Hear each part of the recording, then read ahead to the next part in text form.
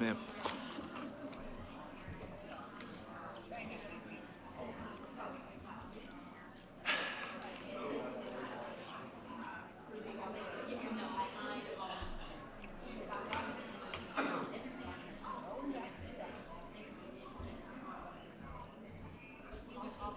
Mr. Chairman, I did want to send policy 3210 back in. So just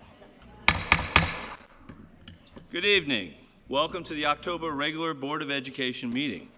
We are glad that you are here. Before we begin, we'd like to share a few reminders. Please keep the aisles clear during our meeting to allow members of the school system and Sheriff's Department to be able to move about. Also, except when honoring the flag and the opening prayer, if you choose, when participating in call of the audience, please remain seated during our meeting. We hope to have a productive and efficient meeting, and your help is greatly appreciated. A further note, we have all mentioned in our meetings that they are very long. Actually, some people have said very long.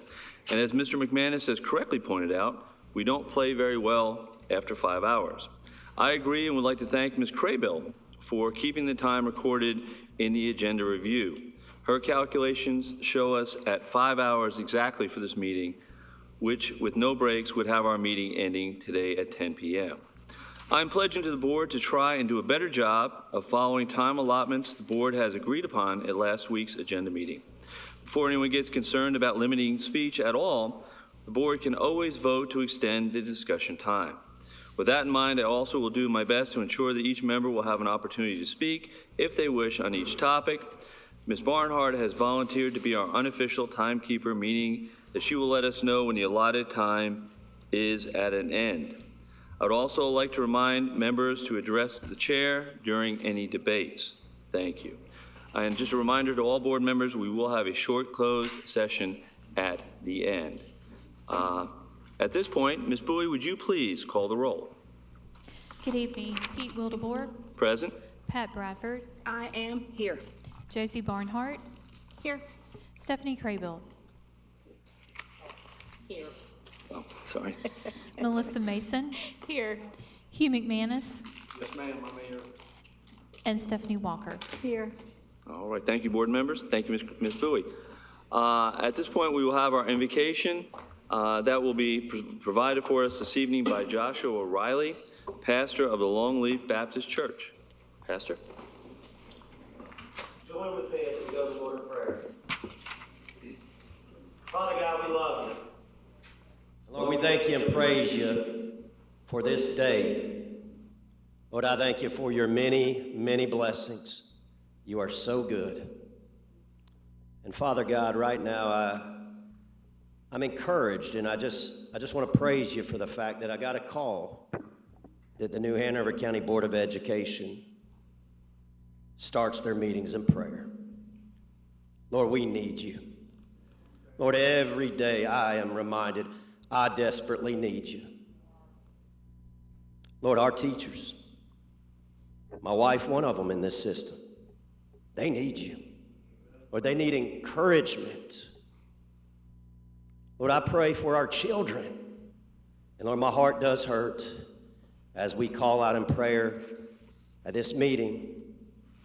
Lord, open the doors to be able to call out in prayer in this great nation to our children at school.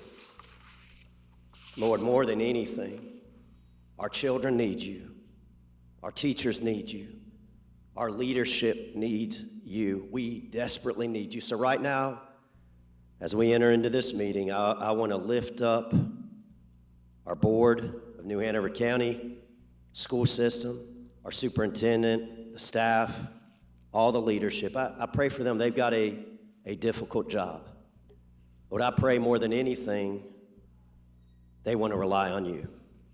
Lord, help them to look to you for guidance and for direction. I know, Lord, in your word you tell us in Isaiah 58:11, and the Lord shall guide thee continually. We have our minds and all these gifts the way you've designed us, but more than anything, we got to rely on you.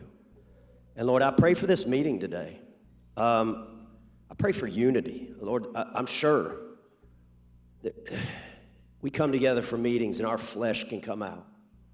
It's so easy that when we disagree, Arguing and dissension can arise. But you tell us in your word, walk by the Spirit, not by the flesh. Lord, I pray you help everybody in this room today walk by the Spirit. We need your help to do that because we are flawed. We need your help, God. I pray for the decisions that are made today. Lord, I pray those decisions are made only after just seeking after you and you guiding us. And I pray they are the decisions that will benefit our youth. And Lord, most of all, that they would be made in a way that brings you honor and that brings you glory. Lord, most of all, I want to thank you for salvation. And most of all, Lord, I want to pray for anybody that is within the sound of my voice.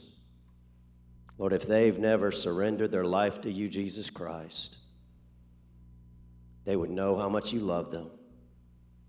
They would know that you sent your Son, Jesus Christ, down from heaven to this old fallen earth, and you sent him with a purpose.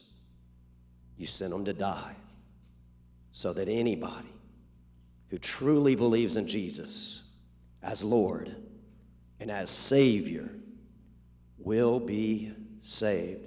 For God so loved the world that he gave his only begotten Son, that whosoever believes in him should not perish, but have everlasting life. Well, we love you. We thank you for the promise of the gospel message of Jesus Christ. I thank you that although we're sinful and although we're flawed, you will forgive us of our sins when we ask you to. And we trust in you, Jesus, as Lord and as Savior. Lord, right now I lift up the leadership. I lift up this meeting. I lift up these parents and those in the community. What a blessing they're here to show their support and care. I just lift up this meeting to you, and I pray that all that's done, all that's said, it brings you honor. It brings you glory. It's in the name above all names, the name of our Lord and our Savior, Jesus Christ, we pray. And all God's people said, amen. Thank you, Pastor. At this time, we will have our presentation of colors. That is the Hoggard High School NJROTC Color Guard under the direction of Commander David Everett. And our national anthem will be done by Colton Leak, a Myrtle Grove Middle School student, will perform the national anthem under the direction of Jacob Stevens, band teacher, and Cindy Bliss, principal.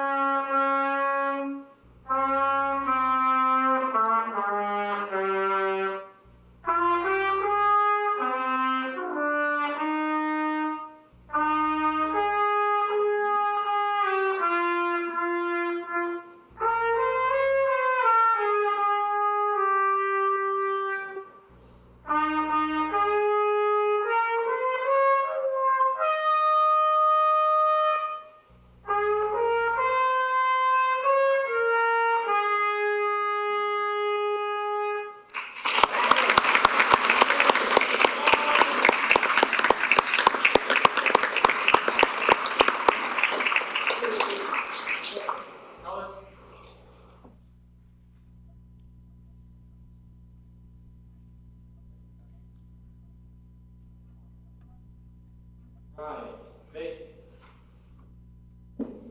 Forward. March. Come.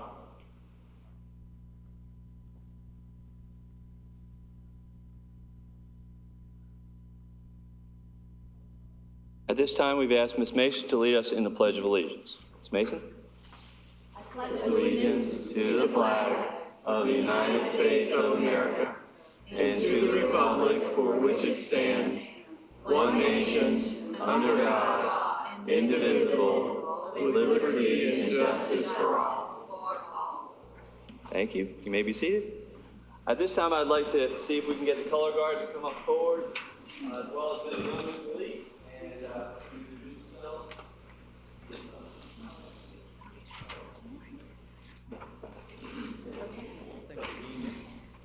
Good evening, everyone. I am Cadet Long. I am a cadet lieutenant junior grade, and I am in 12th grade. Hello, my name is Cadet Samuels. I'm a petty officer first class. I'm a color guard commander, so you will be seeing me here often as Hogwarts here. So yes, it's been an honor being here. Hello, I'm Zachary Brooks, and I'm a cadet at Hoggard High School, Petty Officer 3rd Class. It's an honor to be here, and thank you.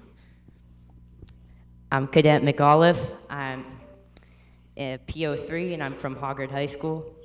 Thank you. I'm Colton Leake. I'm in 8th grade at Myrtle Grove Middle School. Thank you.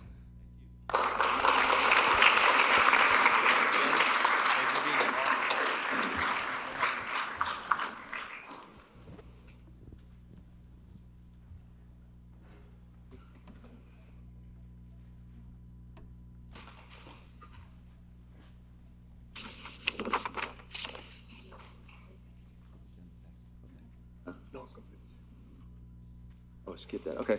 Let's go back to, I'm sorry, I did it again. We need to approve the agenda. Before we do that, Ms. Crable, I think you have something you'd like to add to the agenda? Ms. Crable? Yes, the NCSBA has an opening on their board of directors that members of throughout the state are allowed to apply for, and I would like to be considered for that. But it requires board approval. Okay. So I wanted to add that to the agenda somewhere.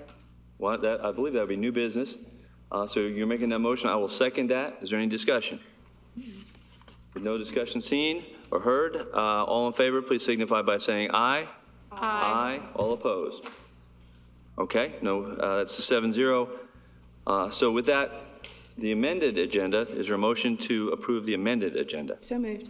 We have a motion. Is there a second? Second. We have a second. Any discussion? If not, all in favor, please signify by saying aye. Aye. All opposed? Again, carries 7-0. So we do have an amended agenda adding in that under new business. So we're going to skip down. Our next is approval of minutes. Is there a motion to approve the minutes? So moved. We have a motion. Is there a second?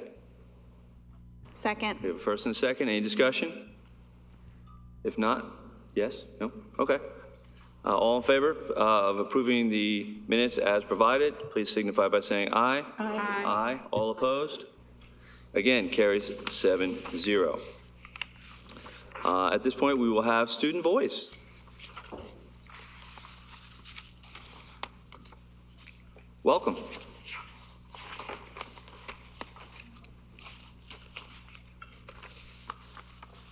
Good afternoon, everyone. We hope you are doing well and enjoying the first few weeks of fall. We have all had a great start to the school year, and those of us on our team who attend Hoggard High School had our homecoming game and dance last weekend, which was a blast. Our very own Salman Bond was crowned homecoming prince on his birthday, so it was an amazing. Happy birthday. Yes, Miles is going to give you guys some updates from our team. Yeah. So we're very excited that we are in the process of selecting our student ambassador team, which will be announced in mid-October. We received 64 applications across all high schools and most middle schools in our county. We are currently sorting through the applications as a team to select a diverse group of students, 2 from each school, to be student ambassadors that will collaborate with district leaders such as yourselves and bring forth our perspectives and ideas on current points of discussion at the monthly board meetings.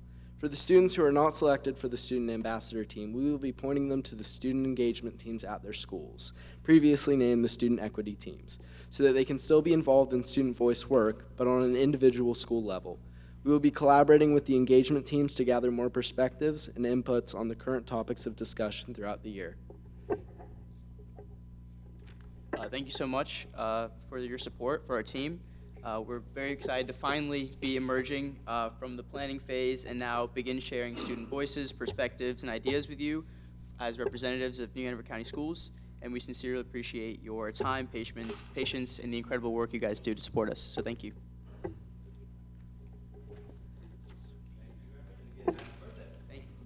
Thank you.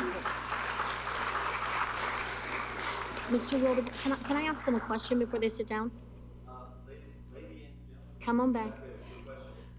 Yeah, I'm sorry, I had a couple quick questions for you. So that's an awesome accomplishment of getting 64.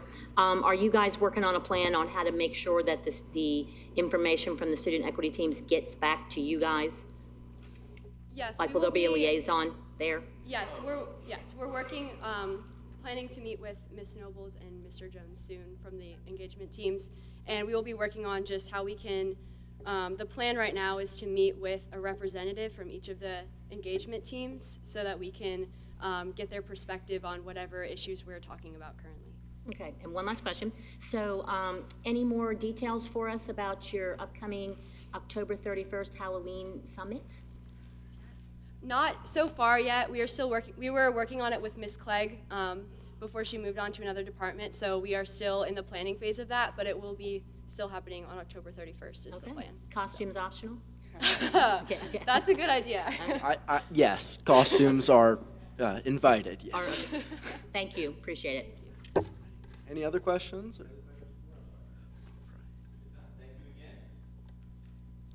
Thank you so much for your time.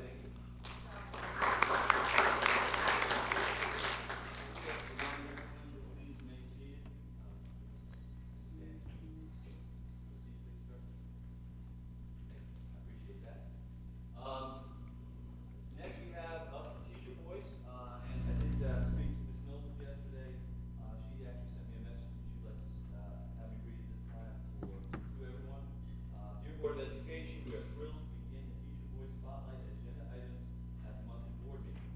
Teacher of the Year teams of 2022 and 2023 are ready to engage monthly board to uplift the profession and showcase our passion, creativity, and innovation. We will formally begin in November board meeting after we have had a chance to meet with our first superintendent advisory council meeting of the year. Again, we're deeply grateful for this opportunity. Thank you. Happy November. So, have that. Document. At this point, we will move on to our recognitions and introduction. October recognition.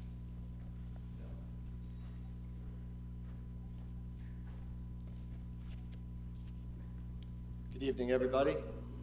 It's always such a privilege to recognize our rock stars. So we're going to start with Christy Johnson. Please come up. There you are. Come on up.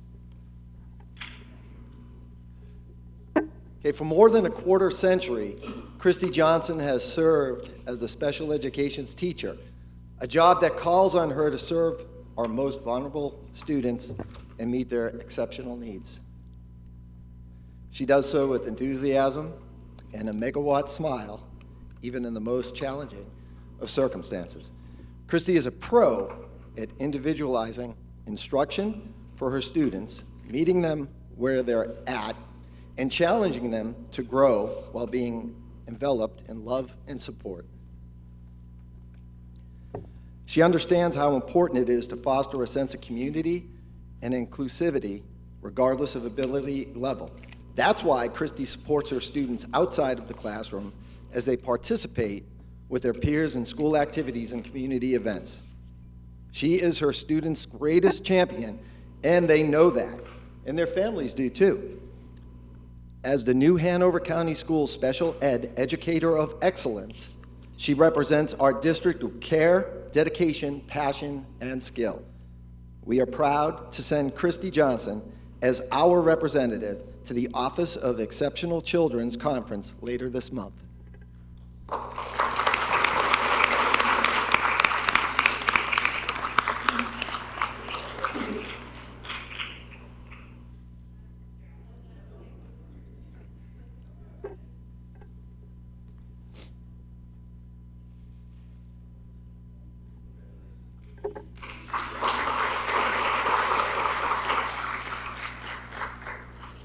Okay, this next one is for Dwight Finley, who couldn't be here today to accept the award. He's the Hoggard soccer coach, and he's trying to lead his team to victory against the Wildcats at Legion Stadium right now.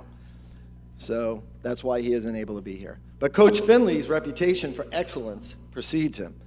His program goal, he has said, is not just to be a high school soccer team, but to be positive leaders in the school and in the community.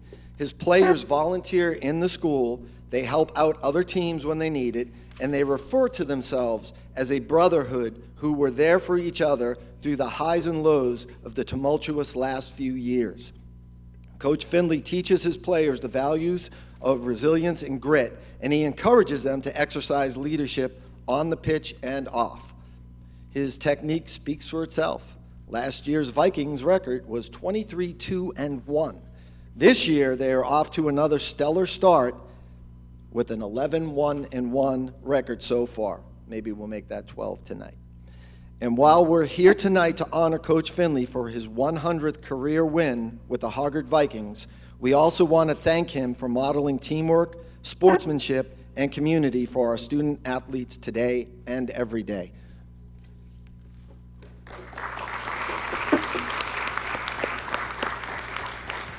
Okay, Trayshawn Doherty, come on down. All right.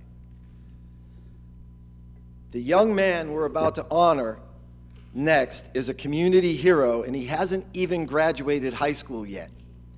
Trayshawn Doherty worked his way through every firefighting and emergency services class that New Hanover High School had to offer, and he excelled tremendously in all of them, and that's according to his teacher, Michelle Whitaker.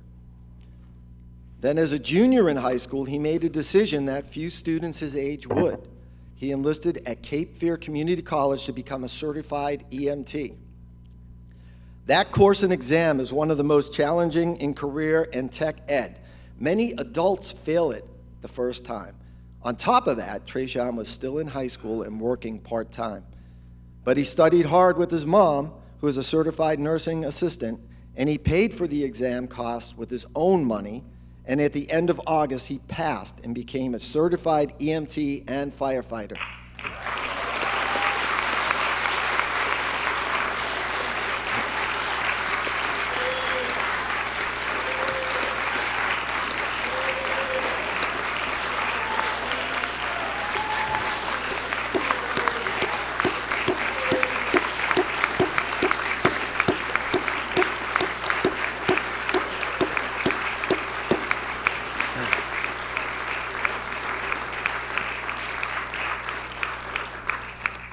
Well deserved. A senior in high school, he is now working 12-hour shifts at the Union Rescue Station in Willard before driving to Hanover for morning classes. Miss Whitaker, a retired firefighter, says Trayshawn represented exactly the kind of honor, pride, integrity, and respect you'd want on your crew. Trayshawn said he always thought he'd be a psychologist because people tend to come to him with their problems, and he's an empathetic listener and a steady hand, and he gives good advice. Now those things are happening in the back of an ambulance, and he says, emergency services is where I belong. Thank you, Trayshawn, for your dedication and service to country.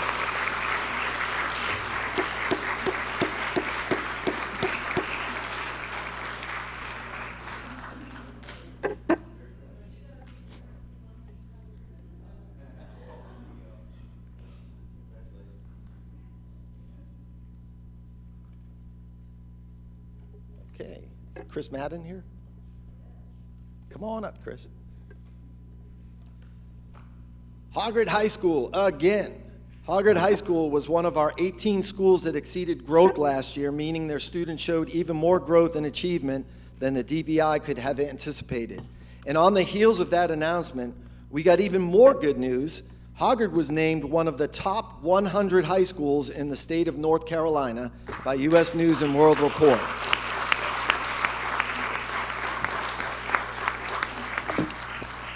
Oh, but there's more. They earned this recognition based on their exemplary performance on state-required tests, their strong graduation rate, and how well they prepared students for college.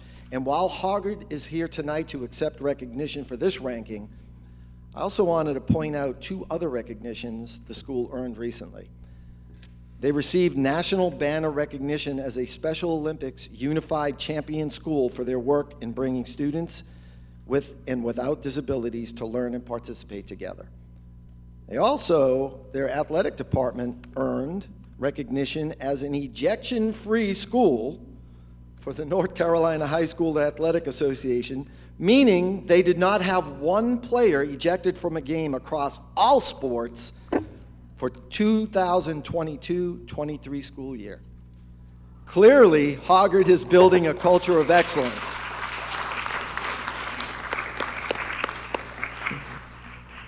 Where students are supported and expected to reach their full potential. Congratulations to Principal Chris Madden and the entire Hoggard team. Congratulations.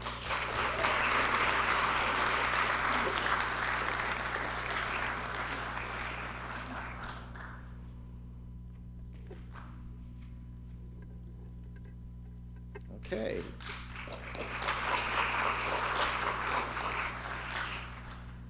I get to do all the good stuff. Bert Kilpatrick and Jennifer Rosser, please come on up. Bellamy Elementary was named a National Blue Ribbon School by the Department of Education, an honor just 8 schools in the state received for their academic excellence and progress in closing achievement gaps. Principal Bert Kilpatrick and Assistant Principal Jennifer Rosser led a team of remarkably experienced teachers. Their certified staff have spent an average of 20 years in education. They seamlessly run their classrooms, collaborate in lesson planning, and have free rein from school leaders to innovate instruction. That approach has paid off with huge dividends. Bellamy has exceeded growth by state standards every year since 2014, the only school in the county to do so. That means that students across the spectrum, regardless of if they are an exceptional student or an AIG, or getting the instruction they need to learn and grow. At Bellamy, Mr. Kilpatrick sets the expectation that they exceed growth every year, and it's become a badge of pride among teachers to make it happen. They extend those high expectations to their students who rise and meet them. Mr. Kilpatrick said, "It's a mentality of trying to improve ourselves so that we can improve the students every year." Congratulations to Mr. Kilpatrick, Ms. Rosser, and the entire Bellamy team for this well-deserved honor, and thank you for serving our students with such diligence and excellence. Thank you.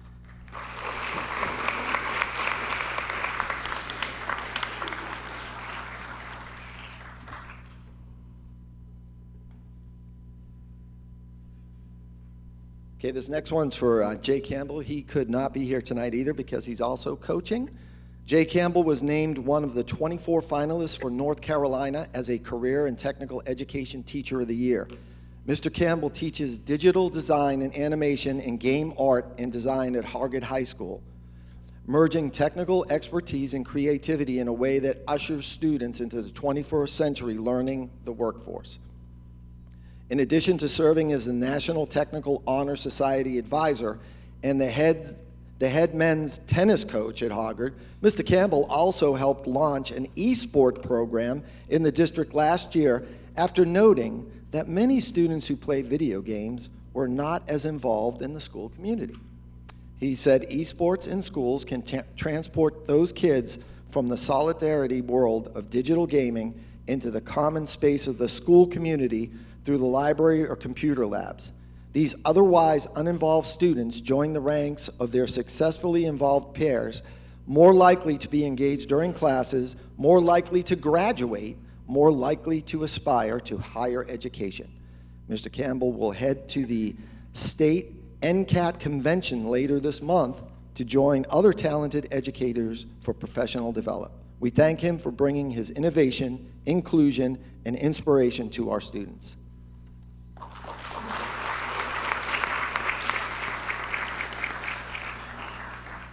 right. Magnolia McLean, are you here? I think you are. Come on up.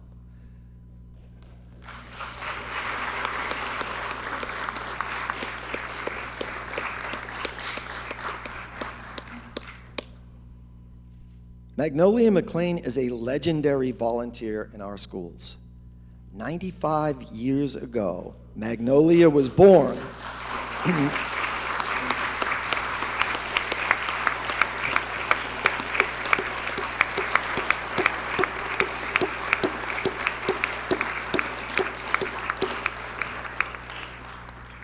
She was born on a South Carolina cotton farm in a Jim Crow world to a dad who taught in a one-room schoolhouse.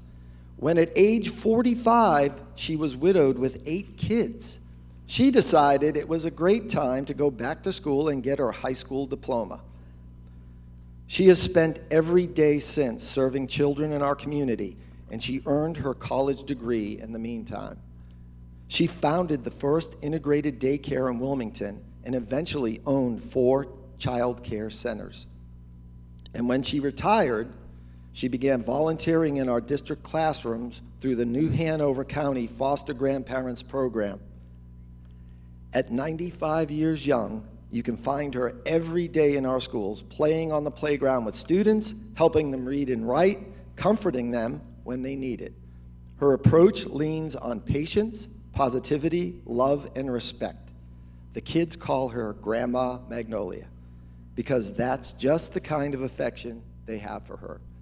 She shows us that learning is a lifelong endeavor and that contribution knows no age limit. Thank you for being such an important part of our schools.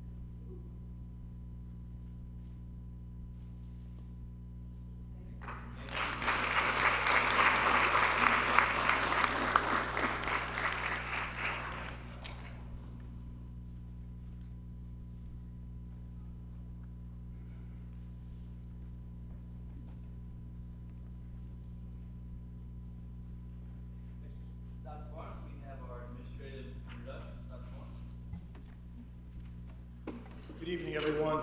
I wish we could introduce every one of our new employees this way, but we have a couple we'd like to highlight for you. First, I'd like to call John Henry up.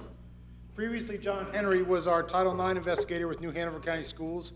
He retired as a colonel with the U.S. Marine Corps, serving from '89 to 2020. And prior to his retirement, he served as a staff judge advocate, and he is now our new executive director of Title IX Investigations and Employee Relations. So.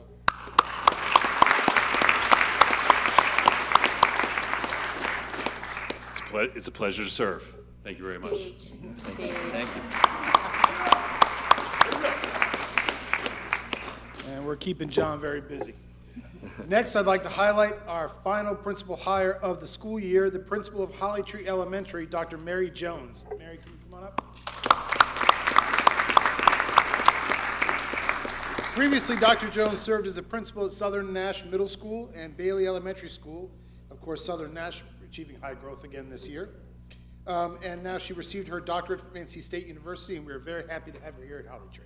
Thank you. It's an honor to serve. Thank you so much. Welcome. Welcome. Thank you, sir. Also want to mention we do have our new principal at Mary C. Williams, is a current employee. Janet Lennon has transferred over from the College Road Early Childhood Center over to Williams. Thank you. Awesome. Thank you, Dr. Barnes. At this point, we will continue with our superintendent's report. Dr. Faust. Good evening. First, we'll start off with our celebration of success. Last week, the district held a celebration of success event to honor district schools and staff members who achieved great accomplishments during the 22-23 school year. It was appropriate to take the time and recognize these amazing accomplishments and celebrate our teachers and staff for their hard work and dedication in providing our students with the opportunity for a superb education. Just for everyone to understand that we are now ranked number 15 academically in the state of North Carolina out of 115 school districts. Our entire staff is doing an amazing job because it's almost like a chain. Everyone has a part in making our district what it is. So I can't name just one person, and so we're going to talk about it, and I can't wait for Dr. Murray to do her presentation, so she's going to go a little more in depth. But also, a couple of achievements was Holly Shelter was number 5 in the state overall. Number 1 in the Title I as a Title I school. So in the state, they're number 1 as a Title I school and number 5 overall in the state. We had 18 schools to exceed growth and 14 schools increased a letter grade. So and 18 of our schools also met growth. So we are far beyond where we were several years ago. We've never achieved this. This is what's historic about it. In addition to that is the fact that when we talk about exceeding growth, so exceeding growth and proficiency are two different things, and Dr. Murray is going to share that information with you. But what I've always shared with all of our staff is that our goal is to exceed growth, because growth then turns into proficiency. And so we have to understand that we are exceeding growth in 13 out of 20 areas that the state has aligned every school in the district. And that doesn't mean that we didn't meet growth in the others, but just to say that we've exceeded, oh my gosh, I don't even know how to explain. You have to be in education to know what that means. This is like what we had last week was like the educational Emmys awards that we gave out. And so it's a big deal for school districts, and to be able to celebrate our staff with that. Now, not only are we celebrating them on that side of it, and we're also proud that we have 2 Holly Shelter students, a 7th and an 8th grader, who were selected for the North Carolina Honors Course out of more than 1,200 students across the state. Only 20 singers per voice make it. And so congratulations. This month is also National Principals Month, so we'll be celebrating our principals this month. The other part that I'm sure all employees want to hear about is the budget. So our budget for the state was passed. And just for a couple of highlights, our teachers and instructional support staff will have an average increase of 4%. Beginning teachers with a bachelor's first year, or we call them beginners teachers, those increase from $37,000 to $39,000 starting pay. That's not including our supplement, so that's different. There will be an increase range from 2% to 7.7%, depending on the range of your years of experience. For principals, the salary increase will 4%, and then there's some other add-ins for that for ADM, and so that's your annual daily membership, and I'm getting a little bit down in the weeds for you, but that's how we actually calculate it. For assistant principals, there will be an average increase, 4% for their salary, and for our non-certified individuals, it's a 4% increase, except for bus drivers. Bus drivers will have a 16% increase.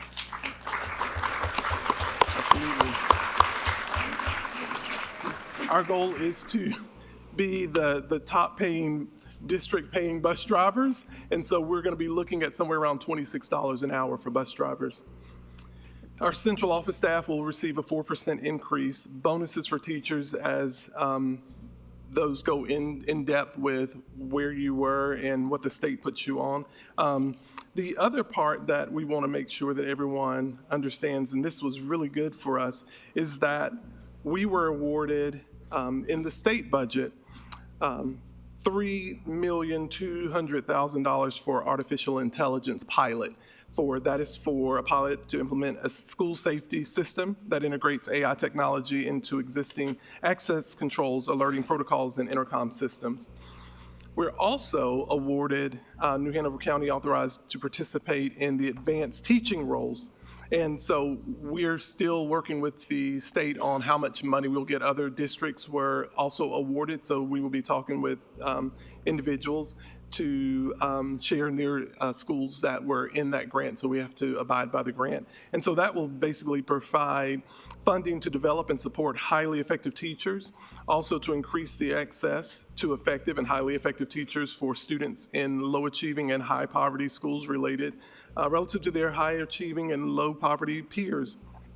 Mentoring bonuses will be provided to master teachers participating in the program. We also received over at CTEC, we were awarded $78,200 for Spark NC, a pilot for high-tech learning accelerator credit. We were also awarded, and I'll say thank you to Senator Lee and thank you to Representative Ted Davis. We were awarded $210,000 for low-performing school tutors, and those tutors, that grant money will go to Forest Hills and Freeman Elementary, and we will be tutoring in 4th grade math.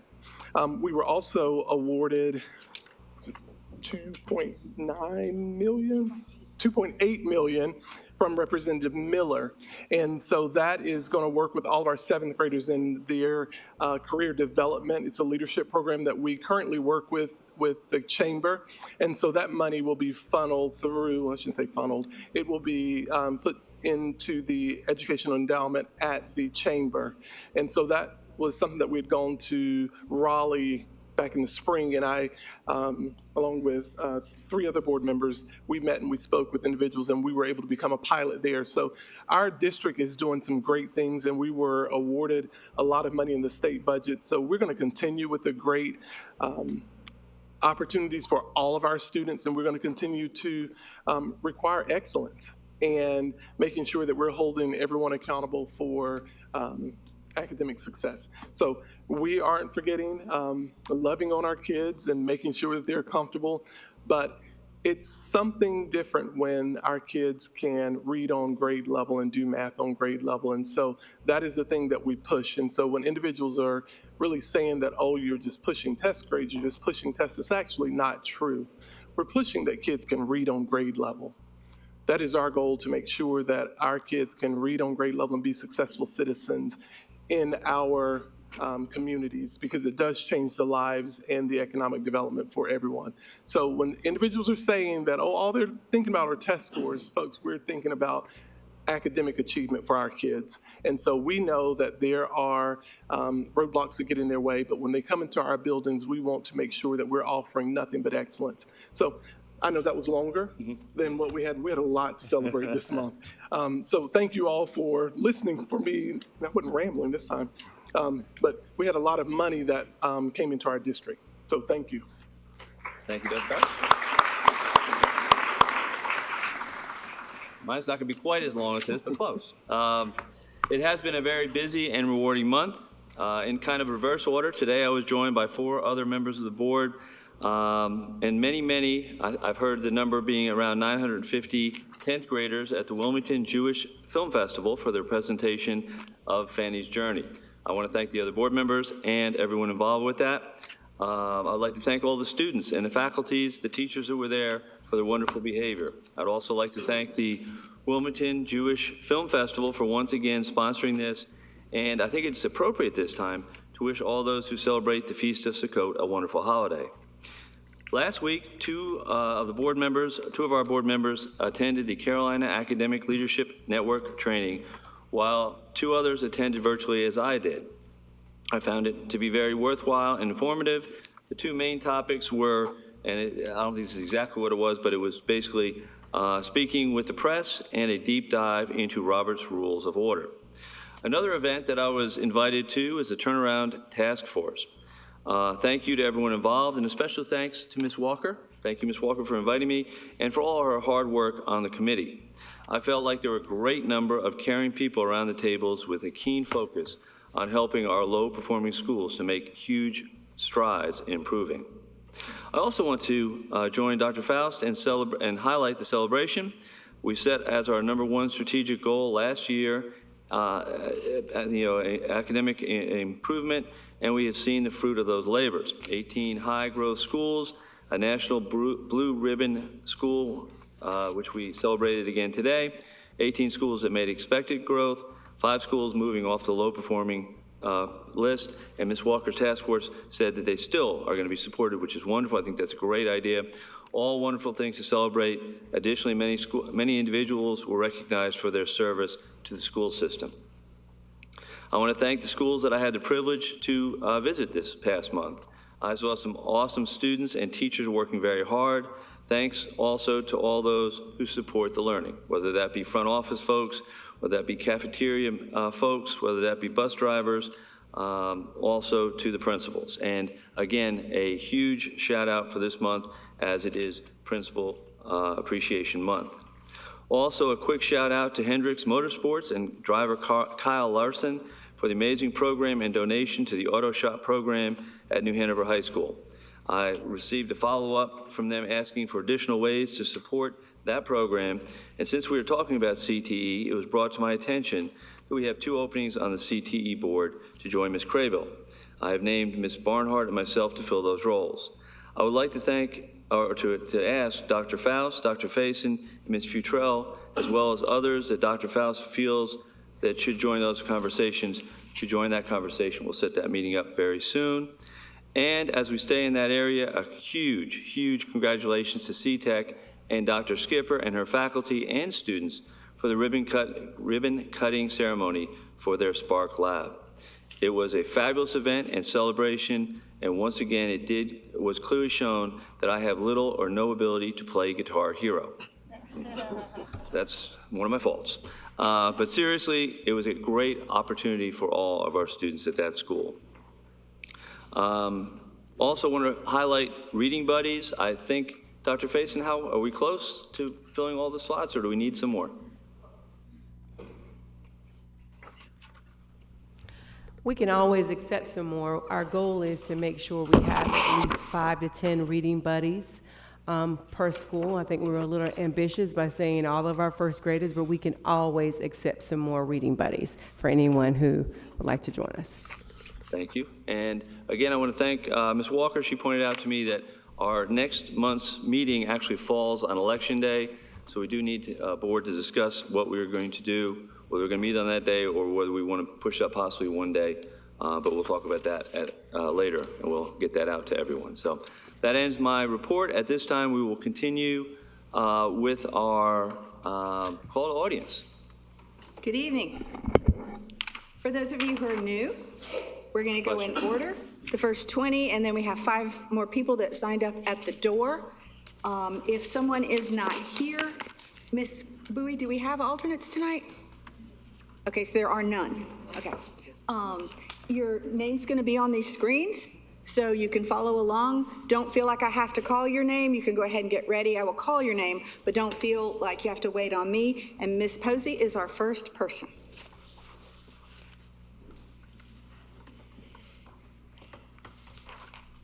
Good evening. There are many of you on the board who are very proud of being Christian. I'm also Christian, at least if you consider Episcopalians Christian.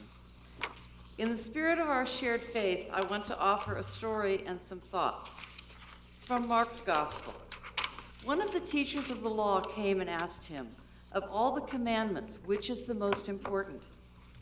The most important one, answered Jesus, is this: love the Lord your God with all your heart and with all your soul and with all your mind and with all your strength. And the second is this: love your neighbor as yourself. There are no commandments greater than these. So, I want to share with you a message I think some of you have chosen to ignore. When you die, God isn't going to ask you about someone else. He won't ask you about the 2 men down the street who got married. He won't ask you about the girl who got an abortion. He won't ask you about the atheist who lives on the corner. He won't ask you about the woman who feels more comfortable as a man. He won't ask you about the kids who need books to understand this complicated world. He will ask you how you love those people as he called you to do. Some of you don't. Alicia Ogundelli. Alicia Ogundelli. Okay. Tracy Bannon.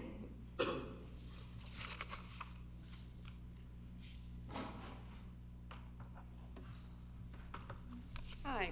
I want to talk about grown-up professionals, something Ms. Craybill strongly emphasized at the last school board meeting. Ms. Craybill, do you believe a school board member attending a nonprofit event for kids and talking negatively about a fellow school board member attending the same event as being a grown-up professional?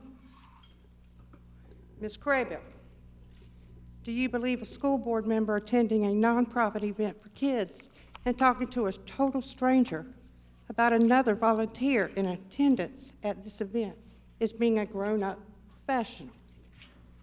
Someone you do not know. That would be me.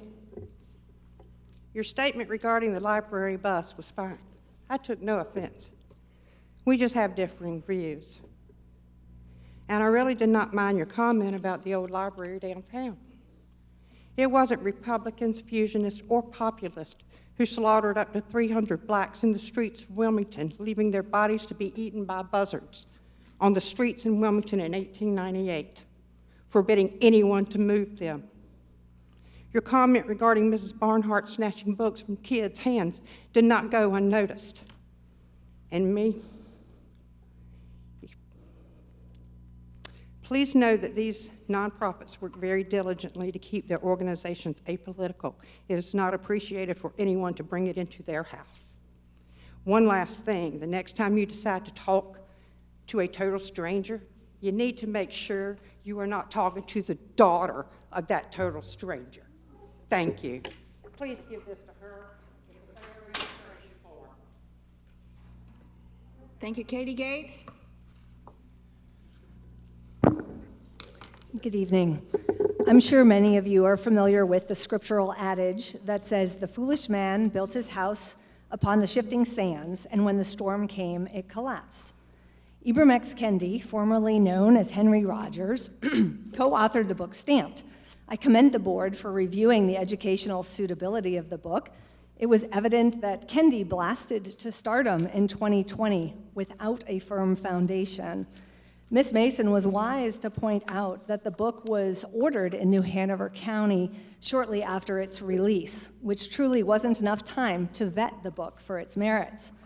Multiple source inaccuracies in Stamped further put the book into question, as well as the legitimacy of its content.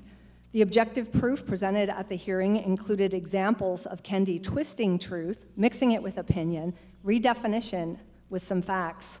This should bring into question its classification as nonfiction. Kendi established an anti-racist center for research at Boston University, also in 2020. They had received over $45 million in funding and had hired 45 staff. Currently, Kendi's center is under investigation by BU, as they had to lay off over half their staff and can't trace where all the monies were spent. Only 2 research papers were published in 3 years.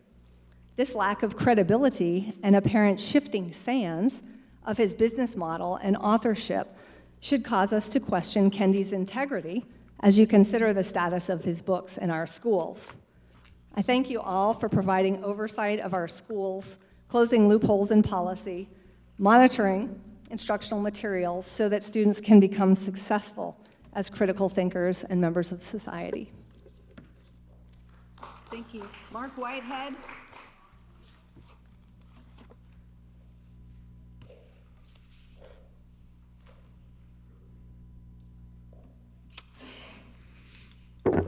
Good evening. I'm going to tell you why teachers quit, and this is my 25th year in New Hanover County. Right here is an email that we got back from a CTE teacher, technical teacher, on the first day of classes back in August. She sent the email, and she organized all the emails we got from our administrators in the previous 6 days, and she put it in one nice package. As you can see, it covers both sides of the page and some of the third page, too. There are 33 different emails we got in 6 days before school started. 33 different things we had to click on, go, and basically teach ourselves. This is an abomination for 2 reasons. The first is simple, that it's too much stuff. For God's sakes, stop giving us stuff to do. My job is not to justify the job of someone at central office. If you give us something new, then take something away. It's not rocket science. It's called balance. Secondly, it's absolutely shameful that it took a teacher to produce this and it didn't come from the administrators. Yet they expect us to have a syllabus ready for 18 weeks for our students on the same day that this came out. No one blames our new principal at Ashley. He rightfully expected the school would be better organized, and why shouldn't he? This is what happens at a professional development meeting, people. An administrator will read a few slides, then expect us to sign a form saying we've been trained. No one's going to sign that form this year. I'll tell you that. This county continually heaps new responsibilities on us. They say do this, do that, but they never tell us how.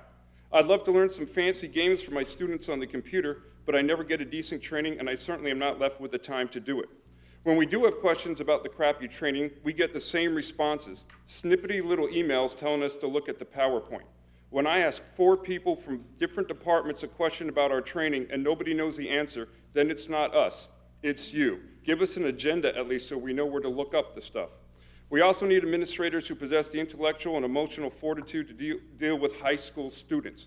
If you want to be their friend, give them a treat and send them back to classes after they cussed us out. Please get out of high school and move to elementary school. Thank you, Mr. Adopt Whitehead. a You're puppy. out of time. Thank you. Lisa Williams.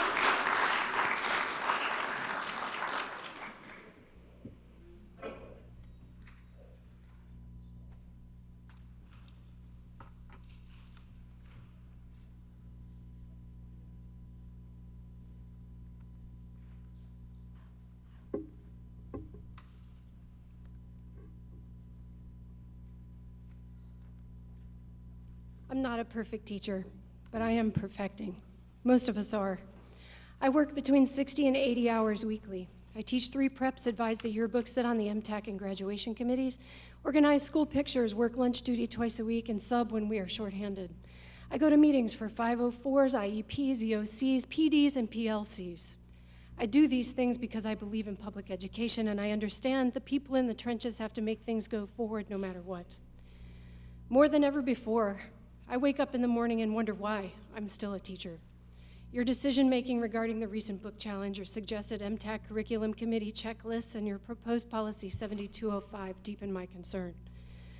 I wonder how it might be that you see yourself as supportive of the employees in this district when you trust us to put ourselves between a bullet and a student, yet you don't trust us to make decisions about the materials we use in our classrooms. I wonder how it might be that you want to hold all staff to an ambiguous standard of personal character and conduct at all times, but almost all of you have escaped reporting your campaign finances to the Board of Elections. Most of all, I wonder how it might be that you should make decisions that profoundly affect our day-to-day curriculum when you rarely set foot in our classrooms.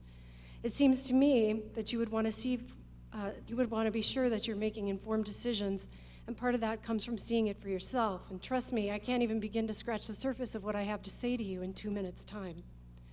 I realize that I am 100% expendable to you, and you have shown me quite clearly that you will enable parents with possible super PAC backing to publicly harass your teachers.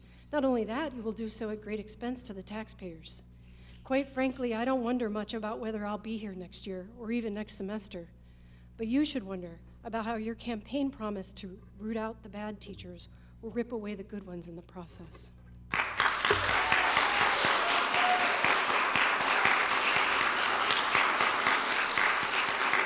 Stacy Torres.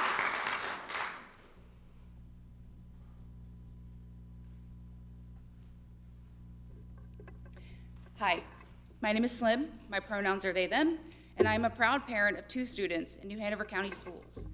The board has done a fantastic job at giving ample time to bigotry and whitewashing our nation's history, and given power to those who wish to see diversity and equity erased from our future as well.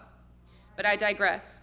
My 2 minutes here today are to give time and power to a different group, the LGBTQIA+ youth. Our country's mental health services for students in school is a sad state of affairs. And hearing the phrases like parents' rights is terrifying. As a parent of a queer kid, I can assure you that if you are doing your job as a parent, your child will feel safe and secure enough to tell you their pronouns and their sexuality. Bringing the idea of teachers outing kids to their parents isn't just scary. According to a Trevor Project 2023 survey, 2 out of 3 queer youth stated that it made their mental health worse. And that's on top of the already staggering statistic that 41% of queer youth had seriously considered suicide. Our schools are supposed to have resources that help our children grow as humans, resources to help them find their own power. In school, children are supposed to find their footing in the world and create their own social circles away from their parents. A child's social circle is their safe space, and being outed to others, be it peers, family, and yes, even parents, is detrimental to their mental health and physical safety. Outing a child also puts them at risk for being homeless. Only 1 in 3 queer kids feel like their home is safe and affirming. When a child or adolescent comes out to their friends, it's by their own power. When they are outed, especially by adults that they are supposed to trust, like teachers, all of their power is taken away. I hope that the board is able to pull their ears away from hate groups like Moms for Liberty or the Proud Boys and listen to the parents and educators that have children that actually need your protection. The board needs to realize that unless they step up, the mental anguish and blood of these queer children are on their hands. Dr. Timothy Merrick. Good evening. My name is Dr. Timothy Merrick. I'm from Carolina Beach, and tonight I want to talk about fiscal responsibility. At your roundtable event this summer, you told me the reason our ratio of students to counselors was so dismal is because of a lack of funding. Our children are not getting the support they need because you lack money. And yet tonight, you plan on voting to extend Mr. Vogel's contract after he charged you $32,000 in July. And I hear Pat Bradford wants to guarantee him $28,000 each month. That would be a minimum of $330,000 a year. Meanwhile, the Raleigh Board of Education, which has just a budget over twice our size, they paid their lawyer last year $98,000. Meanwhile, so the cost of the overpayment to this law firm that can't even keep our children's files confidential, one that leaves us vulnerable to a lawsuit under the Family Education Rights and Privacy Act. If we took away that overpayment, we could hire 5 more school counselors. You can support our children, or you can support your cronies, but you cannot do both. Because I say no to fiscal management, and I say no to nepotism, I hope that you will join me and say no to the Vogel Law Firm. Thank you. Jamie Pond.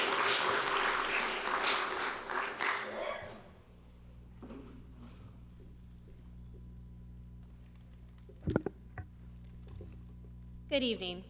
As you are aware, I have been attending school board meetings, speaking fairly regularly during the call to audience portion of the night, and emailing you about how you shouldn't ban books.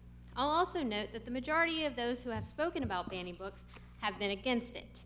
Even recent polls indicate that 50% of Republicans are against book bans, according to NPR. I mention this in part because I have come to learn that the majority of you are not open to listening to reason, facts, or your constituents, but instead want to make decisions based on ideology and your own political base. I find it absurd that when y'all decided to have a hearing, you decided not to have any curriculum experts speak. I have taught English composition courses for a variety of universities over the years, so I thought you may want my perspective on this topic, though it's probably not the one you want to hear. First, there are 4 types of nonfiction, including argument, which is what Stamped is. It's an argument, and that's why it's a suitable book for an AP composition course. It is not a history book, nor is it trying to be. It's making an argument, even if it appears one-sided.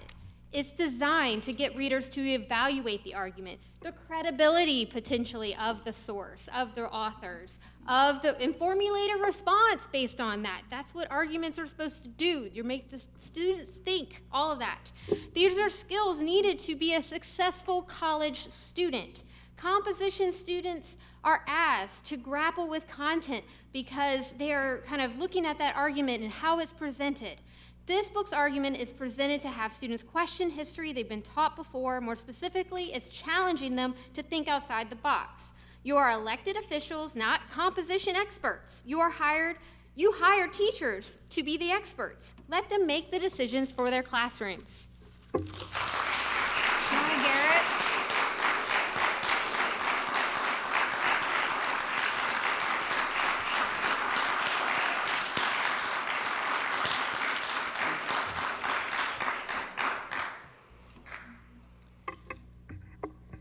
October is Dyslexic and ADHD Awareness Month, aiming to support those with learning difficulties. Dyslexia is a language-based disorder affecting 1 in 5 people. These students make up 80% of our exceptional children in our district, many of whom struggle in classes undiagnosed. Dyslexia causes problems with writing, reading, and spelling. These students are smart and hardworking, but they have trouble connecting the letters they see to the sounds those letters make. The term dyslexia is not new. In fact, it's been around since 1877, first used as the word blindness. In 1905, the first reports were published in the US. In 1930, the word dyslexia is commonly used. In 1985, the first state dyslexia law in Texas passed, making school testing for students and assisting accordingly.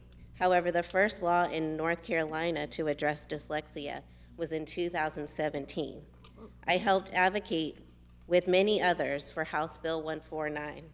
The act was to require the State Board of Education and local boards of education to to provide tools to ensure identification of students with dyslexia. So my question to the board is, how are you working to ensure this law? Your strategic plan is not designed to close the gap. It is missing identification, teacher support, and the right curriculum for all grades. The issue is not singular to ELA students. And my nonprofit is committed to continuing to provide specialized resources.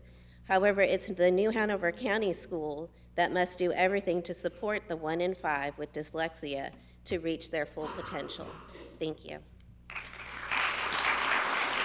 Sandy Isles.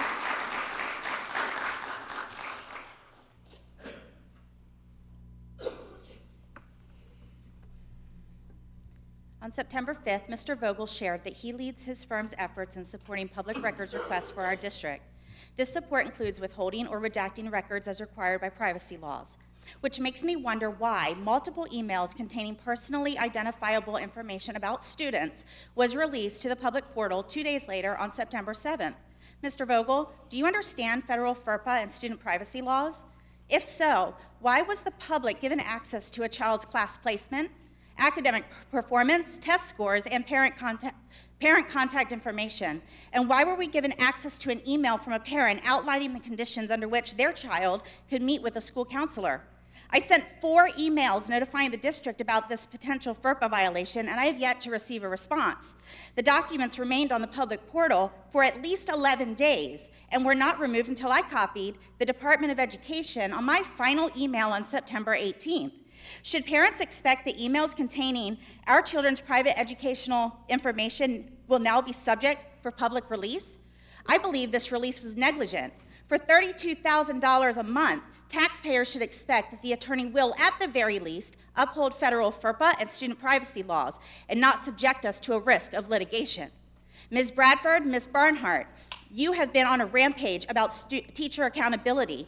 Neither of you responded to my emails, and it appears accountability will not apply to your GOP buddy, as tonight, both of you will most likely vote to extend his contract. Ms. Bradford, I don't ever want to hear you make another accusation about partisan politics from the dais when you are choosing to put children at risk while lining Vogel's pockets with taxpayer money. If you truly value accountability, Vogel's contract should be terminated now. David Perry.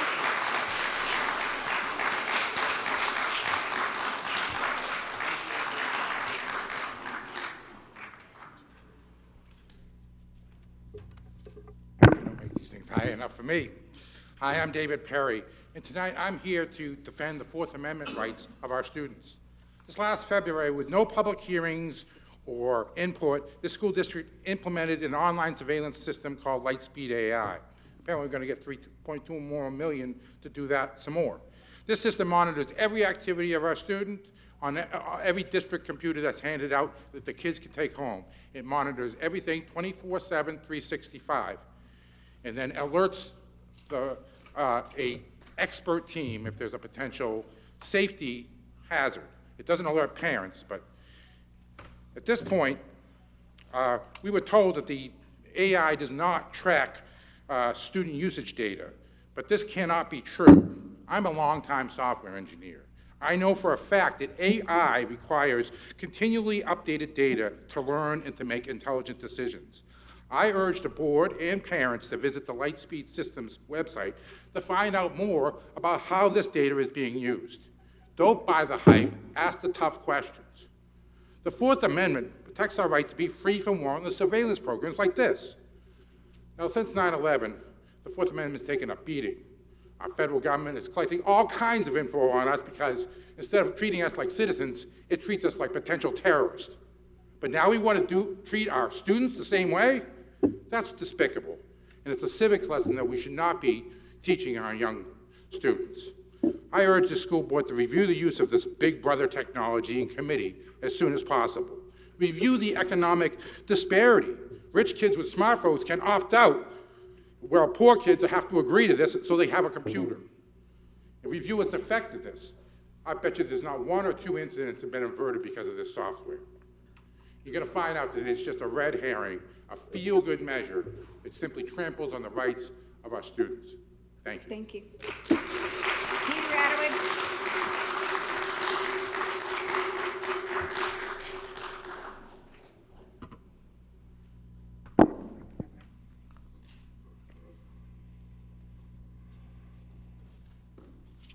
Based on our recent conversation with Ms. Farnham and Mr. Locklear, Love Our Children is asking the board to revise short-term suspension policy 4351 and give 5-, 6-, and 7-year-old children the right to have a parent to participate in the discussion with the principal before a determination is made to give the child an out-of-school suspension.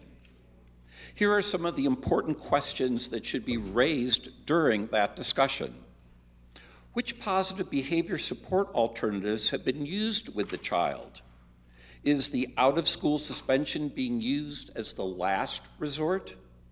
Are there any other positive behavior support alternatives that could be tried?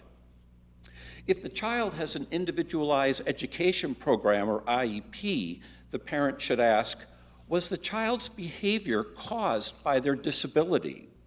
And is the child's IEP being fully implemented? Can you imagine a 5-, 6-, or 7-year-old asking any of those questions to a principal? And if they did, would they be disciplined for showing disrespect to an adult?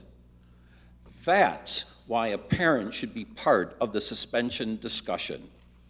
Love Our Children's goal is to keep our youngest learners in school by using positive behavior support alternatives and programs.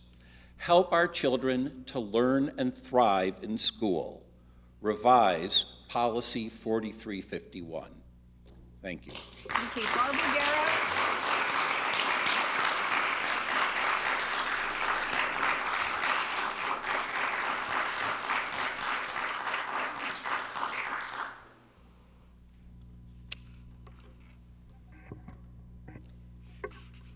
A U.S. Commission transmitted their report, Beyond Suspensions, Examining School Discipline Policies, to the Trump administration in July 2019. This investigation focused on the connection between school discipline and the school-to-prison pipeline from practices and policies impacting students of color with disabilities, including rates of exclusionary discipline, and researched whether and under what circumstances school discipline policies unfairly and/or unlawfully target students of color with disabilities. This study found that students of color with disabilities face exclusionary discipline, pushing them into the school-to-prison pipeline at much higher rates than their peers with disabilities.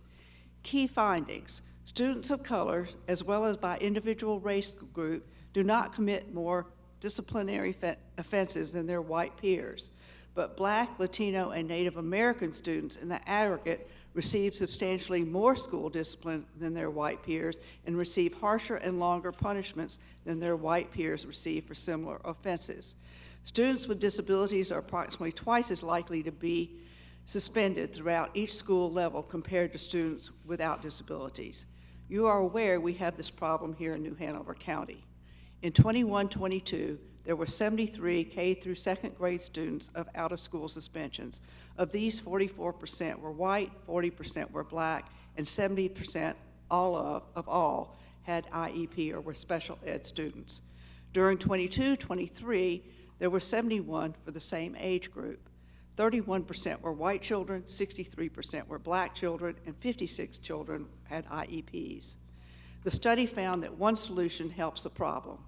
It is to place more experienced teachers in schools located in higher poverty areas, as they seem to be able to turn disciplinary issues into teachable moments Thank you, Ms. Garrow. that You're keep out of children time. in school. You're out of time. Michael Davidson.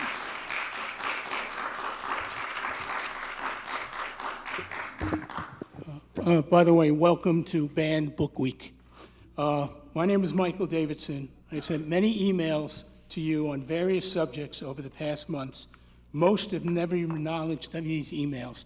You're elected officials. It should be easy for you to respond to your emails. I would love to have a dialogue with you. We can't happen at these call to audiences. Respond to my emails. Let's have a dialogue about things. I also wonder if you ignored the emails from Ms. Gates as she pressed for the banning of stamped.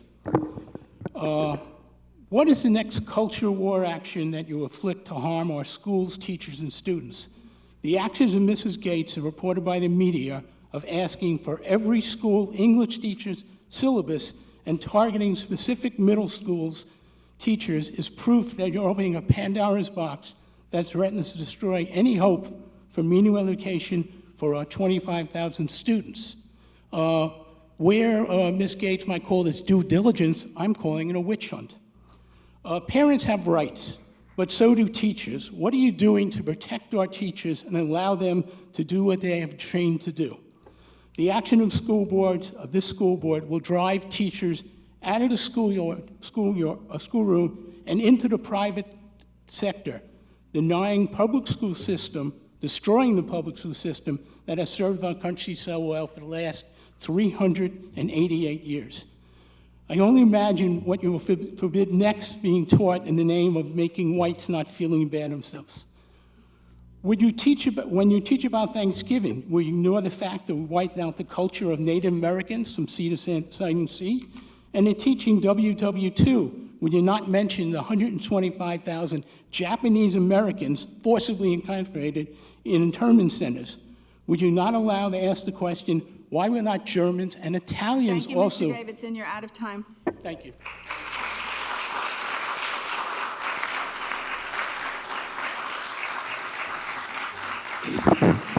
Greetings and salutations. My name is Renegade Cherokee, and I am a man in word, deed, and form. And I come today to speak about the proliferation of the books pertaining to the LGBTQIAP+ community and its vile and insidious agenda. This community and this agenda is against children. This community and its agenda is anti-children. This agenda and its literature and its books are not for children. They should not be in New Hanover County public schools at all, whatsoever, in any way, shape, form, or fashion. Children should not be sexualized at all. Children are precious. They need to stay that way. But how can they stay that way when there's filth all around them in these books? Therefore, I urge the board to ban all books pertaining to the LGBT community forthwith and most expeditiously. This is my treatise. I implore you to do this, because if not, our children will be polluted, they'll be sexualized, and they'll be turned into perverts before they become men and women.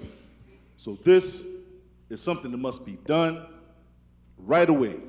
We cannot have this community shoving their filth down our throats. This must be put to a cease. In closing, Boom, bye-bye, in the Bate Boy Ed. Huna promote the nasty man, him happy dead. Selah. Lisa Golf. Thank you for all your hard work. Influencers. Everybody wants to be an influencer. We all have influence, but who is influencing us? By whose authority do we speak? Influences affect our perspectives. I want to know the influencers of our curriculum. What are the third-party agendas? It should be easy to find and understand, but it's not. Last month, Melissa mentioned transparency. We all want that. Discernment is a learned skill that children don't master until they are out of school influence. Thank you for protecting them. I pray there is no falsehood in you. To be and not to seem implies no deception. May your light be put where all can see and benefit, and the things you do be commendable. Thank you. Nan Reeves Kavanaugh. My middle name. My name is Nan Kavanaugh, and I'm here today to encourage you to say no to Policy 7205. As a descendant of colonists and plantation owners, such as Confederate General William Hardy and Joseph Eve, who invented the cotton gin years before Eli Whitney, I'm here to ask you not to censor the hard truths about my white history as an American in curriculum.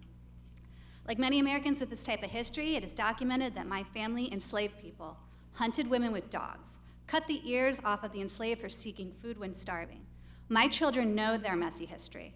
They are strong, no less dignified, and do not need to be protected from it because they are not white snowflakes. My daughters, one at Hoggard and one at Roland Grice, also know their powerful history of survivorship as American Jews. Thinking of Clause 6 of this policy, I can tell you now that they will have great discomfort in any effort to whitewash the Holocaust in the classroom. I understand parents like Mrs. Gates want to protect their sensitive white children from the hard truth of my history, and I respect that you already have policy in place to support her in that choice. She has her rights, and I have my rights too. I am asking you today to respect my right to raise brave, strong American women, not snowflakes. Children with big intellects and deep critical thinking skills. Children that can face down hard truths about the fight for equal justice for all and are better citizens for it. I'm no stranger to litigation when it comes to protecting my children at school, as I said in my email to you. I suggest you count how many lawsuits in Florida is embroiled in right now before you vote yes on this policy. As a former high school English teacher, I ask you to stand by the people you employ and trust the experts in their fields to do their jobs. I ask that you do not dumb down curriculum for our children to support certain white families' preferences and their white children's sensitivities. Or maybe this is really about playing politics with our children, which makes a lot more sense. Either way, I suggest you think long and hard given the history of this city before you put our children at the center of this culture war. This is a moment for Wilmington to stand on the right side of history. Thank you. Thank you. Stephen Isles. Stephen Isles.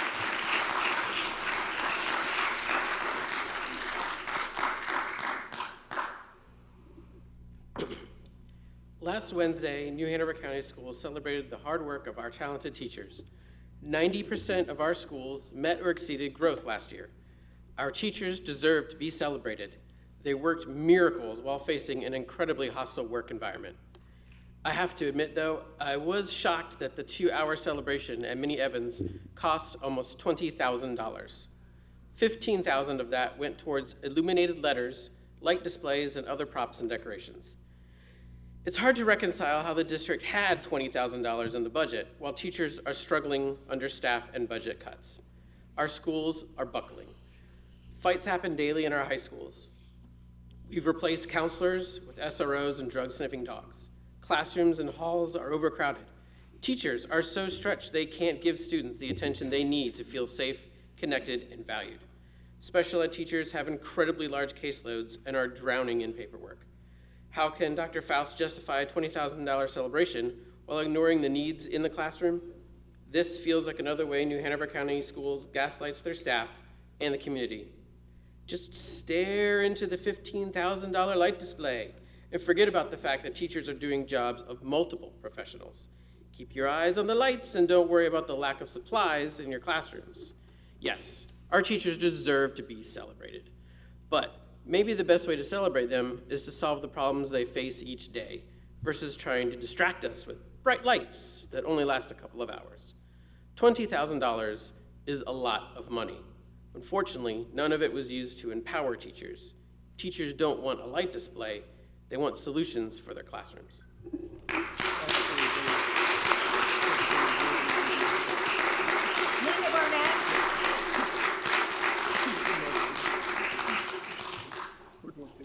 Hello, my name is Linda Barnett. I'm a longtime New Hanover County resident, and all three of my children, who are almost 30 now, went to school and graduated here.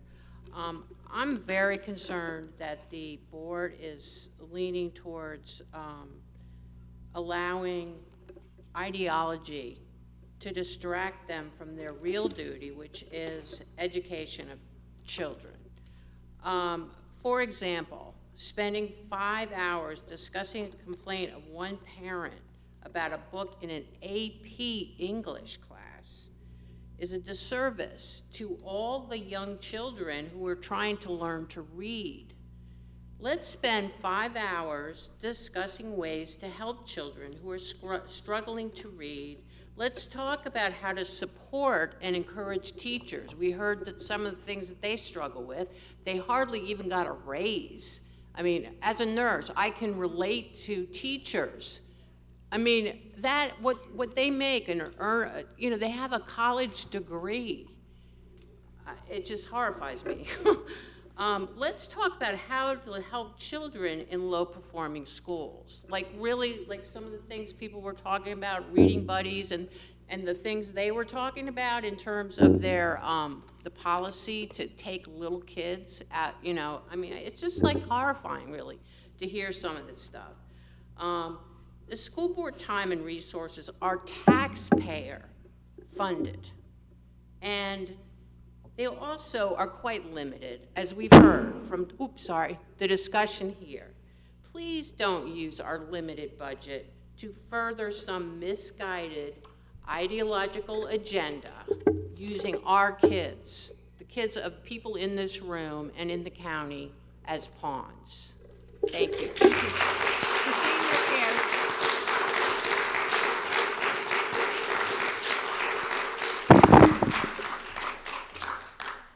Do you know how many witches were put to death during the Salem witch trials? 0. 20 people died, but not one of them was actually a witch. They were all victims of extremists, targeted because perhaps they deviated some from their society's strict norms, and then eventually because of mass hysteria. You have allowed a parent to become powerful because you have acquiesced to her extremist beliefs, and in doing so, you've created a witch hunt. Instead of being satisfied that she succeeded, she is expanding her hunt and targeting every traditional high school English teacher in the county and most of the language arts teachers at 2 middle schools. And the great part is she's not even doing her own research. She's entered a public records request so a New Hanover County school employee can gather all the information for her. What a great use of time and resources. Like I cautioned months ago, your actions have given her more power than the superintendent or anyone on the school board. Yet monthly, I hear you talking about how teachers don't get the chance to come and address the board. My question to you is, why would they? None of the teachers in the public records request have ever spoken out publicly except for the Ashley AP teacher, yet they're being targeted. Why would teachers come and speak and make themselves easier targets?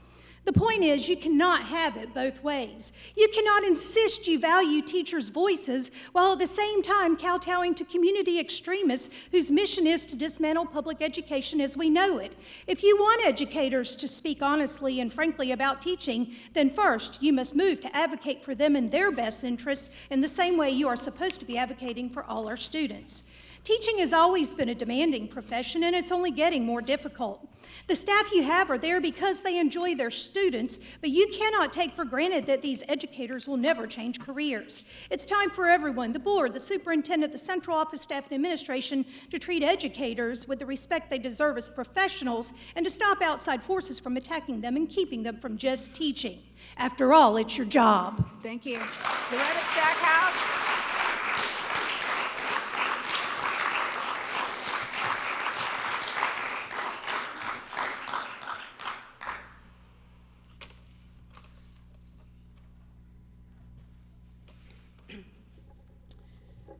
In June, I asked the board some questions about the school district being sanctioned by the federal government's Individuals with Disabilities Act for the past 5 years for the significant disproportionality of our out-of-school suspension for Black special education students at a 4.5 times the rate of their peers.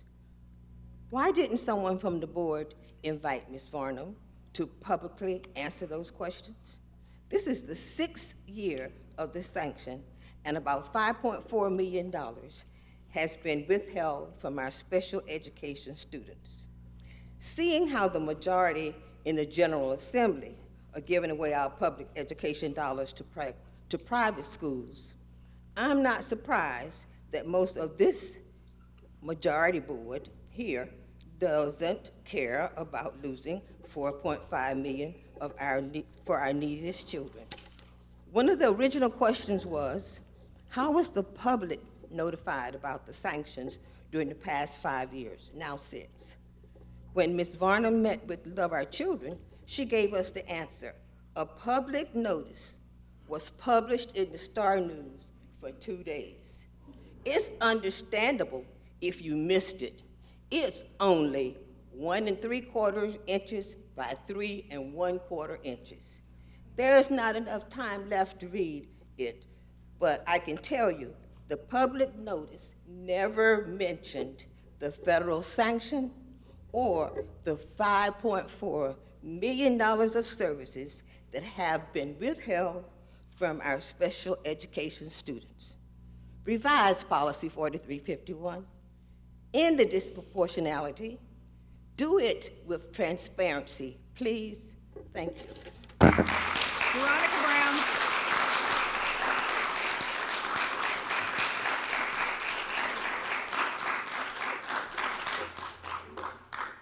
Love Our Children, North Carolina, recently met with members of the central office staff to increase our understanding of the recent K-2 out-of-school suspension data.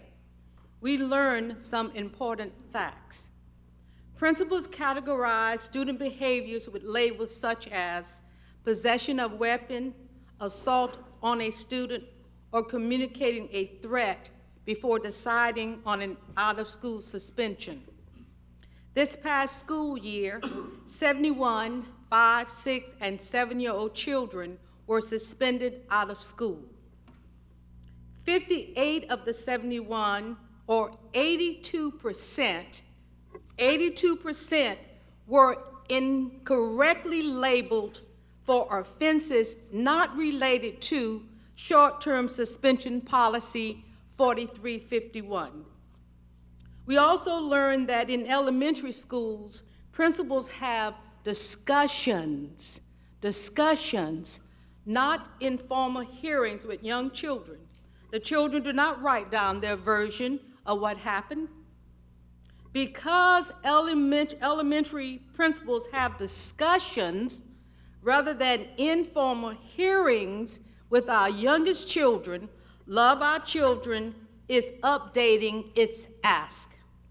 We are now asking the board to revise short-term suspension policy 4351 and give 5-, 6-, and 7-year-old children the right to have a parent or their representative participate in the discussion with the principal before a determination is made to give the child an out-of-school suspension. The opening sentence of policy 1310 says the board recognizes the critical role of parents in the education of children. Ms. Brown. Crawford Anderson.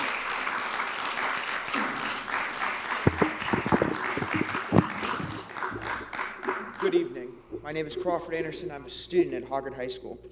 I left my AP Lang class the other day hoping to find a bathroom stocked with toilet paper and paper towels, a rare combination, only to find the boys' bathroom blocked off with caution tape and a trash can blocking the entrance. Frustrated, I made my way to the bathroom on the first floor where a group of students were vaping in the rear stall, and it had filled the air with the unmistakable aroma of cotton candy.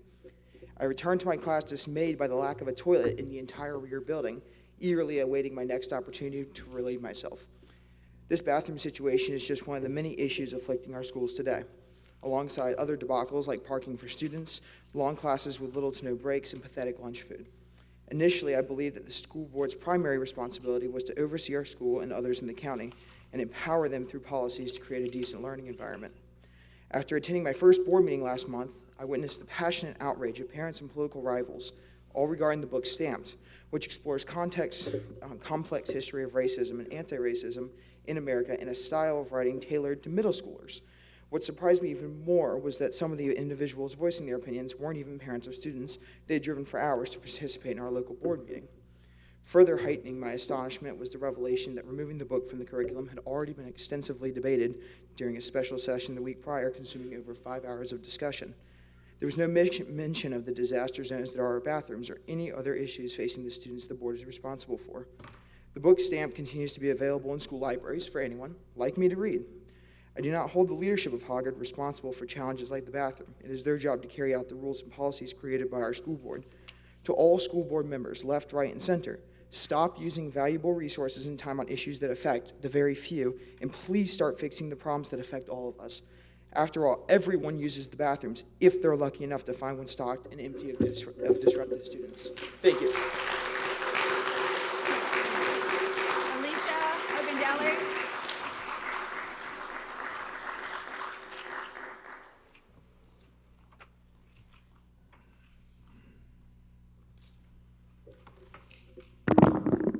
Good evening.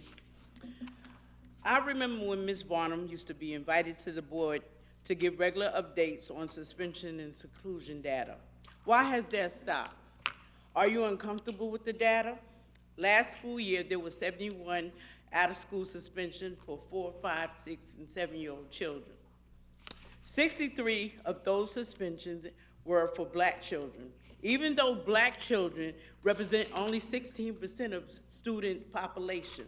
I wish you were uncomfortable with those numbers. Then maybe you'll do something about it.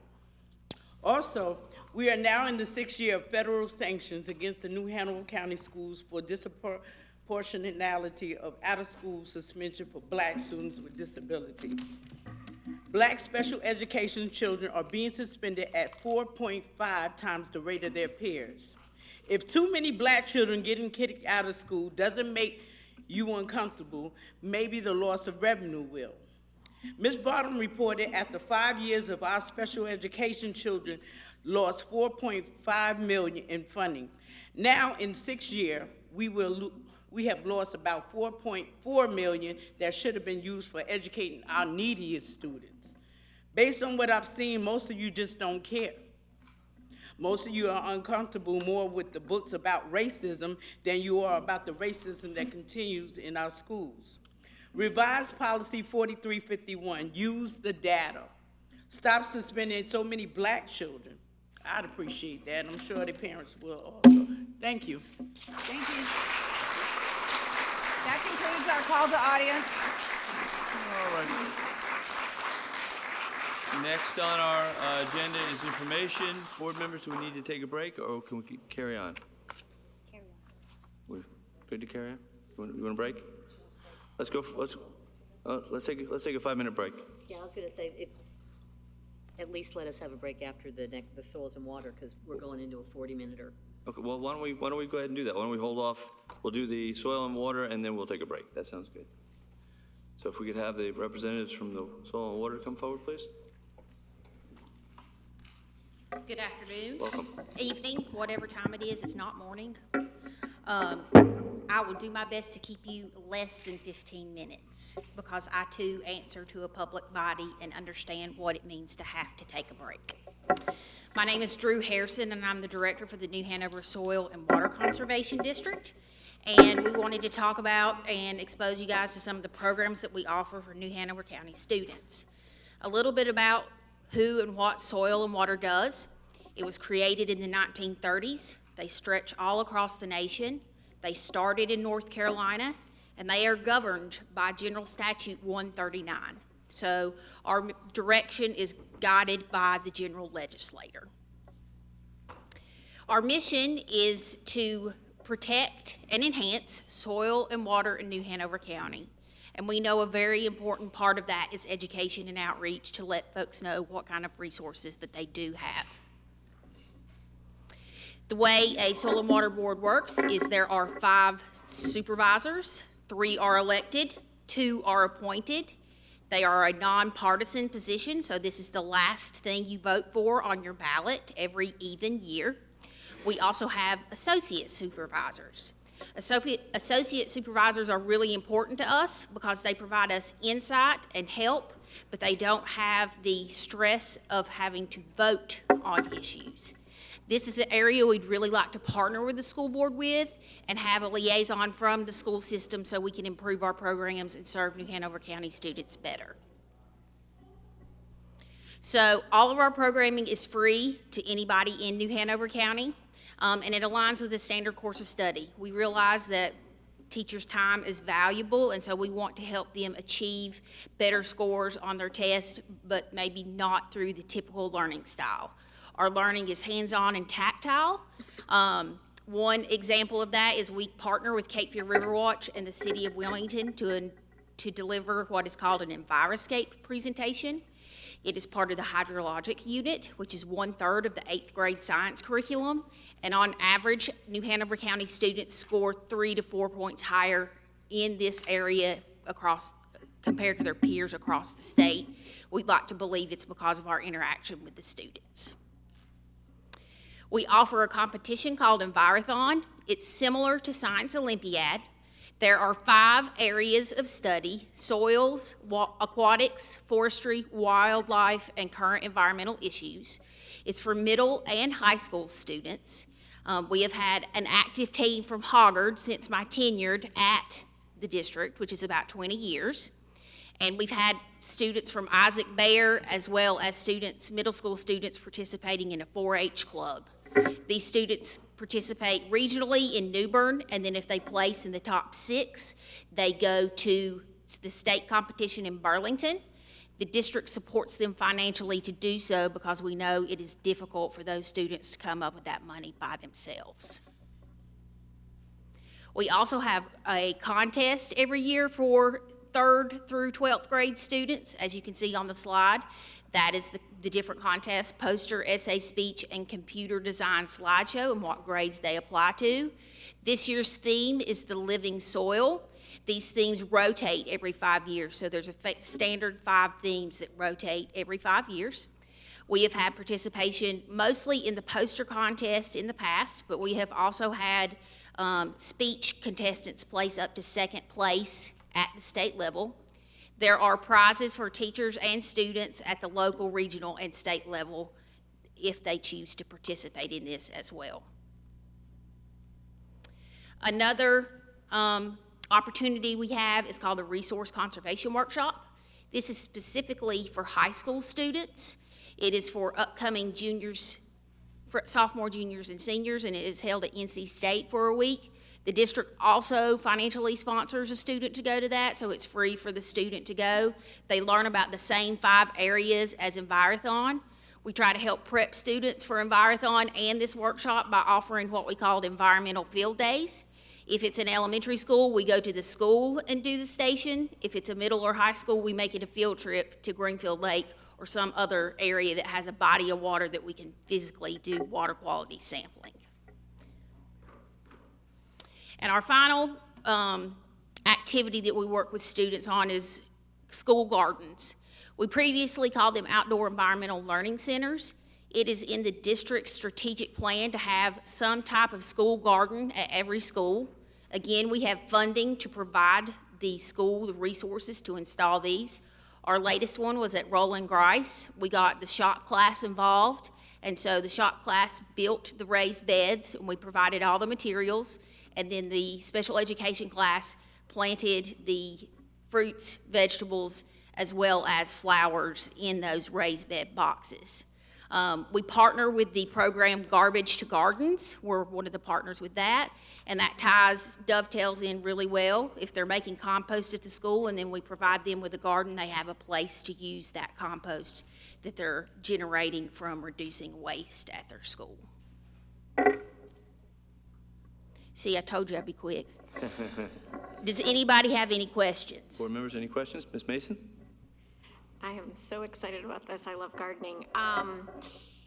You said there are 9 gardens in the schools. Do you know how many of those 9 are maintained and who maintains them? Is it the school themselves or is it? We leave it up to the responsibility of the leader at that school. Sometimes it's a teacher, sometimes it's PTA. However, we do recognize there is a deficit right now with the ability to maintain them, especially in the summertime, or if it's not a year-round school, different things like that. And so we're trying to problem solve to see how we can keep it going. It really is a team effort. We have to have the principal on board to do this and one lead teacher that we stay in contact with in order to do this as well. The picture you saw on the last one was at Johnston Elementary School, or pre-K, and the master gardeners volunteers help keep that maintained. And we're trying to work possibly with Cooperative Extension to extend that to other schools. Ms. Graybill? Yeah, this is a great program, and in addition, we have to check it out through our curriculum department to see how that works. But I had a question for you with the Garbage to Gardens program. There's a lot of schools that want to do it, but it's prohibitive for us because of the extra fees, for the recycling fees. Are there any grants or anything that you could help us out with that? So we actually just wrote a grant to hire an employee to manage that program. It was being managed by a volunteer. Right. So we had this employee for 2 years, and part of her workload is looking for money to expand that program. Okay, and the same with, it would help if we could get some grants for the irrigation, to expanding our irrigation systems, because oftentimes where our gardens are placed are not close by to our irrigation systems. So Soil and Water also offers several programs that we call cost share, where we will pay anywhere from 50 to 100% depending on which watershed the school is in. And a cistern is one of the things that we will help pay for. Gotcha. Okay. Thank you. Ms. Bradford? Thank you, Ms. Harrison. Does Soil and Water allow volunteers? And if so, how do they get involved? So right now, we use volunteers at Earth Day. We are a big part of planning the local Earth Day event that happens out at Longleaf Park every April. And it's not a glorious job. It is setting up tables and guiding vendors and making sure people understand what the difference between trash recycling and compost is. We are getting ready to employ a new program coordinator who's the person that leads our education programs. She does have experience with volunteers, and so if that's something that we had enough interest in, we could definitely create that or partner. We love partnering with other organizations because we're a very small group. And I would be amiss if I didn't introduce Brian Dadson. He's our resource conservationist. He's stepping in and helping with education right now until we get the program coordinator going. And then Tom Boland, he is one of the appointed supervisors on the board. Great. Ms. Barnhart? Thank you very much, all of you, for being here tonight. The board had decided to not take a vote on this per se, but as far as when we're coming together to talk about the partnership, what you guys are thinking would be beneficial because you want to continue to help education and partner with us is for us to consider having a liaison, however many individuals that is, to sit on your board so that we are informed and then can in turn share that information. So just to understand, that's what the hope is. It is, and I'll give you kind of an example of that. When I started, I was the education person. And we used to do a teacher workshop every year, but we would have to call central office 6 months in advance and say, can you predict what kind of credits, continuing education credits, teachers need so we can incorporate that into our workshop, whether it's language arts, technology. We knew that they could get the science credits. We wanted to offer science with technology or science with language arts, so we were interweaving curriculums and providing what they needed as well. It got really hard to get people to show up just because there is so much to do and so much on people's plate. So we want an expert. That's what we have on our board, is experts in different areas that we touch. And right now, we don't have an educator on our formal educator on our board, with the exception we have a professor from UNCW. But college is much different than kindergarten. So we need somebody who is connected to K through 12 as well. Ms. Walker? Thank you. Yeah, there's been a lot of interest in the gardens. I think Ms. Mason brought it up months ago, and of course I do that as well. I've talked to Evan as well in length. I guess what I'm trying to figure out is you do a lot already, and I guess what you're telling us is you have a hard time, are you having a hard time enacting things? Like, I guess what would a board liaison be able to help you with? So I think it gives us a way to navigate. We had to learn the hard way. You have to get approval from central office to publicize anything into the school. Right. Or more like how our policy aligns with school board policy, so it's easier for both of us and we're not having to reinvent the wheel. Go ahead. Well, I guess that would be the next question, because I know soil and water is an elected position, and are you, your jurisdiction is the county itself, or you're your separate entity? Our jurisdiction is the entire county. Okay, you don't think there will be any logistical things that would need to be approved from the commissioners to, because I know we do liaison with the Legion Stadium and Parks and Gardens, so is that what you're looking for? Yes. Okay. So the difference between what you're thinking about, though, is the commissioners do not have any control over who's on my board. So that's why I don't have to ask for them to appoint a liaison. My board appoints the liaison. Okay. Do you know what you get when you mix soil and water together? Mud. And I know it's about as clear as mud sometimes. But I welcome any questions. Ms. Bernhardt has my email address. If any of you need to contact me directly, you think of something, or you have an idea, I welcome your input. Yes, ma'am. Okay. I'm not a doctor either. They already had to D. Harrison, so let me make that abundantly clear. Yeah, I don't have the money or Adderall to become a doctor. Well, thank you very much. We will discuss it, and we will let you know. Thank you so much for your time tonight. Thank you for your time. Thank you. Board members, we had decided to take a 5-minute break at this time, so my watch is 6:52. We will be back at 6:57.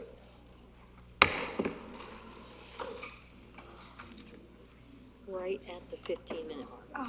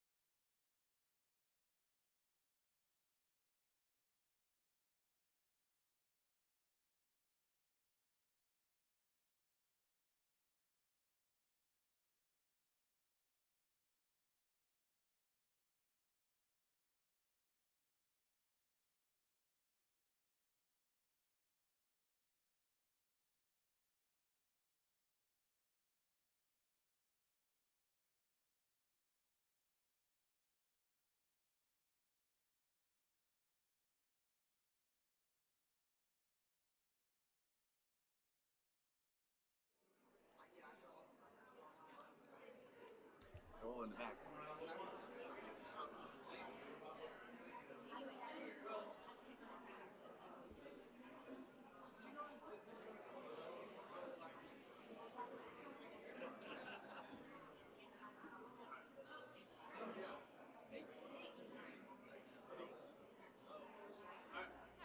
We got 4, that's what we're gonna do, we're gonna start. 4. All right, we're back in session. We do have 4 board members on the dais. Thank you, board members, for coming back. And now we have 5 and 6 and 7. Good. All right. We're going to carry on with the 2022-23 New Hanover County Schools Annual Accountability Report. And Dr. Faison and Dr. Murray are going to be heading this up. So come on down. Well, she's already here. Thank you. Thank you. Welcome. Good evening, Mr. Chairman, board members, Dr. Faust. I am pleased to share the 2022-2023 academic accountability data. This is a different presentation than we've had in several years, and I am excited to share this information with you. Just to kind of refocus on some of our strategic goals for the 22 through 27 school years, that all of our students will excuse me, demonstrate readiness for productive citizenship as well as higher education opportunities or meaningful employment. And in North Carolina, we have several measures that we use to monitor those that I will be sharing with you this evening. And then specifically, we have several strategies that we are monitoring from year to year based on academic performance. And so I will be bringing some highlights and information on those this evening. So we're going to first focus on the Every Student Succeeds Act, known as ESSA.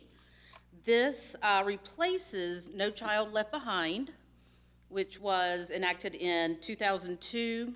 The first year for the ESSA school accountability model in North Carolina was 2015-16, and that's when we began our school performance grade model.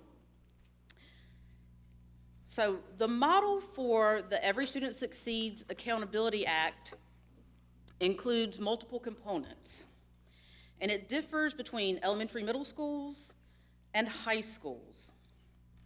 So what we have here shows that the largest piece of the accountability comes from performance or achievement, that being in the form of end of grade test, end of course test, and in high school they have several additional measures that they monitor for the high school, such as graduation rate, math course rigor, work keys, which is our career readiness assessment, ACT, which is our college readiness assessment.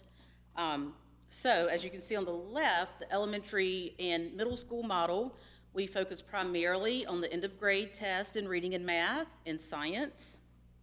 And then also we monitor the progress of our multi-language students. And then the remaining 20% comes from growth. And Dr. Faust has shared already this evening some celebrations around our growth.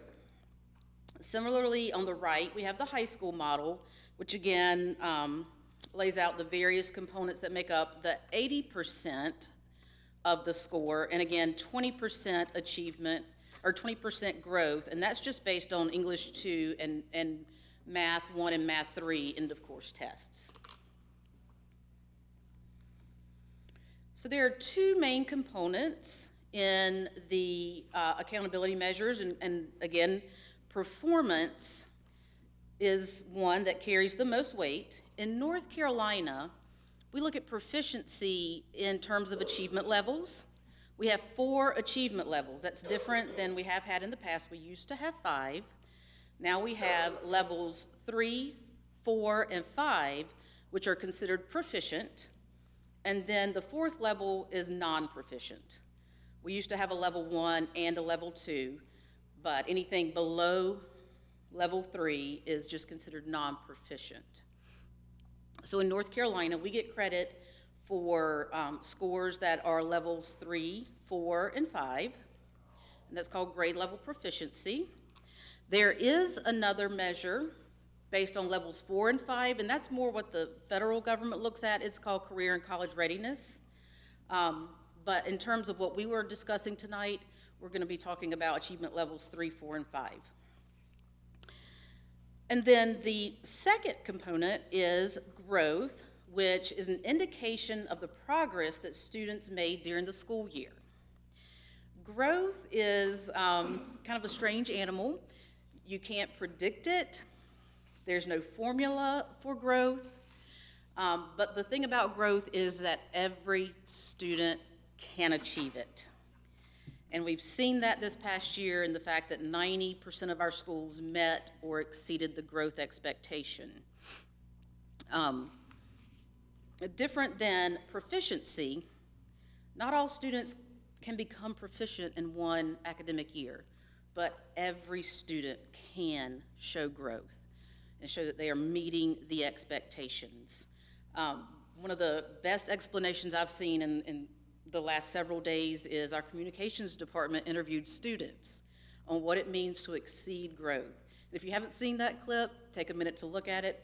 But I think it's the second young lady that speaks. She says, it just means we did better than they thought we would. It's exactly what it means. We did better than they thought we would. In terms of what growth means for school accountability, and Dr. Faust likes to use the golf analogy. If you think about golfers in tournaments, they play in flights. They play against players who are similar in ability to them. And that's how growth is measured. We think about cohorts of students who perform similarly. They start at the same place. The expectation is that the students learn the standard course of study.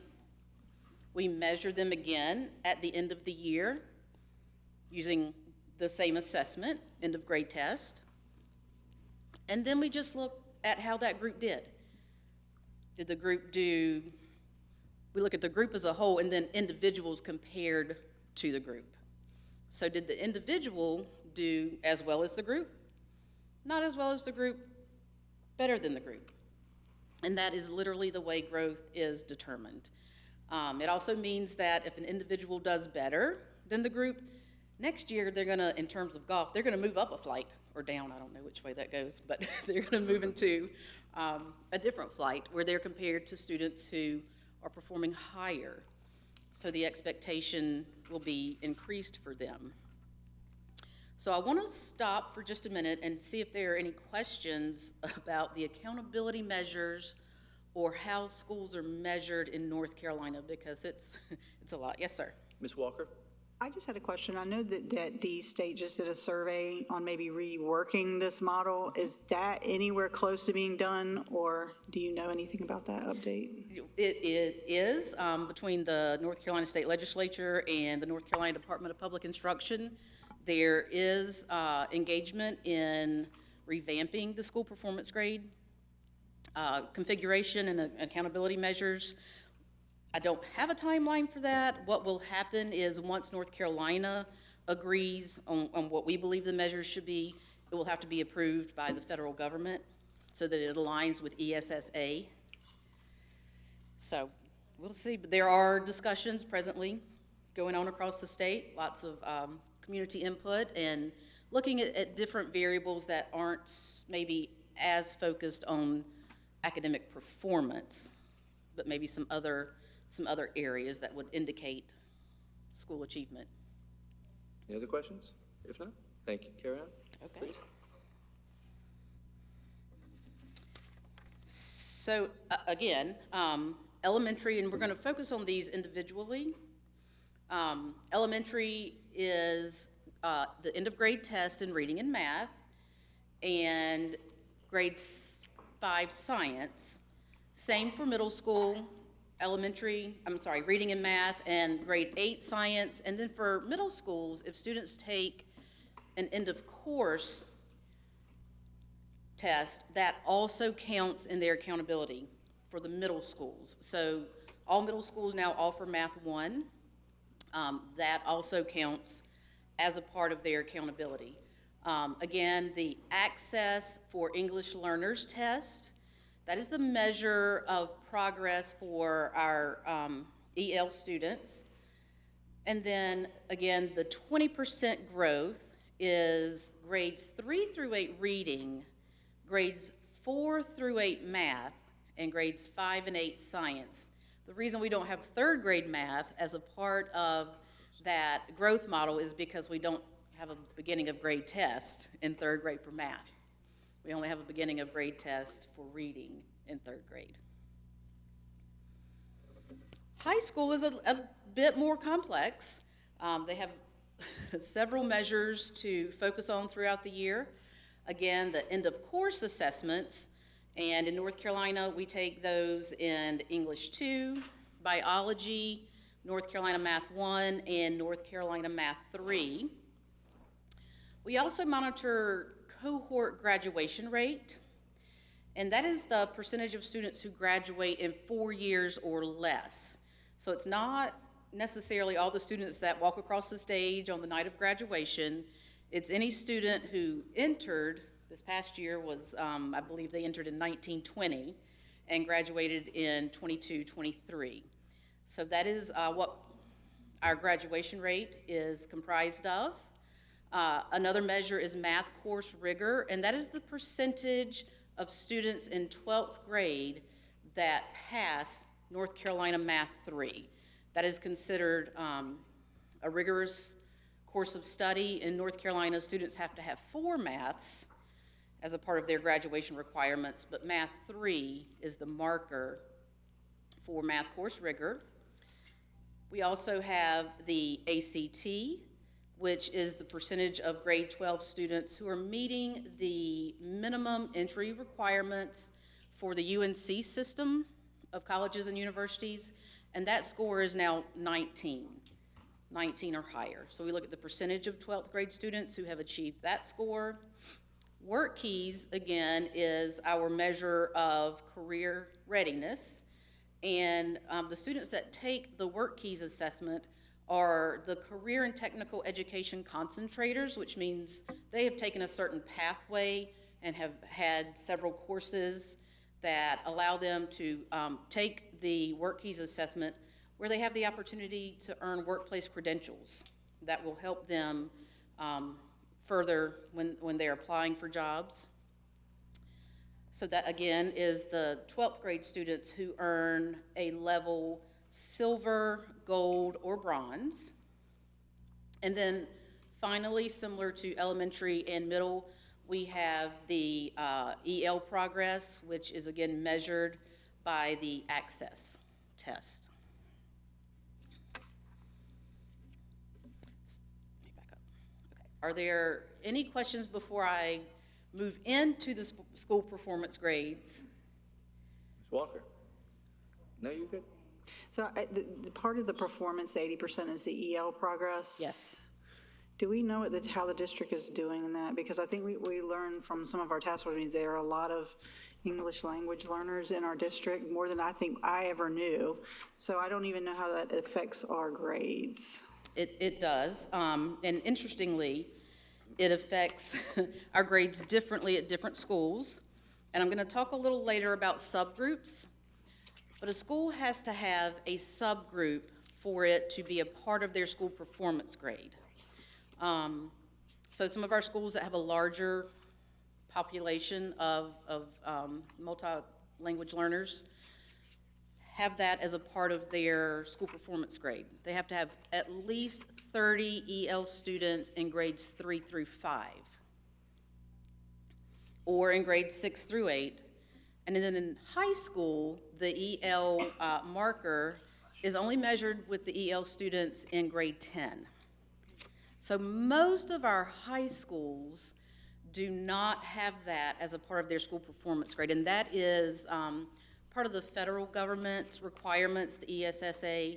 They say we have to test English or language arts, 1 time in high school, we have to test science, 1 time in high school, we have to test math once in high school, and we have to report the measure of EL progress 1 time in high school.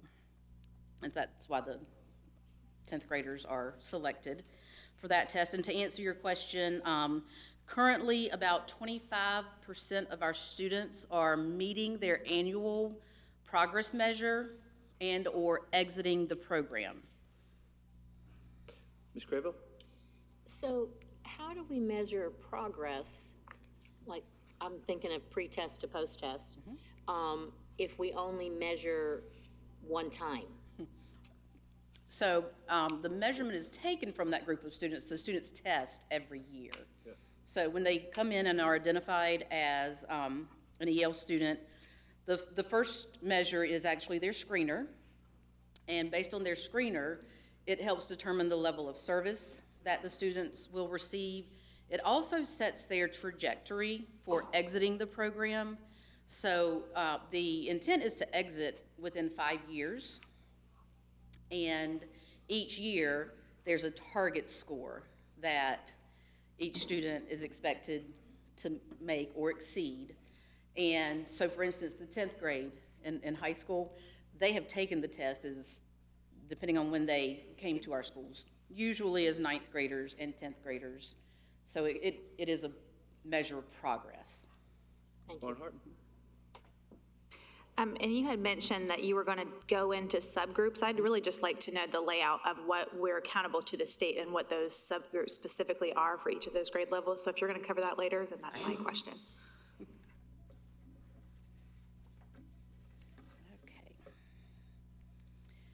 So now we get to share some great news in terms of our school performance grades. School performance grades are based on a 15-point scale. So different than, grades we're used to our students receiving. It's a 15-point scale.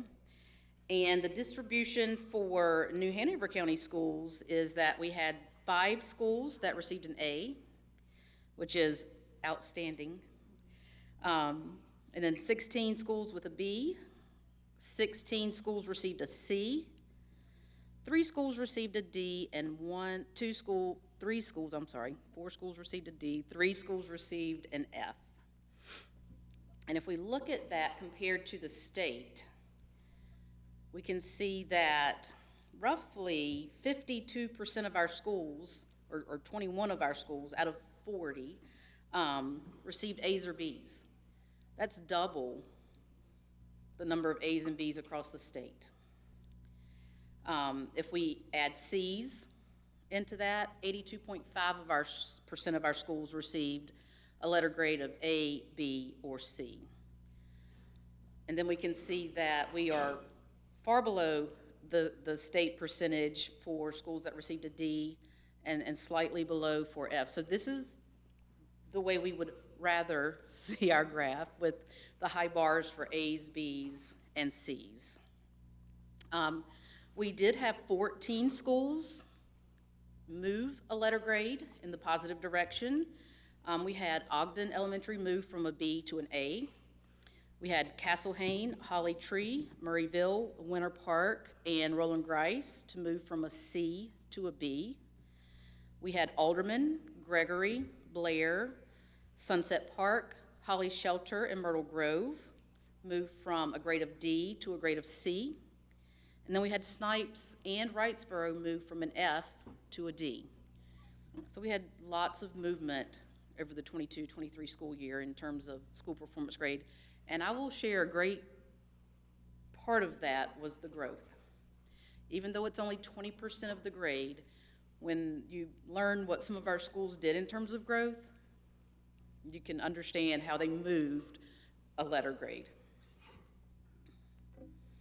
And so we'll talk about growth.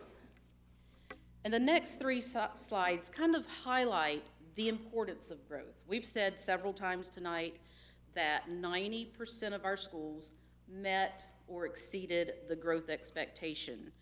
That's 36 out of 40. That's really quite a feat.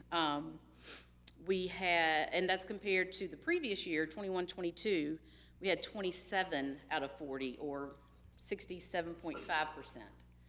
So again, growth is an attainable measure for every student, and we can see that we have focused on growth for each child, and it is impacting our school performance grades, but even more so, it's impacting our students as they progress towards that proficiency marker. We had several schools that moved in terms of growth. We had Pine Valley, Wrightsboro, Roland Grice, and Ashley move from the not met category to the met category. We had Bradley Creek, Anderson, Porter's Neck, Gregory, Masonboro, and Winter Park move from the met to the exceeded category. And these are the ones that just stand out. We had Holly Tree, Trask, Myrtle Grove, Hoggard, and Holly Shelter move from not meeting the expectations to exceeding the expectations. And I think Dr. Faust has shared Holly Shelter's success this year in terms of growth. I've never seen a growth index at 14 point something. It is, the first thing I did when the state data came out is I filtered and looked and said, oh my gracious, they're 5th in the state. They're the highest growth for Title I schools in the state. They're the 3rd highest for middle schools in the state. Wow. And several of other schools exhibited quite an improvement in the growth. And also in terms of growth, this is just a 2-year comparison, but we can see in almost every area that we went from not meeting the growth expectation to exceeding the growth expectation. Here, we're not really concerned about, where the dot is. We look at colors. So in 21-22 for math, reading, and Science 8, we were not meeting the expectation. 22-23, we've seen a great improvement in that, such that now we are exceeding the growth expectation. 5th grade science was exceeding, it remained at the exceeding stage. In high school, we have a couple of focus areas. We have, in biology, we did move from not meeting to meeting the expectations, so we know we're on the right track there. English 2 also showed an improvement. Math 1, which is a part of our strategic goals, looking at the percentage of students who are able to successfully complete Math 1 by the end of grade 9. The students went from not meeting growth to exceeding growth, and that's quite a big deal. And Math 3, we are not meeting the expectation. However, our students are proficient, and that's one thing I failed to mention when we were talking about growth. When we said every student can achieve growth, but not every student can achieve proficiency, we have students that are proficient, but they don't meet their growth expectations each year. So perhaps they were a level 4 in math last year, and this year they may have dropped to a level 3 in math. They're still proficient, so they still count in that number for us, but they're not always meeting their growth expectations. And again, this is also monitored by subgroup. So these are the schools that exceeded growth last year, 18. And we are certainly proud of each and every one of them, their students, their staff, the parents that support them. And then we have also some low-performing schools. If you were with us last year or have listened, we last year had the highest number of low-performing schools we've had in quite some time, which was not dissimilar from the state. We had 12. And this past year, we were able to cut that number from 12 to 7. So, low-performing schools have a letter grade of D or F, and either a growth status of not met or met. This year, we don't have any schools that had a letter grade of D or F and exceeded growth. That would have kept them off the list, and we have seen that in the past. This year, we did not have any schools with a D or an F that exceeded growth. So these are the 7 low-performing schools. I do want to mention that we had 5 come out of low-performing school status. Those are Alderman, Blair, Gregory, Holly Shelter, and Myrtle Grove. Again, I think you can understand, you saw some of those names on the exceed growth expectation list. That just, again, goes to show that growth, even though only 20% of the model, really makes a difference. So I want to stop at this point and ask questions before we kind of get into some proficiency data. We've been talking about growth. We've been talking about school performance grades. Are there any questions on those topics before we move into proficiency? Board members, any questions? If not, carry on. Thank you. Oh, wait. Is that you? You here? I'm gonna wait till the end. Okay, I'm sorry. I looked around. So we want to round out by talking about how we compare to the state and how we compare to the 12 largest districts and surrounding districts, and then also a bit about subgroup data. Some highlights from this year, and I think Dr. Faust mentioned this also, we are 15th in the state in terms of overall grade level proficiency. So that's combining all of our EOGs and EOCs, and that is up from, I believe, 17th last year, or maybe even further, 24th? No, 20th, yes. We are 10th in the state in terms of overall proficiency in our EOGs, and 15th in the state in terms of our overall end of course test for high schools. As we look at grade level proficiency trends, we look back to 2018-19, that was our pre-pandemic year, and the red line represents how we are recovering based on those pre-pandemic proficiency markers. So you can see, you can certainly tell where the dip happened after the pandemic, and we are slowly recovering, and we're recovering at about the same rate as the state. Now we'll see by subject some areas where we have actually exceeded where we were before the pandemic. This is the grades 3 through 8 reading and English 2. One thing to remember about particularly the third graders last year, the 22-23 third graders, this year's current fourth graders, they were in kindergarten the year of the pandemic. So last year was the first year they had a kind of a normal school year. And so we're seeing that recovery at a slower rate. Also, along with that, we're seeing that teachers in the upper grades are having to teach remedial reading skills, and that's not always what they were trained to do. So we do see that recovery, and we're glad to see that the line for New Hanover County schools is at a higher rate last year than the state rate, and we expect that to continue. English 2, we're almost back to pre-pandemic levels. And the majority of those students had a solid reading foundation before the pandemic. This is one of my favorites. I was a math teacher. In math, we have actually exceeded where we were before the pandemic. And that's great news. Math 1, we are almost back to the level, about 40% proficiency. And then science is an area that we also are seeing a slower recovery.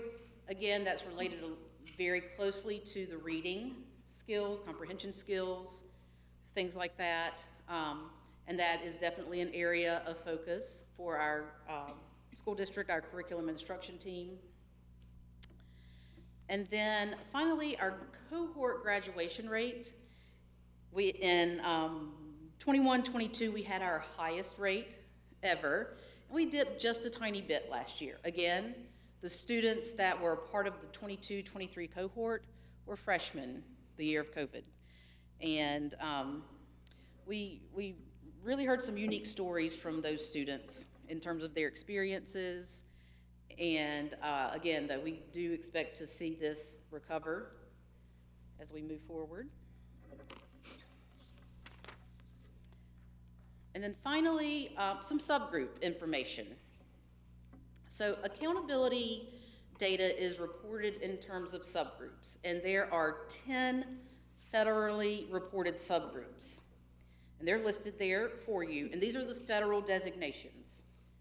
There are additional subgroups that are not reported, and they are primarily ones that Congress and legislature are interested in tracking, such as homeless, military families, migrant, not economically disadvantaged, subgroups like that. But these are the reportable subgroups based on ESSA. It takes a minimum of 30 students in a particular tested area. So, for instance, every student is a part of the all subgroup, and then some students are they're all a part of a second subgroup based on race, and then some are a part of even more subgroups based on if they're students with disabilities, if they're EL, if they are economically disadvantaged. So some students count as many as 5 times in our accountability model, yes. And so that's the importance of knowing your subgroup data. Barbara, who works with me in the testing and accountability office, calls them multiple shirt wearers because they contribute quite a bit to the way that the accountability falls out. Not every school has all 10 subgroups. In fact, no schools in the district have an American Indian or an Asian subgroup. However, the district overall has an Asian subgroup. So that means that at none of our 40 schools that report accountability, there are not 30 Asian students in tested areas, all combined. So if we take a look, yes. Yes, go ahead, Ms. Gravel. So with the influx of our immigrant population here in New Hanover County, where does that fall in as a subgroup, or does it? It doesn't, it's just based on their ethnicity. Okay, but I guess what I was looking at is would they be like probably English learner students for classification? Because some of our schools, some of our migrant families or, immigrant families tend to go to the same school because they go and live next, where their friends live. Yes. So does that? So most of those students will count in the all subgroup, in their race subgroup, and then potentially in the English learner student subgroup. Okay. Thank you. Ms. Bradford? One other subgroup I failed to mention that is monitored but not reported is AIG. Ms. Bradford? Thank you. What does particularly tested area mean? You mentioned that. Yes, so for instance,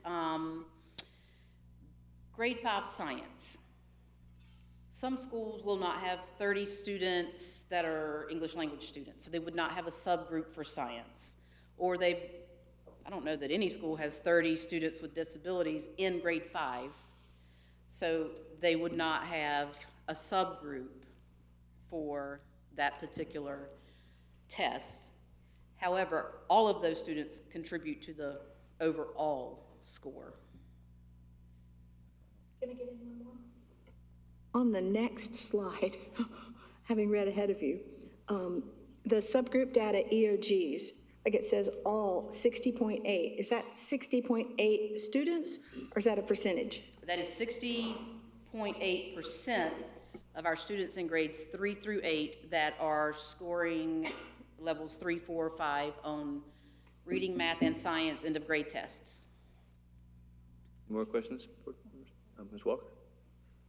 I don't know if you can answer this for me, but I'm looking at this data here, and I'm wondering, how do we reach our students with disabilities better and our Black students? Because it just seems to me like, I've not looked at the data over time, but it's very concerning. And I don't know how you feel. Well, you don't have to tell me how you feel, but I mean, what can we do? Is there anything as a district we can do to help? Because it's great. Dr. Faust? I answer that. So what we actually do, and I have another sheet, is that we exceeded growth in those areas. So oftentimes when a student has a disability, in order for them to qualify, typically they will not be proficient in the area. And so our goal is to get them to grow the student, and eventually they become proficient. So with all of those subgroups that are exceeding growth, I don't know if they were a level or not, if it was non-proficient, which I'm assuming it's non-proficient. How do we get them to a level 3? So it will take some time. So if we use the term of years to parity based on the growth status of what we are, we'll get closer than they'll meet their growth model or become proficient quicker than not meeting the growth standard. And that's I don't think I explained that well to non-educators, but basically what I'm saying is that they have a better chance here in our district of being proficient versus ones where I know that there's 21.8% who are proficient, and then we have to think about how many of those, what's the denominator for that number? But when we look at the growth indicator, they exceeded growth. So our goal first is to get them to exceed growth, and then that continues to leading to proficiency. So if we think about what our students said, they're doing better than we expected them to do, and that just accelerates their rate towards proficiency. Any other questions, members? No? Yes? No? And just back to Ms. Bradford's question, just an example of what you were asking about, grades 5 and 8 science under the American Indian subgroup, there's an asterisk. That means there are not 30 students in grades 5 and 8 across our district to make that subgroup. So if I run that same line over to economically disadvantaged, there's 60.3% of our students in science grades 5 and 8 that are economically disadvantaged? 60.3 of our economically disadvantaged students scored a proficient level on the science EOG. I was missing that little link there. Thank you very much. Yes. So again, yes, these are in terms of the percent of students who scored proficient in each of the subgroups. And then with our high school accountability measures, we have the same data. Again, these are based on certain grade levels. For instance, graduation obviously is grade 12, but we do have 11th graders graduate. Work keys and ACT, again, is based on grade 12 enrollment. And then the others are obviously course enrollment. And so these vary every year, and even by school. Some years, some schools will have a particular subgroup, some years they won't. And so that's something that we work with them to understand, is to monitor the students and which groups they may impact. They may have 26 students, which would not be a subgroup. They may have 31, which would be a subgroup.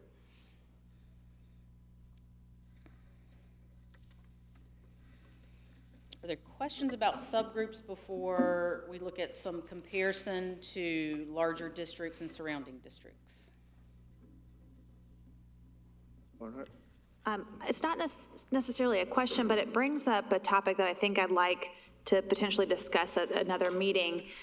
These are the subgroups that we're accountable to as a district. And so I have expressed frustration in the past with our EDI representation. And I feel like we should have a discussion about ensuring that our EDI aligns specifically with these subgroups, with our definition, strategic plan, and with the committee work. And so I would like for that just to be on the radar, that we can openly have a discussion about that.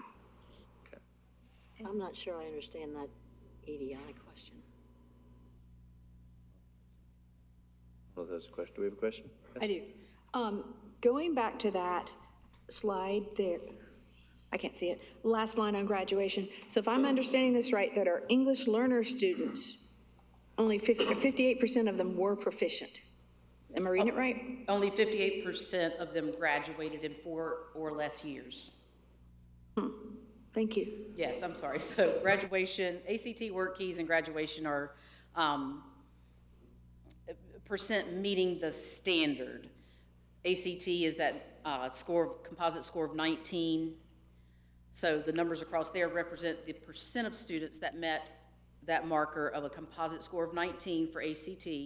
Work keys, the numbers across that row are the percentage of students by subgroup that scored a silver, gold, or platinum on that test, which gives them credentials to enter the workforce. And then graduation rate is the percent of students in each subgroup that graduated in 4 or less years.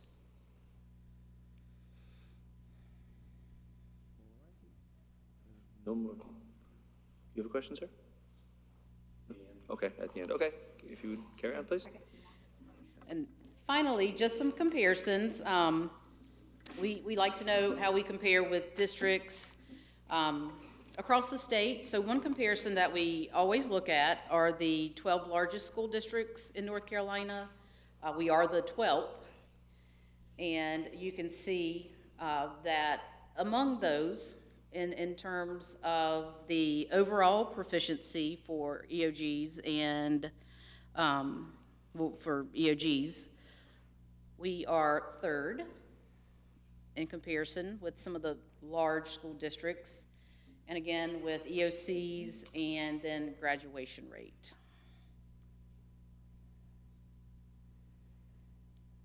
And then finally, in our surrounding counties, you can see that we perform very well in terms of our EOGs, third in EOCs, and 4th in graduation rate. So that is the information I have to share with you this evening. Again, I'll be glad to answer any additional questions. I'm going to start with Mr. McManus because he had some before. So, Mr. McManus? I got a lot of questions. I'm just not sure I can get them all out. First, absolute applause to our staff, both our central office staff and our teachers who bear so much of the responsibility for the success. But I will agree with the gentleman who spoke tonight that we're already starting off trying to kill them. And that's one thing we need to do, is back off and let teachers teach school. So that's all I'll say about that quickly. When I go to the subgroups, I'm a firm believer that the 3 success theories of any school are first, your socioeconomics of the school, let's be honest. Number 2, your staff. I don't care how good a principal you are. If you're good, you can't lead a bad staff. If you're a bad principal, a good staff can keep the school alive. And I believe Mr. Wildebohr, and I've discussed that, I hired him, gave him his first job. I'm still having to think about that. He did. Yes, he did. I taught one of his students. But I truly believe it's your staff, it is leadership, it's support from the central office, all those things that we do. It's all the new work.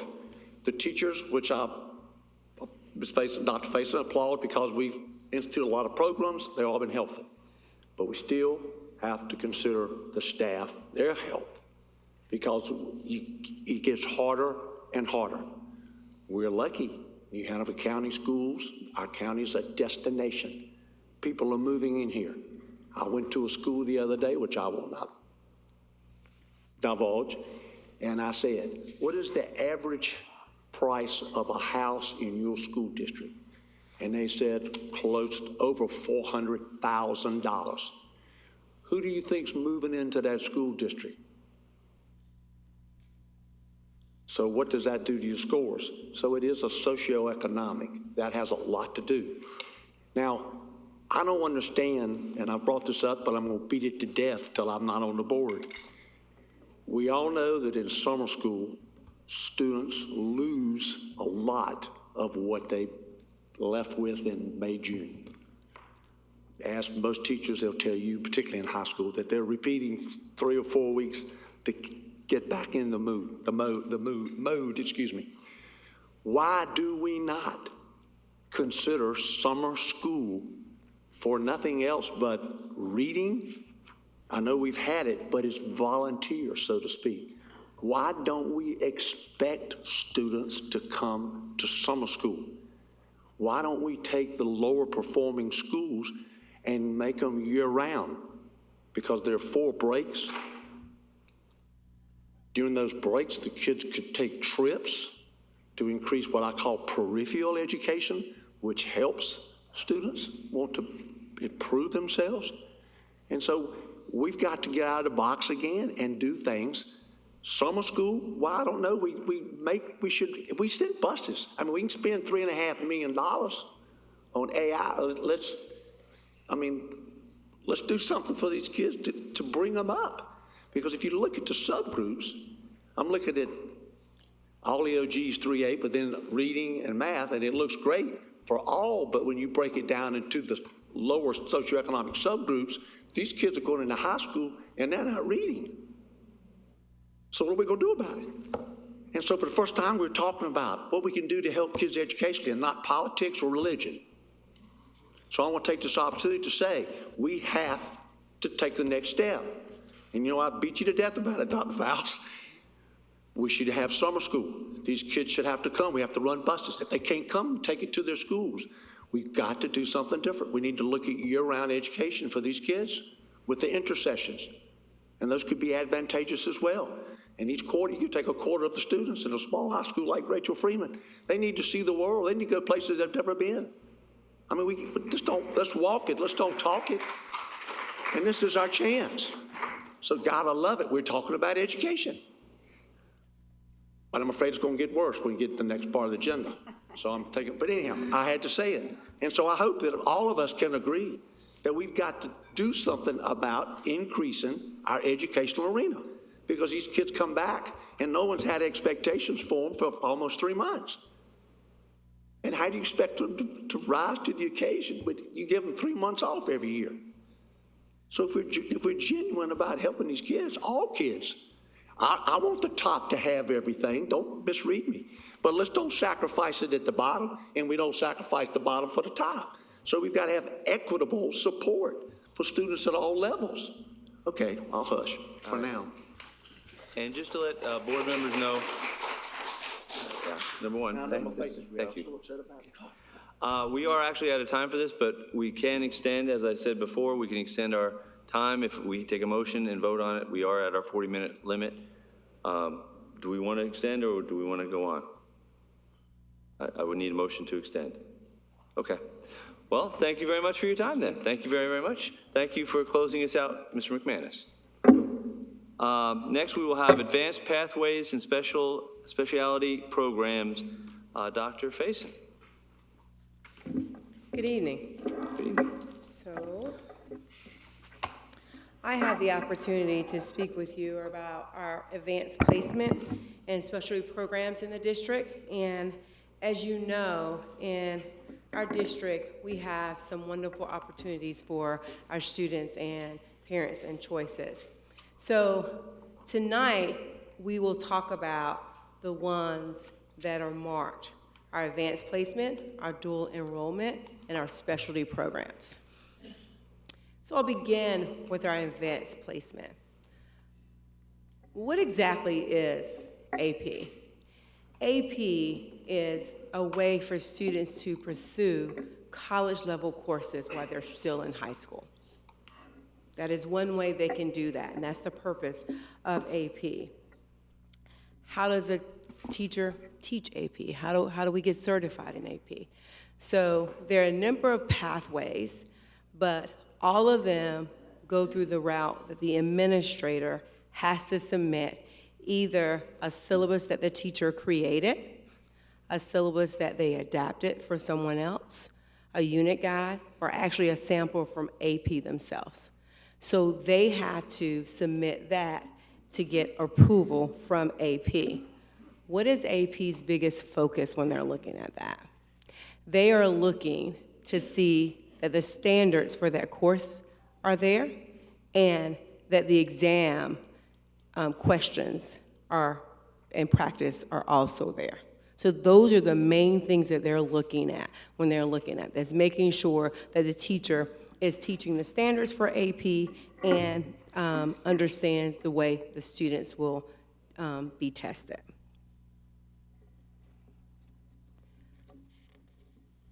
So last year, we realized that we needed to put some things in place to support our teachers. So we did a number of things last year to enhance our AP support, professional development for our teachers. And one of the basic things we did was we actually requested the data from AP for the district level. And it wasn't as easy as you think to get that data because they were actually sending it to the schools. But we thought we have to have this data at the district to be able to support our schools individually and as a district. We also joined the North Carolina Advanced Placement Partnership. And through that partnership, we're getting different resources, and I'll share that with you in just a moment. And you see the district-wide professional development that partnership offers. And we created PLCs for our AP teachers, so our AP teachers can actually talk to each other. Often they're silos. You don't often have two AP calculus teachers. You just don't. So they're often silos, but they can talk to each other about the course and the content, the learning process. So, and then we also do district-wide professional development, PLCs, so they can talk to others at the different schools. We still wanted to make it even more robust. So this year, we actually had a back-to-school professional development session for our AP teachers. We have a colloquium that they will be able to attend with that partnership in October and some regional seminars. And what they have, the AP College Board, what they have done is they're actually using the data from our area to actually determine what the different seminars will be on. So they're going to be looking at that data to determine where they need to hone in. So this will be very beneficial for our teachers. Also, teacher mentorships, because we all can grow and love to collaborate with each other. And another thing that we've done, and it's actually in our strategic plan as well, is we are committed to making sure that when a teacher teaches a new AP course, that they actually receive the training in that course. So that is something that we've committed within that 2 years. And I'll tell you, it speaks a lot for our district. Most of our teachers, this has already been happening. This is a lot for them. This is pretty much the norm for our district.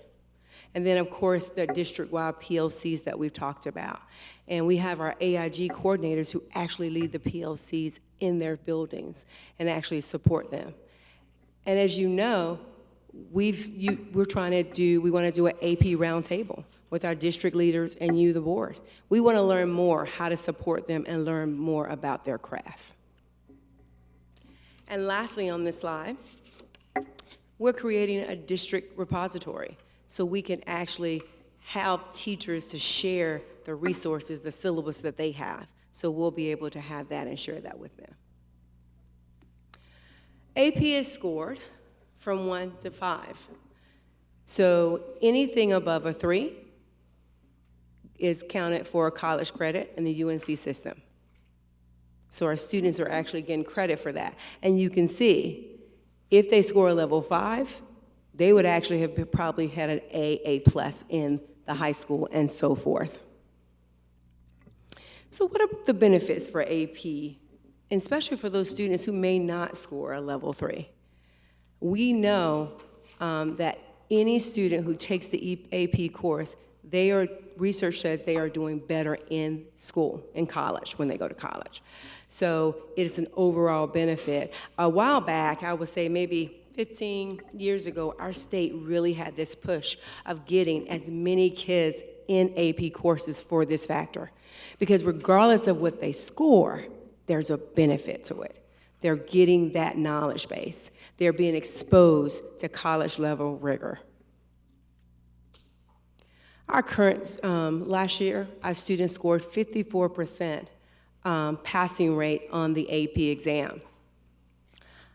We also had an increase of the number of students who took the AP exam. So our College Board representative made a note, and he wanted to make sure that he shared this with us. We are one of the few counties in the state where our participation increased and our achievement increased. Normally, when your participation increases, your achievement goes down.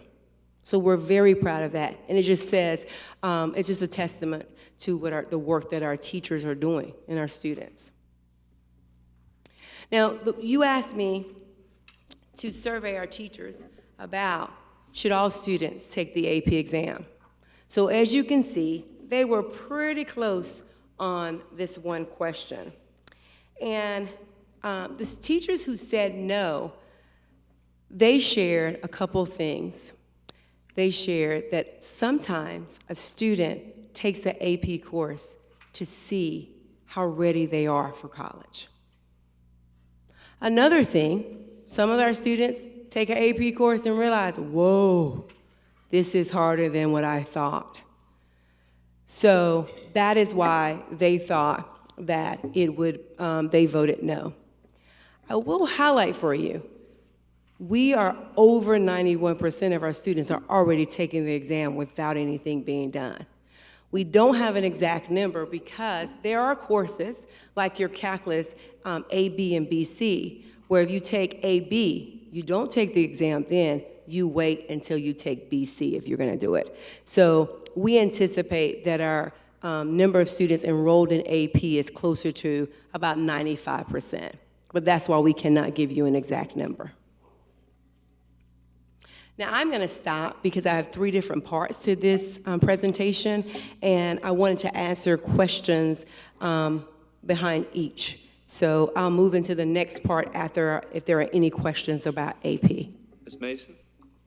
I'm looking at slide 10, and it shows the number of AP courses, the number of NCVPS AP courses, so I wasn't sure about that, and then the number of teachers. And one thing that I noticed was the number of teachers at Laney, Hoggard, and New Hanover is higher than the number of AP courses. Can you kind of explain that a little bit?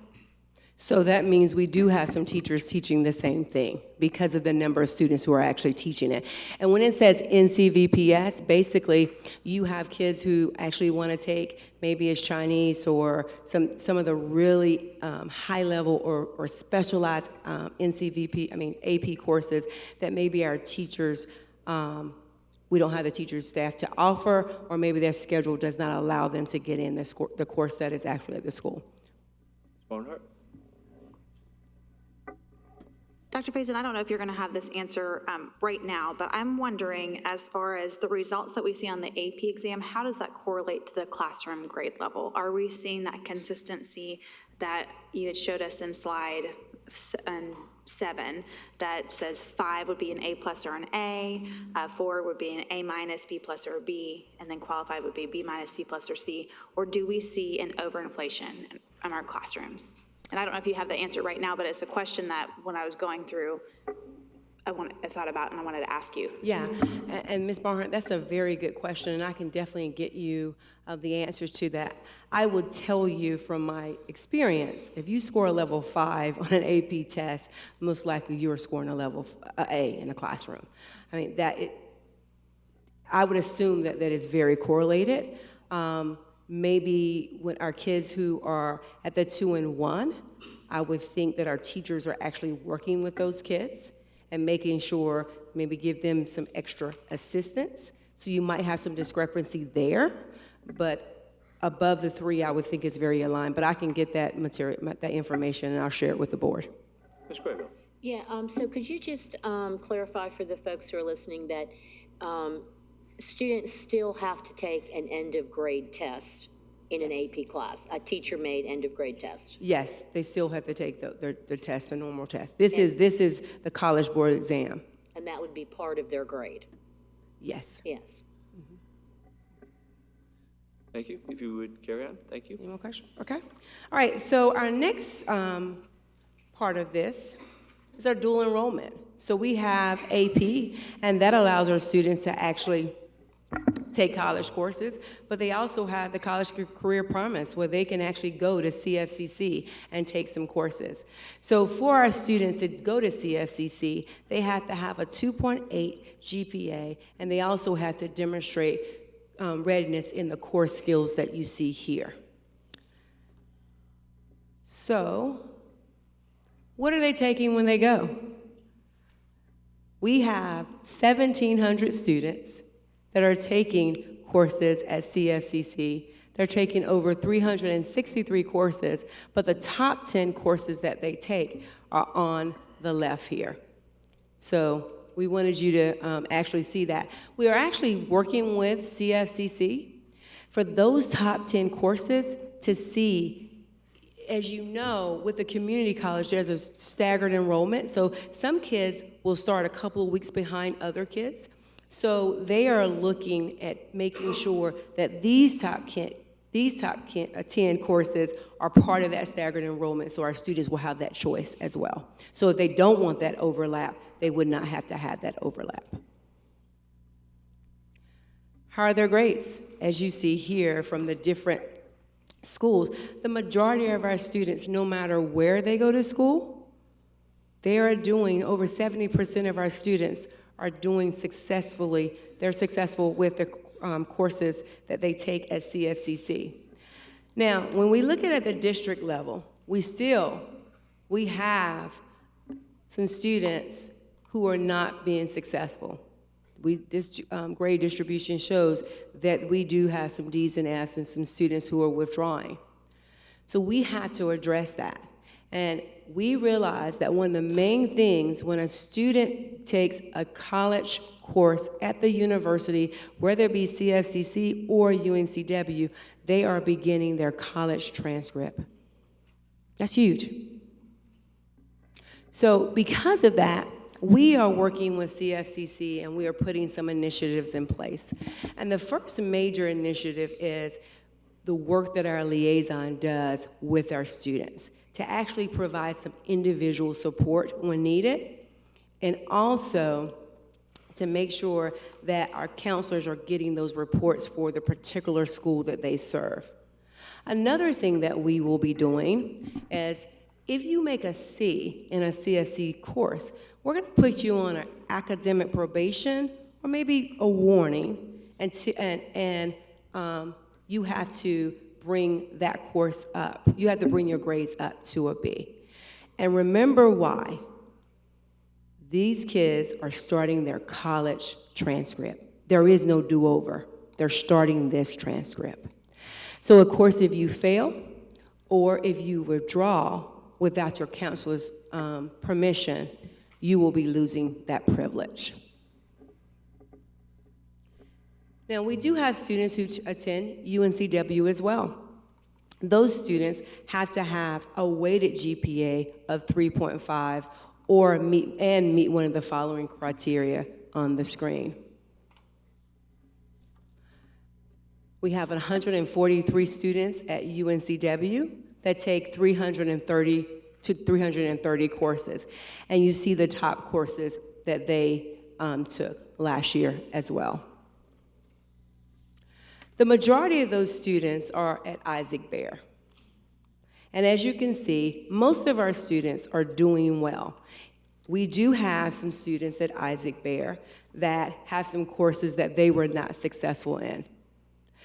UNCW and Principal Valines, they already have a system in place that addresses this for these students. Because remember, our early college students, they do 2 years at the school, and then they do 2 years at UNCW. So it's a different format there. But there is a process in place to support them. And even if they cannot handle this, there's a process in place to get them graduated.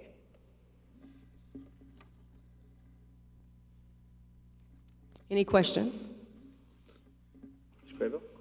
So a couple questions for you, Dr. Faison. So do we keep any statistics or data about the subgroups that are dual enrolled? And I'm looking specifically for the kids that might not have transportation to classes that they want to take. We, currently, I do not have any subgroup data. I can tell you that that is something that at the senior leadership level that we are looking at is how do we address that, that gap of transportation. So that is something that we are talking with, and actually we're talking with CFCC as well to see if we can partner somehow and both absorb that cost that it will be. So that is something that we're looking into, but I do not have the subgroup data. Ms. Bradford? Dr. Faison, I'm looking at slide 16. And I'm curious, there are no Cs whatsoever across that board. And then on the Ds and F, if I add those two together, it's 19%, 18%, 24%, 39%, 33%, and 23% are making Ds and F. How come nobody has a C? You know, we looked at that. I mean, we looked at that again and again because it's just weird. We couldn't, the only thing that we could think of is that the grading scale that they have, maybe, you know, the 75, it was a lot of 75s, or not, I shouldn't say 75s, a lot of 85s or 95s. Ms. Bradford, we don't have the answer, but we asked that same question, but we looked at this data over and over again. That is what they're receiving. Ms. Mason? As it relates to Ms. Crabill's question regarding transportation, I know that I currently teach an asynchronous class. How many of those are still available to our students for dual enrollment? Because that would solve some of the transportation issues. Yeah, and the thing of it is we are working, we have to get that information from CFCC. Now, we'll tell you that one of the things that we're looking at is actually, how do we get more classes on our campus? Because that would also solve that issue. So, and not only get it on our campus, but we have some dynamic teachers who could also teach those courses who have their masters. Who's interested in that? And how do we do that? So that is something that we're looking at as well. Dr. Faust? We've also had conversations with the community college about their 7-point scale, or 8-point, I think it's 8-point scale, which also interferes, I'll say interferes with our students. So a 90 to 100 is an A on our campus and also at UNCW. However, a 92 to a 100 there.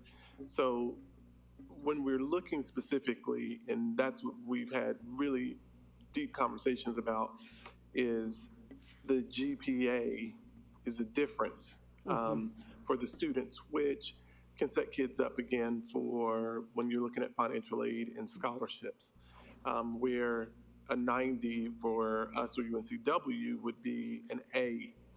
And when they go there to the community college, if they get a 90, that's a B, so it could knock them out of some running. So they're looking at what they're doing, and they can't do anything this year, but looking at the next year. Also on those terms, as Dr. Faison was talking about,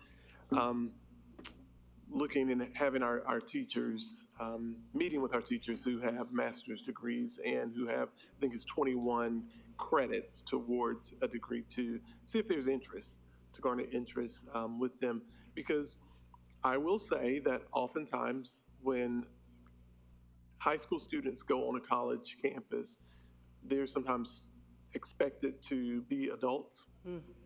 And they're 16-year-olds or they're 17-year-olds, and they don't understand the, they're not there. I mean, they may be there academically, but they don't understand that there are only 4 tests, and they're not going to allow you to redo a test. And so if you bomb that test the first time, so sometimes, not saying that we need to give our kids multiple chances, and we understand, as I shared with the community college, we understand we're not asking you to break the rules for our students, but we also have 5,820 students that are taking courses there. So we are providing a lot of students for them, and so we're still in conversation about, we have a huge population that supports them, and so we just ask for sometimes the instructors give a little more grace to high school students, or all students, I won't say just high school, all students, because they may get in a course and not realize the detriment, and they'll say, well, I won't turn this in when I go to college. But when it pulls from the system, it pulls that grade. So they have to pull it and they don't realize it. So there's just some eye-opening things that we want to make sure that parents know and that students know before they actually take a course. We're not trying to discourage them, but we're trying to actually help students understand and help the university know. Yeah. And let me just say, Ms. Varnum and Ms. Brinson and I have been working on the CFCC MOU, and we are actually putting language in it about the grading scale there, because it really, if our student leaves CFCC and they go and they apply for NC State and they leave, they go to another community college across the state, and the grades are the same, both have a 90, one's gonna be an A and one's gonna be a B, and our students are not gonna have the A. So that we're really having that conversation. And Ms. Varnum and her team are working with this brochure to make sure that our parents and our students understand all of these pieces, because it's great to get this information, it's great to get this heads up, but they need to understand the importance of getting the right grade and being ready for this challenge. Ms. Walker? I have like a double question. First of all, do Ds give them credit for the course? Do we know this? It depends. Well, yeah. It will depend. It depends on the university. Right, I mean, okay. And I guess second part of that is, what does that look like on the transcript? I mean, They get one quality point. one quality point? Well, for the D, but I mean, that it depends on the grade they get in the class, right? So if they get a D, it will show up on your transcript as a D, and it'll start. So if you take that one class and you go to a university, that D transfers over, so your GPA starts with a 1 point something. Do many students audit their classes, or are they allowed They to take? cannot. We asked that question. They don't have, well, I shouldn't say that. The question, the class that we asked about that our students had an issue with, they did not allow auditing. So I'm not saying they don't allow it for all classes, I mean, some classes, but they don't have it for all. Ms. Craybill? Another question for you is kind of along those same lines. Is it's interesting because when my daughter took a class at Cape Fear, it was opposite. New Hanover County Schools was a 93 grade, and so she made an A in college but a B in high school, and that presented a couple issues. But my real question, my question was, in high school when kids are failing, the teacher, it's incumbent upon the teacher to call a parent, and but when they're at a CFCC class, that college professor does not call a parent, no matter what the age is, because they can't, they're not allowed. So Dr. Faust sort of started to talk about it, but what fail-safes do we have, if any, other than our school liaisons, following every kid? Because there's nothing worse than one of our kids being kicked out of a class, which I had heard happened, without us knowing about it because it didn't meet CFCC standards. But if it's on their campus, they can still kick people out, and then do we have to be notified, and do they get they don't even get a mulligan, if we're using golf analogies, It is a college. Right. It's at the college, so we don't get receive. We do get received if they're withdrawn, if they've been put out. Yeah. Let me get that. But and we do get grade alerts. So they do give us grade alerts. That is part of our MOU, that they give us that information. But just because you told us that you put this student out in October, we have state laws, we just can't put them in another course in October. So we are working with CFCC and with the liaisons, and they have tutoring and they have things in place, is what we're being told, and we really need to make sure that our students are being connected to that, because honestly, at this point in time, a lot of the weight has been on our counselors. A lot of the weight's been on our counselors, and they can do but so much because they're relying on the information to come from the liaisons And so we are, like I said, we're working with writing the MOU now, and this is a partnership, and really our liaisons need to really be doing some things with those grade alerts, contacting parents as well, because they have that information before anybody else. They have to give it to us. Bradford and then Ms. Barnhart. My question is more to Dr. Faust. You had said one time, well over a month, maybe 2 months ago, maybe even in policy, something about, we've got to do something about the students that get an F and then they take it again and they get an F. Have we done anything about that? That's what So, we're working on now. Yeah, so that is that, the initiatives that we have, that will no longer be able to happen. We actually, unfortunately, we've had students repeat the courses over and over again. And that is not in the best interest of students. So we consider this to be ways to put that in place to make sure we support our students, because there are students, right? So they're still gonna do it. And a lot of times our parents don't think about it as well, about that, the ramifications of them doing that. So that's why we're putting these things in place. Ms. Barnhart. Thank you, Mr. Chairman. My question was kind of along those lines. So when we're looking at the C as the line in the sand, are we saying that students no longer have the opportunity to participate in subjects that align with that they're not doing well in, or do they still have that flexibility to say, well, I'm acing my English and my history class, it's just the math that I'm getting a D in, so they would not be allowed to do math and still allowed to do others, or is it as soon as you make one C in any of the subjects, you no longer have the privilege at all? Well, what we said is to make sure, because we want to make sure we give the students as much opportunity, but protect them. So when you have a C, it's like you're on an academic probation. You have to pull that grade up. Now, if it's below a C, no, we can't allow you to go and start your future in a negative light, basically. So a C, you're on an academic probation. And we are also looking at our students before they even go. What are their grades at the high school? What are their grades at the high school? Are we sending kids who are going to be successful? Because it's not about just being cool to take the college campus, because they don't know those things. They don't know the things that follow them, but we do. Ms. Walker.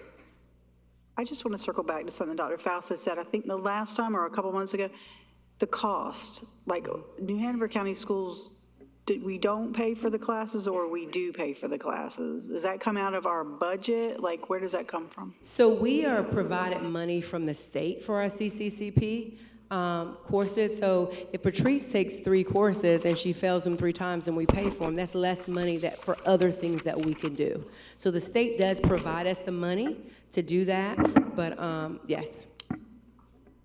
Okay, why don't we carry on? Okay. We're over. Yeah, we have about 5 minutes. And this is short. So our last section is the specialty program, and I'll go through that pretty quick. So we have a number of offerings here for our students to have some options in our district. So as you can see here, these are the options. The number that you see below them are the number of students currently in that path or that program. And for example, for Lyceum, you see 145. So they started with 145 students in pre-Lyceum. But when we get there, we see we see some matriculation when students do not continue in the program. So that's what you're seeing for the pre-IB and the pre-Lyceum. And the elementary, those are just the students basically enrolled in those schools. So how do you get in the schools? For our signature programs in our early colleges, we want to make sure that it is transparent and we have equitable options. So basically, it's a common application, and the students either do a video or an essay. Each school makes a decision, but they're scored on a rubric at the district level. Now, for our elementary programs, Gregory, of course, is strictly lottery, and that is at the kindergarten level because of the makeup of the program. You need to enter that school as a kindergartner. Rachel Freeman and Snipes, they are lottery and zone, and then Forest Hill is strictly zone. So here, what you have is the number of students at the 9th grade. So, you know, most of our students apply for these programs in the 9th grade. We do have some that come and join us in different grades, but most of the application process are 9th grade, future 9th graders trying to start a program in college. So what you see is the number of applications for these schools, and then you see the number of students who actually are seated in those programs. A lot of times, we have students who apply for all the programs. So that's why you see some. And then we have students who maybe they got in this program and they really want to be in the other, but they apply for all of them, they don't go. So that is some of what you're seeing. You're also seeing that the number at Hoggard and WEX decreased. That was intentional because of space. The applications is not an application thing. WEX needed to bring their numbers down because of the movement and the sizes of the facility, and Hoggard also due to their enrollment. Do we have that slide? I don't see that in my deck. Okay, that's what I didn't think, okay. That's an updated. Okay, yeah, I was trying to follow along on my screen and. Oh, it's not, oh, it is, I'm sorry, it isn't updated. I apologize. And then the elementary programs. So with the elementary programs, you see the capacity, and I know Ms. Walker has spoke about this. So you see the capacity, and then you see the number of students enrolled, and then you see the number of students that are there based on the lottery. And I'll move forward. So this is our last slide, and I just want to highlight one of the biggest things because we really want to enhance our programs. That is one of our initiatives this year. And one of the biggest things that we've done is we've revamped a position. So last year we had a supervisor of virtual learning. This year we've changed that title and we made the title a supervisor of innovative programs and specialty programs because we also need to be able to support our specialty programs at the high school and the elementary level. And you can see the different things that she is doing to enhance that. And we are actually working behind the scenes and looking at some ways, how do we actually take our programs to the next level in this area? And the last thing that I will point out up here is we're also asking the question, is there a benefit from Magnet? And I can tell you right now, we are not really sure what we're seeing. So we're still investigating, but we do want you to know this is part of our focus. This year is really putting some energy back into our specialty programs. And I'll take questions. Questions, Ms. Walker?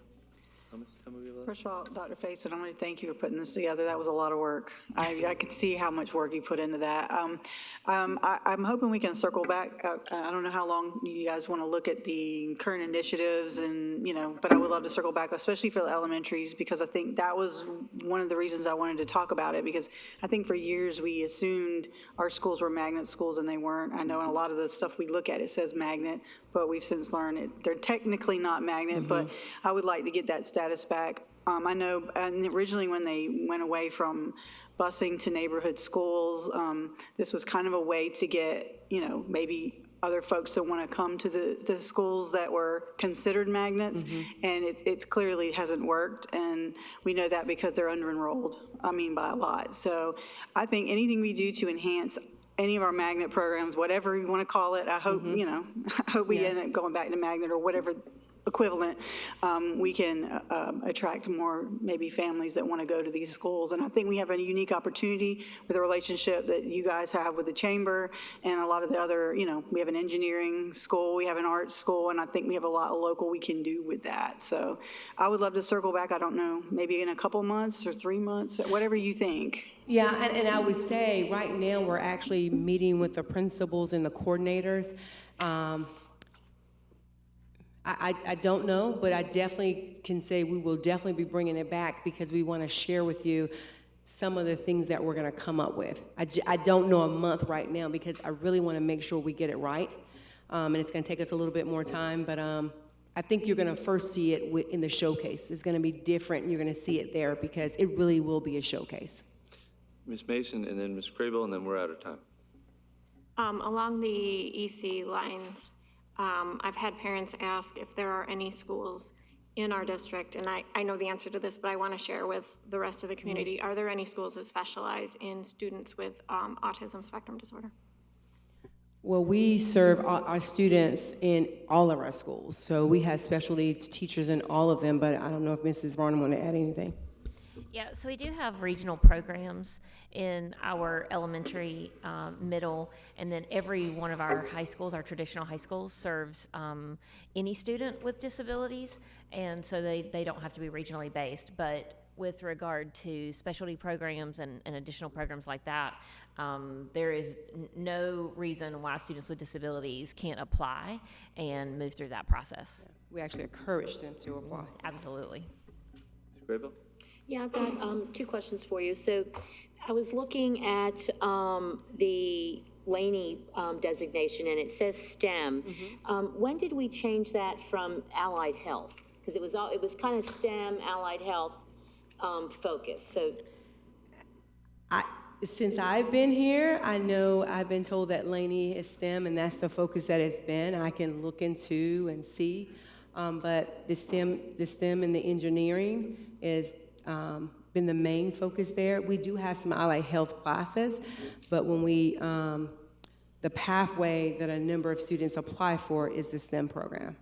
Okay. So that's a question for me that you'll be helping me with that. Okay. The next question was, so if in these schools, these innovative schools that have, STEM, marine science, IB, what kind of training do the teachers and the staff get to support their thematic focus? I know in a magnet school, there's special training so that you learn clearly how to integrate cross-curricula, in how to use the arts and language arts and in, science. So what kind of trainings are we looking at or do we do for our thematic schools? And it's really, I talked to a vendor today, actually, about this. So there is specialized training for the teachers. I actually talked to participate because they will be supporting our Forest Hills Global. And that is part of, when we're looking at this, is what training do our teachers need? Because one of the things too, though, and what I share with him is, we have to be careful because we can't put too much on our teachers. So we're looking at the time frame and the planning, but there are specialized training and programs I can tell you with the one that I was talking to the vendor today, we are planning this out and we're gonna be working with the principal to identify some teachers who feel like they can go ahead and start really amping up the training, and they kind of take the initiative, because we don't want to throw anything on anyone right now, but we are planning on what does that look like for next year, and how do we plan them? Is it some summer things into that nature? So very good question. Well, thank you very much. We are out of time for this one, so I appreciate Dr. Faison. We're going to carry on with our next item of business, consensus items. Do I hear a motion to accept the consensus items or move the consensus items as provided? So moved. We have a motion. Is there a second? Second. First and second. Is there any discussion? We're on consensus items. Number 15? Is this where we pull the ones we want to discuss? I think that was policy, wasn't it? Mm-hmm. Wasn't that Oh, consensus item. Consensus, yes, ma'am. I'm sorry. Yeah, it's okay. We're getting close to late. Thank you. 3.5 hours. All right, so is there no discussion? All in favor of accepting the consensus items or passing the consensus items, please signify by saying aye. Aye. All opposed? That passes 7-0. We will now carry on to policy consensus.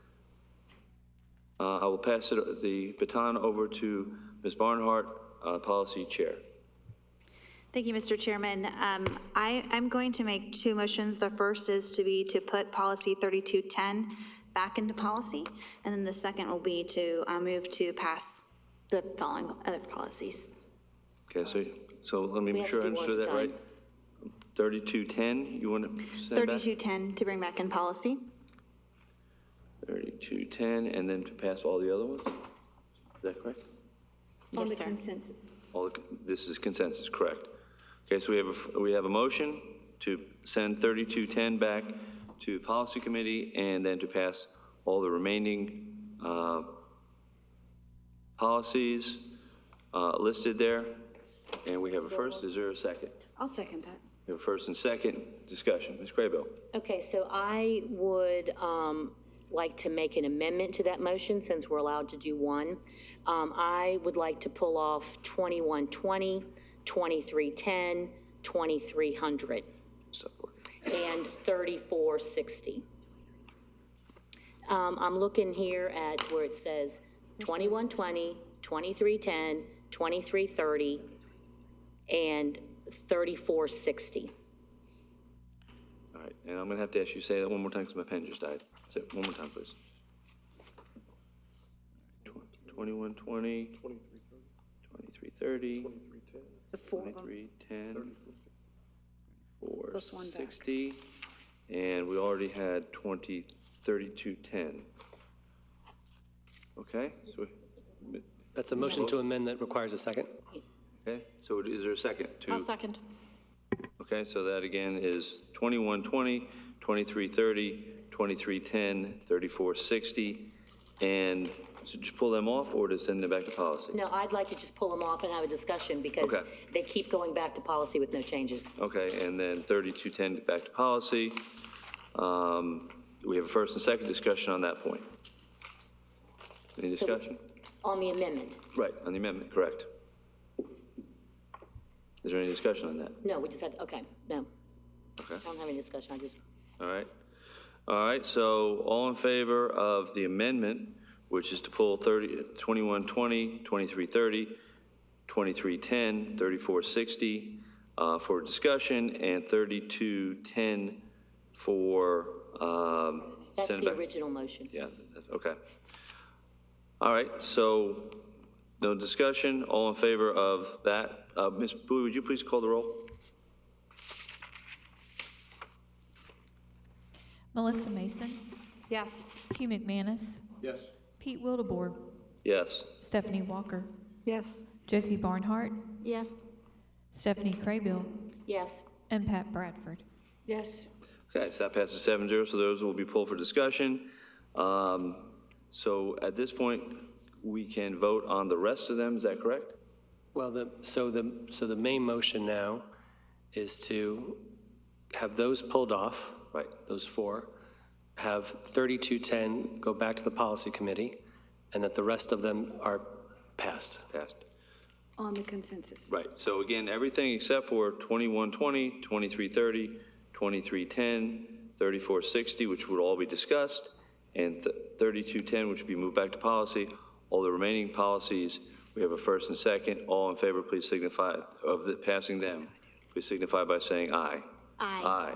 All opposed? Passes 7-0. So why don't we take one at a time? 2120, which is the Code of Ethics for School Board Members. Ms. Craybill, that was your motion? Yeah, I'll go ahead and go first on that. So I was not at the policy committee meeting, and I apologize, I was on vacation. But I did watch it, and I did provide comments to the committee chair before the meeting. And I just am having a real hard time with the whole board decided at the meeting that we would send it back to policy we wanted them to take out the last paragraph, a board member's willful failure to discharge duties may result in criminal charges. And the members of the policy committee who heard that did not even discuss that at all. And then the other one that we had asked them to look at was taking out the word subcommittees, and that wasn't taken out either. So those are two of the main ones that this board gave that direction to the policy committee, and it wasn't discussed. So the other comments that I have on that one is I am not above accountability, and I am all for that. I am not for accountability in where we are basically threatening each other on who can say what, who can talk about their political motives or their religious motives. We're going to talk about that a little bit later in the legal services, but politicalness, that's one of the letters that we're talking about we are not supposed to be doing partisan issues, and yet we are. So I think that we should just leave it like it was. There's no need to be doing any of this. And I want to kind of just go back into the Robert's Rules training that several of us attended. And one of the things that the trainer said, that Robert's Rules is supposed to be there to protect the voice of the minority, and Robert's Rules is not supposed to be used in an intimidating way. And so I'm just real concerned that we continue to want to have a checklist to get people, and this happens to be the checklist to get fellow board members. Thank you. Ms. Mason? I did a little digging to see if we have any of this information in any of the rest of our policy manual, and I found 2210 talks about duties of officers, policy 2660 talks about board appointments, policy 2116 talks about removal from office, and we actually do have a policy that talks about Robert's Rules of Order. So after having conversations with several board members, I would like to make a motion to strike the last 3 paragraphs and replace them with, the board will adhere to the disciplinary process outlined in Robert's Rules of Order. So just to make sure I'm understanding, you're talking about the red section on page 3 of 4. Is that correct, ma'am? Correct. Okay. I'll second that. We have a first and a second. So to do that, I'm going to let everybody talk once first, and then so we have first and second. Discussion. Yes, Melissa, Ms. Mason, correct last names. Would you? Can you please make sure you go through the chair? Mr. Chair, would you please clarify the numbers on our policy that she is talking about? Because there is a whole lot of red paragraphs on here. So are we looking at number 23, proposed 23 and proposed 24? Or are we looking at where the last 3 paragraphs where the board chair gets to decide if we've done something wrong? My understanding and please tell me, kind woman, if I'm incorrect, she stated the last 3 paragraphs, which would start with the words "in the event" and would end removal from office. Is that correct? Okay. Mr. McManus. Thank you for the clarification. You're welcome.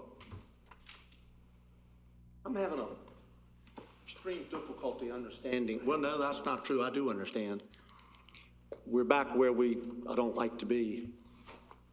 As candid as I can be and as honest as I'm trying to be, there is an attempt to silence those who disagree in principle, politically and/or. And I'm an elected official, as are all of us, by law. I have a right, as you do, which I support, to express your opinion, and then you pay the piper when it comes to being voted on when you run again. But we've left out what has been said, and I have still copies of the original policy, which frightens me because it first stated, I'm somewhere in here, I'm afraid it's going to still be alive, and I think it was you, Ms. Bradford, that if 4 members of the board... Mr. Chairman, point of order.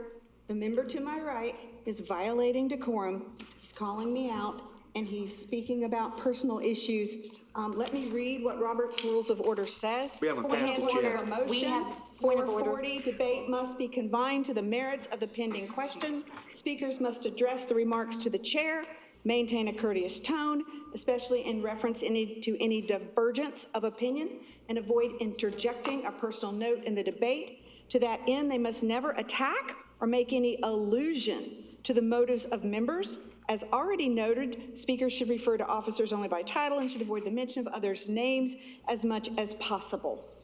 Mr. Chair. Point of order, Okay, to the point of order. We have a point of order.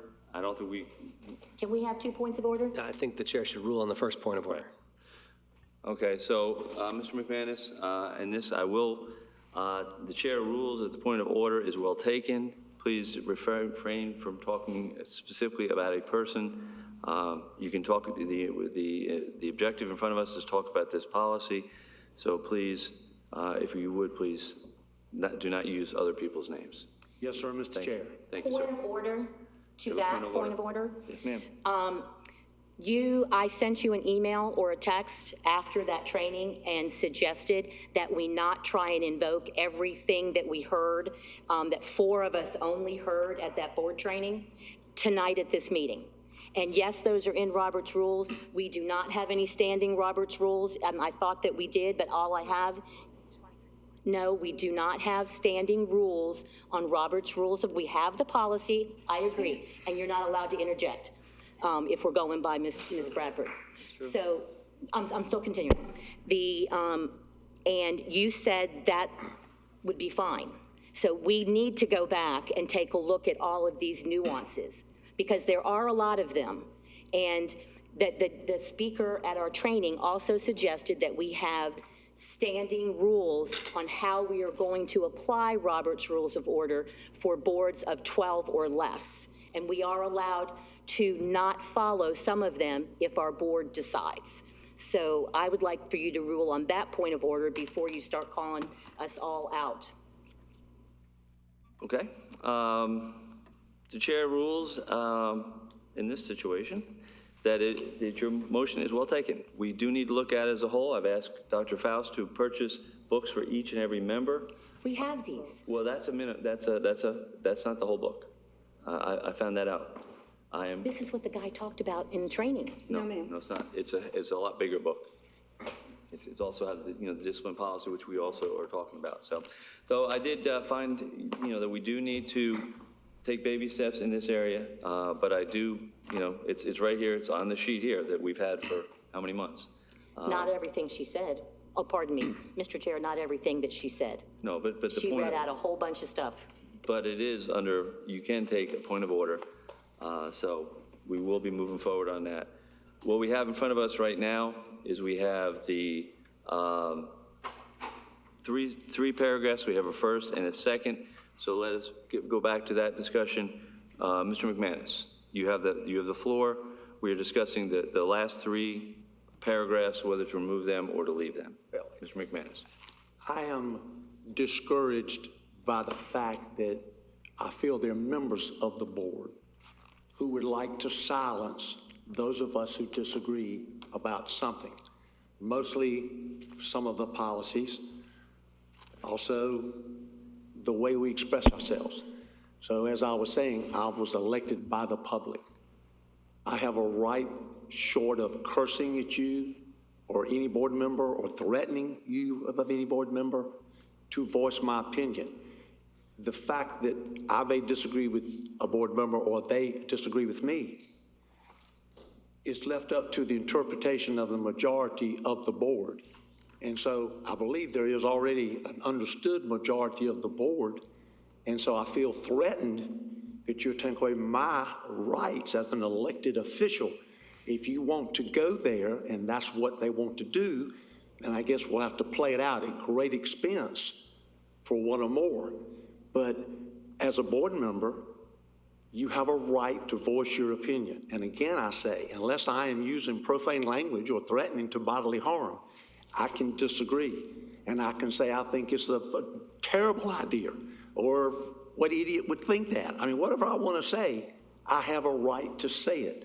And I fear that this policy is going to feed the monster that threatens our ability to express our feelings, support, or lack of.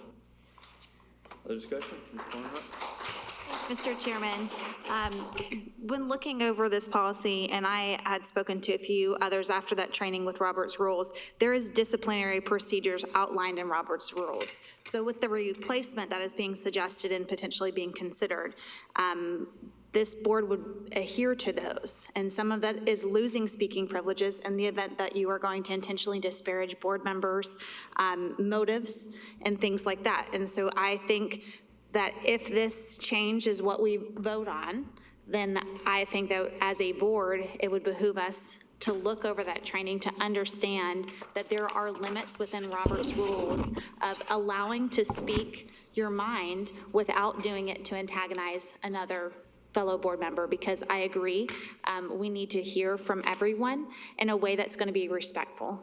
So with that, I just want to bring that to the attention. That is part of the consideration here with the reassertion of taking those paragraphs out. Applying Robert's Rules does still allow for disciplinary measures. And Ms. Walker, if I could, I have a quick question to ask him, and then I will let you speak after that. Have the books been ordered? Because I think it is, it's To the clerk on yesterday. okay, perfect. Thank you. Ms. Walker? Well, you already, some people already, I don't have the bigger book myself. Ms. Walker? I'm thinking how to approach this. This policy was sent back twice and sent back to us exactly the same. So what that says to me is that our opinions don't matter. And so I'm just going to go ahead and just say it. I don't think there was anything wrong with the way it was before. I think we've seen examples of the county commission, and they definitely don't take it this deep, although I think they try a lot harder to get along and communicate with each other. So I think that might be one of the reasons, but that is just my opinion. I think as far as Ms. Mason's, Mr. Chair, Ms. Mason's asking to take out the 3, I do agree with that. But honestly, I feel like we should take out all these changes, because I will agree with what my colleague to the left said, that, there are things that are up to interpretation. And if there are board members, I guess, in a certain number that feel like they want to retaliate or they don't like something someone says, they're going to use it. And I really Point of order, hope Mr. Chairman, that goes to the motives of a fellow board member. Excuse me, Ms. Barnhart, can you please let someone speak? It's not your turn, and when it's your turn, you can. I call it a point of order. Well, she interrupted me, so I'm just saying. Allowed to do that with point of Mr. order. Chair, breaking the rules too, so. Well, no, actually, point of order does stop the discussion, so. Okay, please make point your of order, comment. can she not interrupt me? Point of order, it does not stop the discussion. You have to rule on it, and you have to tell Ms. Walker that she's out of line. Okay, you're out of order at this point because it does stop the discussion. It does, right here, it says. Let's look her up. It's right here. You look her up. You go ahead and do that. But you're out of order at this point. Thank you. You're welcome. Thank you for noting. You're very welcome.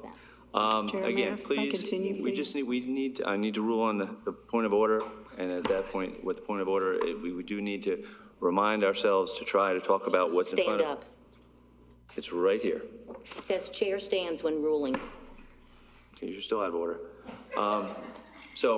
Ms. Walker, again, please talk about with the bill in front of us, not the idea, or not the bill, excuse me, the policy in front of us. Thank you, Mr. Chair. Yes, ma'am. Well, this is exactly what I'm talking about, because I don't think I can get much out of my mouth without a point of order being thrown at me. And in case in point, this whole policy that has been written up by, I guess, the policy committee and maybe our attorney to punish for accountability reasons, this is already laying it down here. And so this recent point of order that just happened is a prime example of trying to silence me. And I try very hard not to do it. We've had this discussion. I've had this with you, Mr. Chair, that, I try really hard to not be disparaging. It is very difficult when we're looking at a policy we've sent back twice now that we have to go round and round on. And it's just clear that, honestly, if you're not going to, if the policy committee is not going to take out or willing to take out these things that say willful failure, discharge duty may result in criminal charges, that tells me that certain folks don't care. And I don't think that we need to go down this road, because if we do, it could get a lot worse. We're not going to get along. And just a reminder that the motion in front of us now is to remove that, so that those reach out. I'm sorry, if I wasn't clear, I do agree with that, but I would like to just go back to the original. I haven't made a motion, but I'm just telling you my feelings on it. Okay, yes, ma'am. Okay. Ms. Craybill. Mr. Chair, I would like to address Ms. Walker's, go back to the beginning. Some of these changes were from the NCSBA, so they do have to be included. And for points of clarity, I would like to show you that it is letter B, number 5. Those were in there from NCSBA, so we do have to leave those.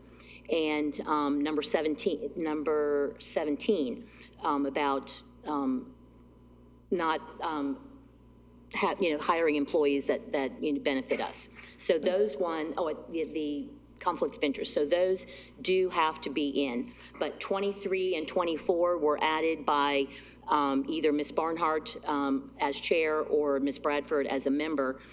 They just showed up. So, but also to that point is we can take out those last paragraphs and do what Ms. Mason had said, but I think we will find when we all read the big thick book and we look at the recording from the training was that we are allowed to adopt Robert's Rules of Order to fit our board. So I was hoping that Ms. Mason might want to amend her motion to say and follow Robert's Rules of Order and develop standing rules for how we're going to follow Robert's Rules of Order. Because there are a lot of them in there that aren't specific to boards of 12 or less. Ms. Mason? Mr. Chair, just to speak to that point, I wouldn't want to put that necessarily in policy because I believe that's more of a procedural thing. And if that's something that we would like to do as a procedural thing, I think that that's something we should set up a work session to do. But I don't want to add any of that additional setting up those parameters in this policy. Okay. So we now have a motion and a second to adopt this policy with striking the last last three, I'll say it properly, last 3 paragraphs. And Ms. Mason, would you repeat what you said? I did not have an opportunity to write that down, as far as what you'd like to add in place. Place it with, the board will adhere to the disciplinary process outlined in Robert's Rules of Order. Okay? And I'd like to make it, Mr. Chair? Yes. Make an amendment to that motion and also to strike number 23 and 24. Okay, there's a amend, and we're allowed to do one more amendment, so that's it right there? Yeah, that's it. Is there a second? I will second that. Okay, we have first. Yes, sir. Mr. Chair. Yes, sir. So what we're asking is to delete what we agree on, and also that approves the policy automatically? Or Well, if we have to we are go back and voting vote. to delete these and then come back to the, Yes, okay, we'll yes, make sir. sure I understood. Yes, sir. Good question. All right, so we have, let's see, that was Craybill. We did that motion with a second from Ms. Walker. Very good.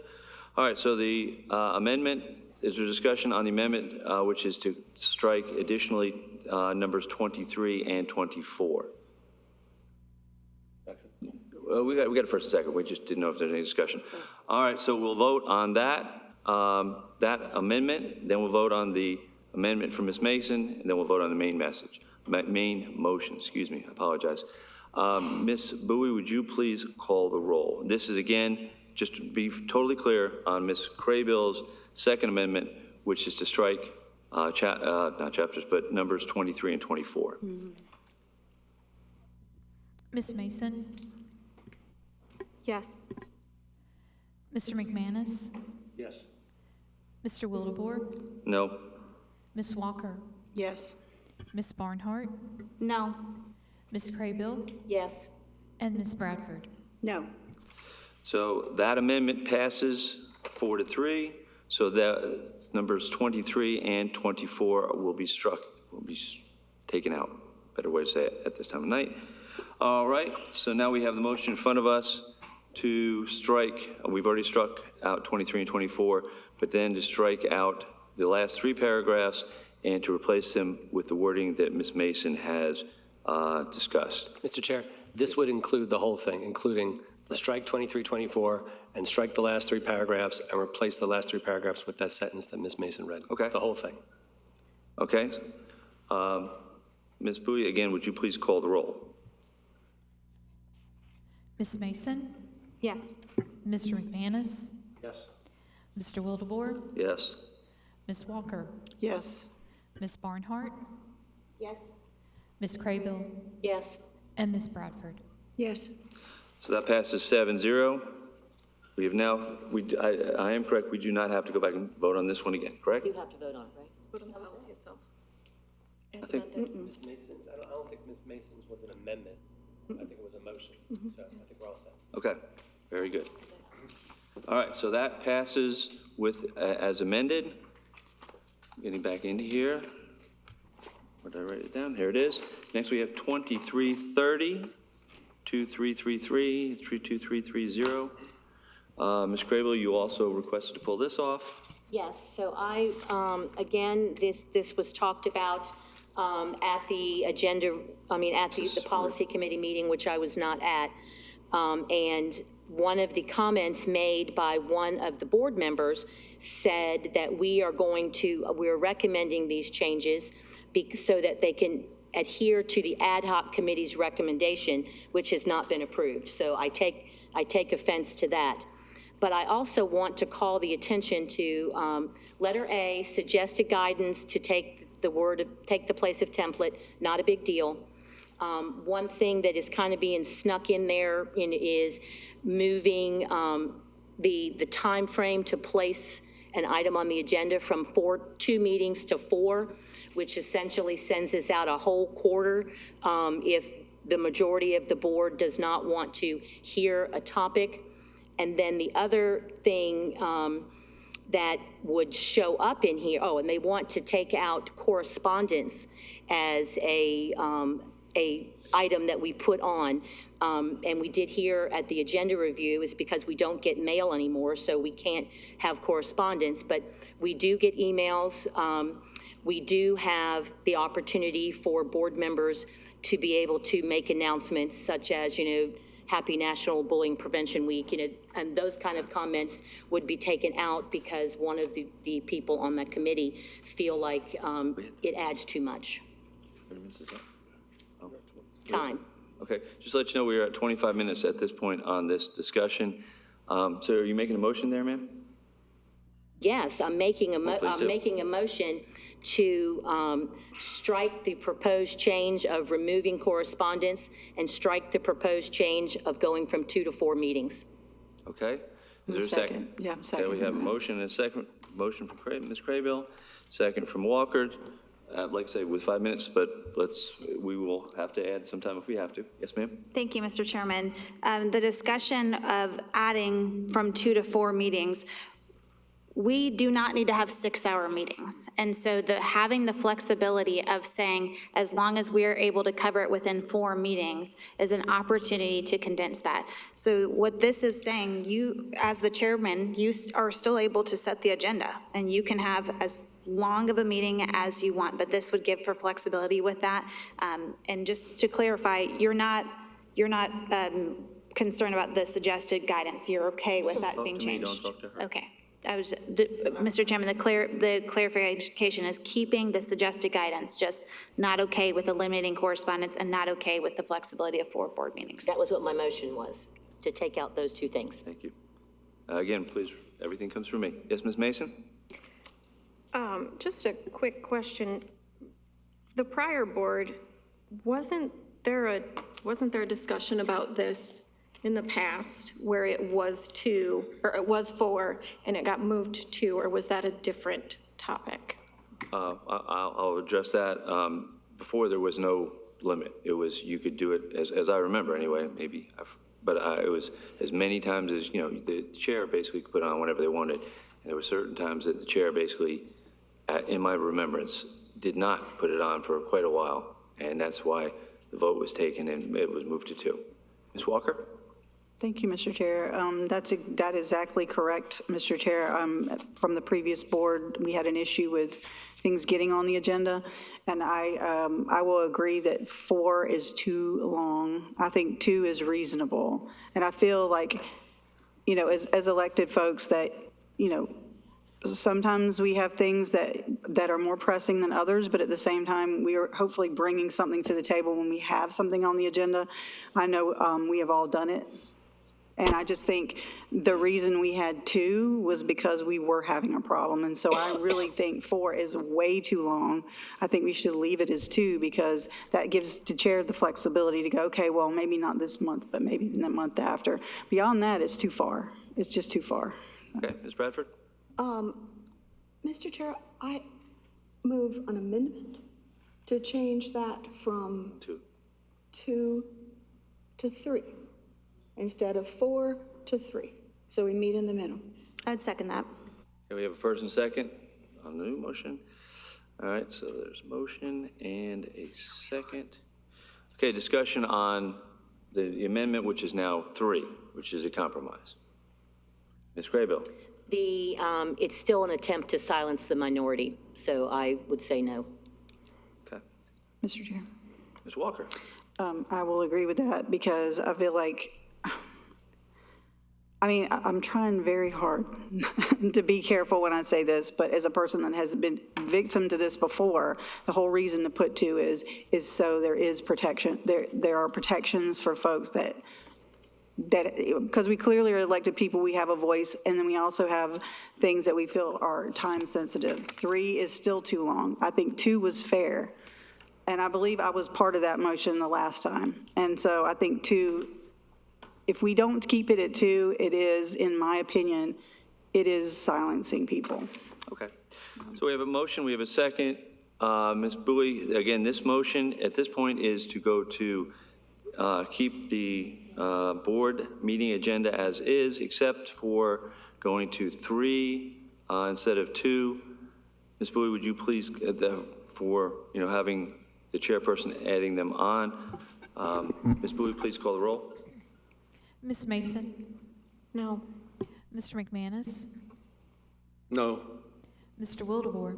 Yes. Ms. Walker? No. Ms. Barnhart? Yes. Ms. Craybill? No. And Ms. Bradford? Yes. That's defeated 4 to 3. So we're back to the main motion, the motion that Ms. Craybill brought forth, which was to go back to 2 and to reinsert correspondence. Is that correct? Yes. Okay. Ms. Bowie, I'm sorry? Okay, we are past the time, so let's take the vote on this, and then we will discuss whether we want to put the rest on for next month, or if we want to keep going. Ms. Bowie, again, this motion now is to add correspondence back in. Point of order, and- Mr. Chair. Yes, ma'am. I apologize. Yes. We voted, there was a motion to make it 3 instead of 4, but wasn't there an original motion to not have 4 at all? Going to 2. Go back to Going 2. back to 2, that's what I said. That's what we're voting on Yeah, now. that's what we're voting on right now. Okay, so we're, okay. 2 and correspondence Yeah, I back. apologize, everyone. It's not. Okay, and I apologize if I wasn't clear. 2, what we're voting on right now is to take this right in front of us and go back to 2. Thank you, sir. I appreciate it. And adding correspondence back. Okay, is that right? That's correct, very good. Ms. Bowie, please call the roll. All right. Ms. Mason? Yes. Mr. McManus? Yes. Mr. Sorry, Wildebohr? I did not hear that. Yes, okay, I'm sorry, I didn't hear you. Mr.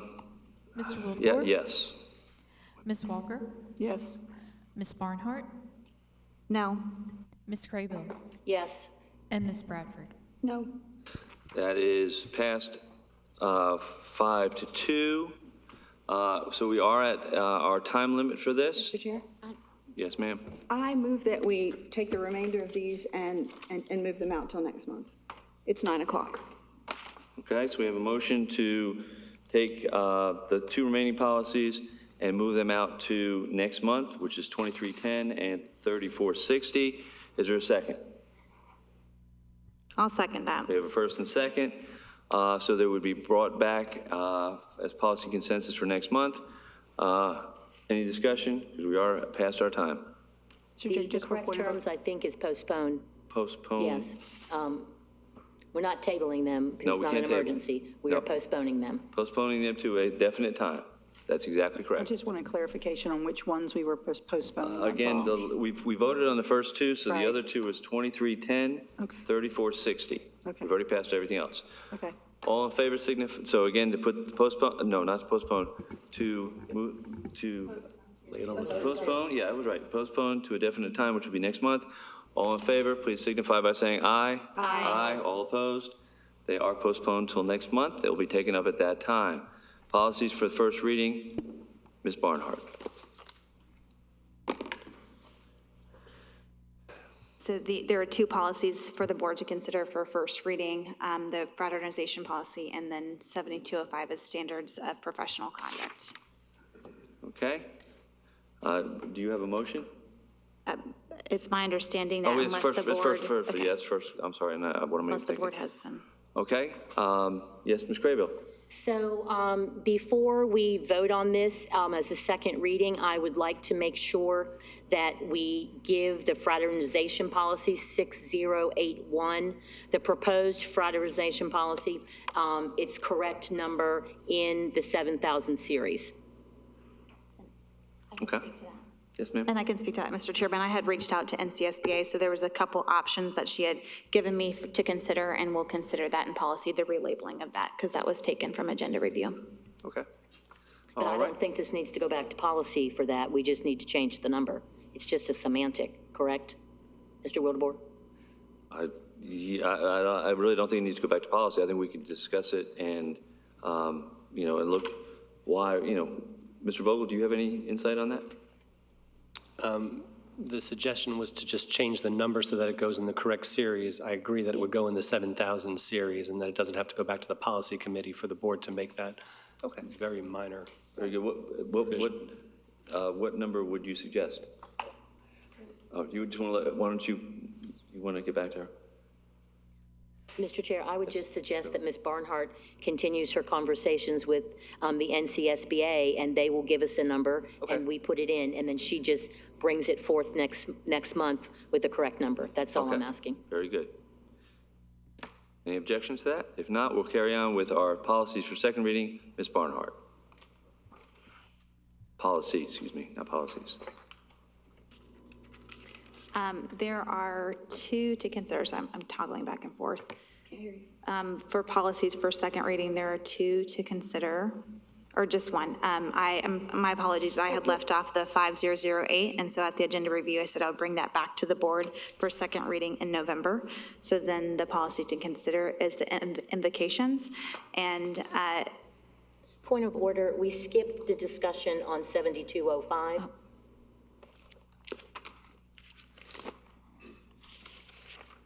It is for first reading, but I want to make a motion that this goes back into policy because we have to discuss letter Z. Letter Z is completely unnecessary for this policy, and it's based on a bill that hasn't even been approved. So I would like to make a motion that we send policy 7205 back to policy committee. Okay, we have a motion from Ms. Craybill. Is there a second? Well, initially, Mr. Chair, she made a point of order that you had moved on without discussing it, so maybe you should rule on her point of order. All right. I do find that your point of order is well taken, so we will go back and discuss it. Thank you, There we Mr. go. Chair. You're welcome. And you're making a motion now to send 7205 standards of professional conduct back to policy committee. Is there a second? There's a second from me. Walker? Ms. Walker will second. All right, discussion? Oh, no, I'm done discussing. I just think we need to have a more thorough conversation about that and give board members the opportunity to make official comments before we move on to the second reading in November, because this is a big one. It's a compilation of policies that we already have, which I'm not opposed to, putting them all in one place, but I am opposed. I think I'm opposed, and I think the rest of the board who was not sitting in on that policy committee meeting needs to take a closer look. Okay. So we have a motion and a second. If there's no other discussion, Ms. Bowie, would you please call the roll? Mr. Chair, just to be clear, this is a motion to refer policy 7205 back to the policy committee. That is correct. Yes, sir. All right. Ms. Mason? Yes. Mr. McManus? Yes. Mr. Wildebohr? No. Ms. Walker? Yes. Ms. Barnhart? yes. Ms. Craybill? Yes. And Ms. Bradford? No. It will be put back to Policy Committee on a 5-2 vote. Thank you for catching that, Ms. Craybill. We will carry on with our policies for, our policy, once again, I am corrected, policy for second reading. Ms. Barnhart. Thank you, Mr. Chairman. This policy, the reason when we were looking into creating this policy, I wanted to bring forth before the board what the laws were. This came from months ago in discussion, and so I know there was some conversation about striking one of the language, and in good faith, I could not bring forth a policy knowing that researching the law, this is what the law says, and to strike that. So if it's the will of the board, I believe it's number 5. Number 5 in, is it B? Yes, B as okay, in number board. 5 and B. So if that's the will of the board to strike that and pass it, then that's it. But I could not in good faith bring a policy knowing that we were not abiding by the law, which was the whole point of creating this policy. So that's why it's brought forth the way it is. Okay. We need to, at this point, we need to have a motion before we can discuss, so.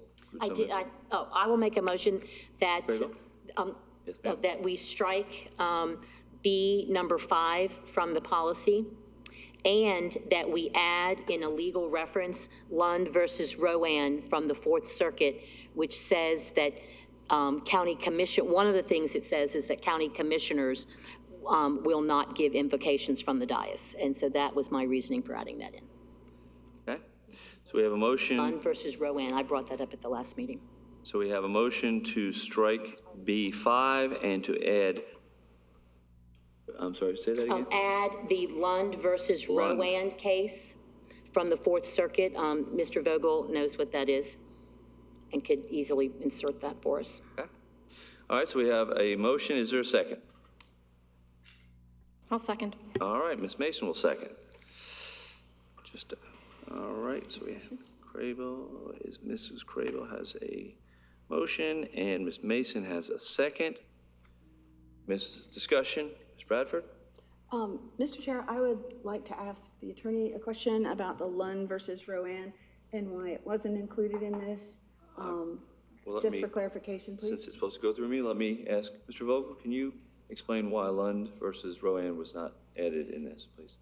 There's no, Mr. Chair, there's no requirement to include certain cases and not other cases. The Lund case is a decision of the U.S. Court of Appeals of the Fourth Circuit. It is precedent over our jurisdiction, North Carolina. It can be excluded because there's no requirement to include that case, or it can be included. I just want to note that the board member to my right gave a description of what the board member thought the holding was in that case. I gave advice at the policy committee's request on what that case stood for. Would you mind sharing that with us? Yes. The Lund case provides an interpretation of the circumstances under which a board can have invocations at the start of a meeting. In that case, the board had a requirement that only board members can give the invocation. And the Fourth Circuit was troubled by that, as well as some other things, and decided that the invocations that were given by that particular board did not comport, were not compliant with the First Amendment. But the court expressly stated that it was not saying that there was some outright prohibition under all circumstances for board members to give the invocation. Rather, there might be circumstances where board members could give the invocation. Thank you, sir. Ms. Craybill. So I thank you for that clarification. I went back and listened again. That wasn't quite what I remembered, but you are the attorney, so we'll go with that. But this policy came from a compilation of other policies that you got from the NCSBA, and two of the other ones from districts that are similar to ours referenced that. So I thought that that was, if it was good enough for the other counties that we model, such as Cabarrus County or other larger ones, then it is good for us as well. Okay. Ms. Walker? So I guess only thing I have to add to that is we're getting, I guess, a little bit of a disagreement, but I feel like if it's not going to be out of place there, then why would we not add it? I mean, if it's used in other districts like that, I'm okay with putting that in. Okay, so in front of us now, thank you, Ms. Walker. In front of us, we have a motion to take policy 2315 to strike the fifth, number 5, and move that everything up, and then to add a legal reference at the bottom.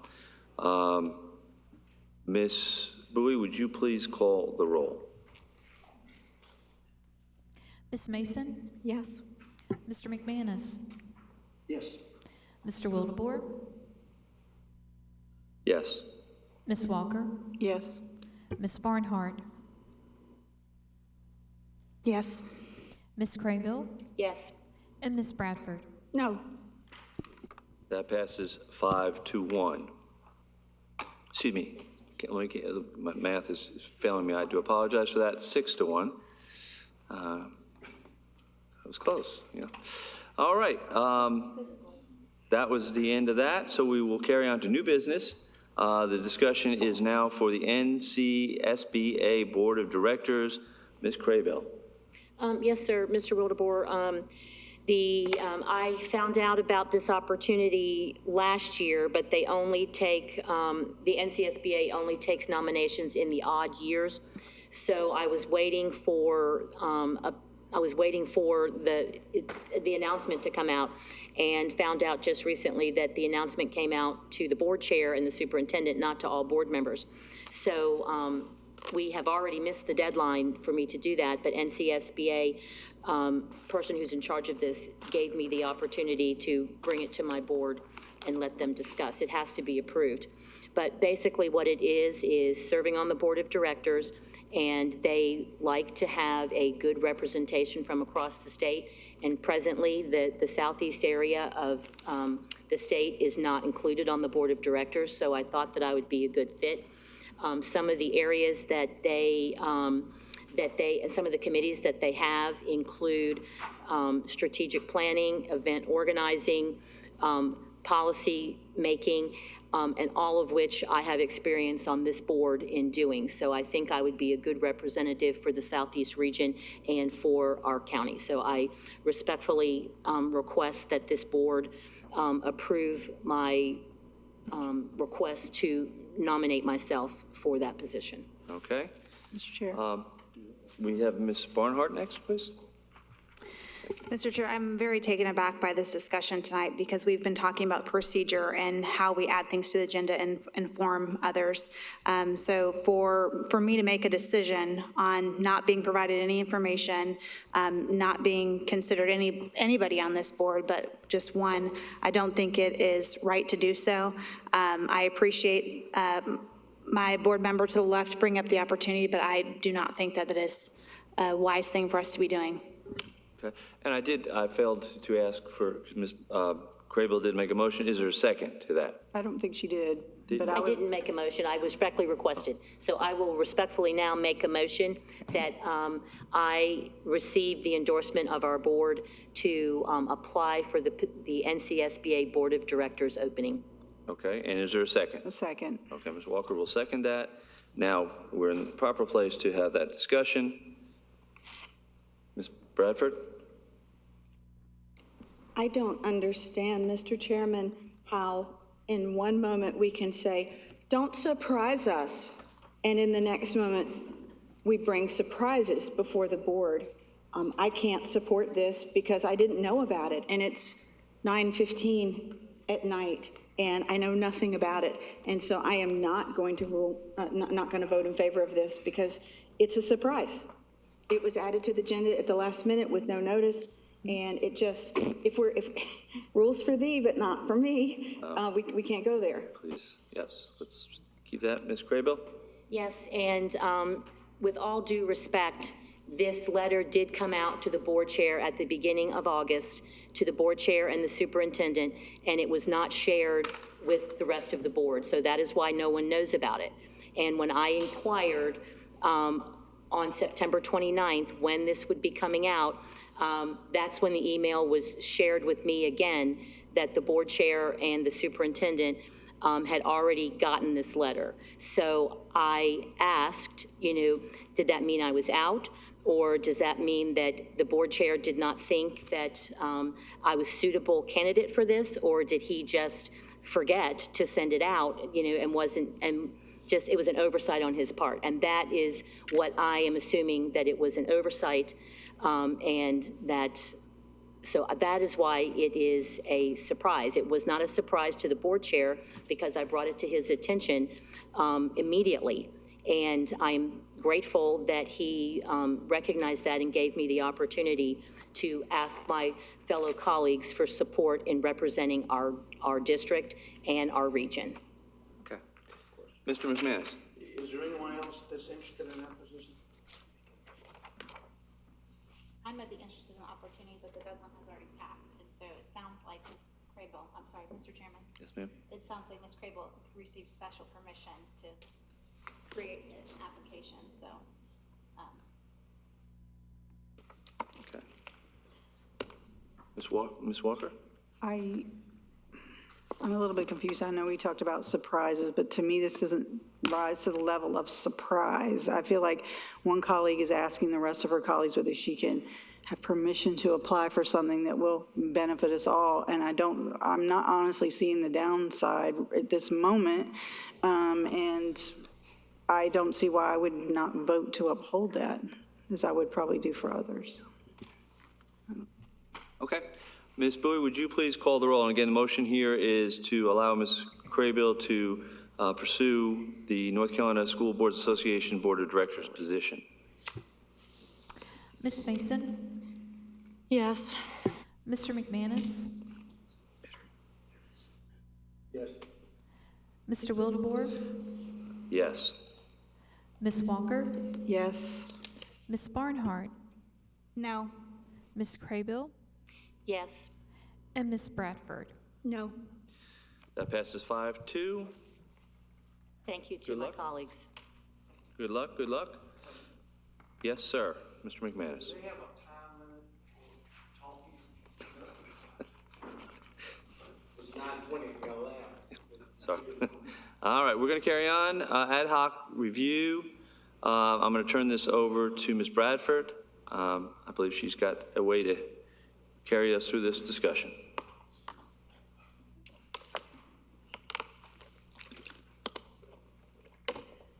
We have 4 things to consider.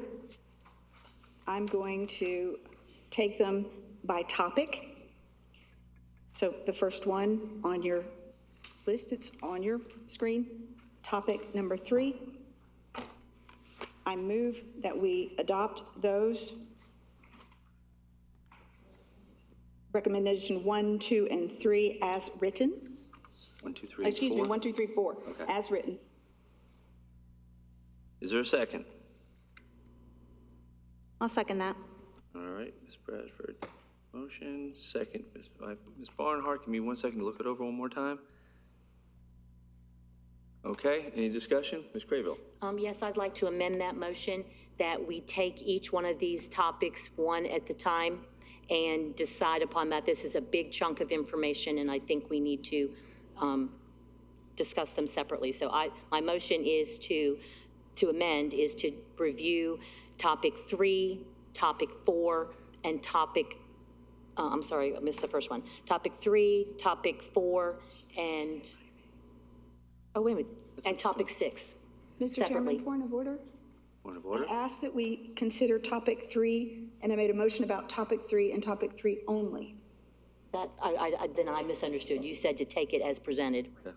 So basically, let me clarify. From my understanding, topic 3, recommendation 1, 2, 3, 4, that would be what we vote on. Okay, I'm as a sorry. block. I will Okay. retract my motion.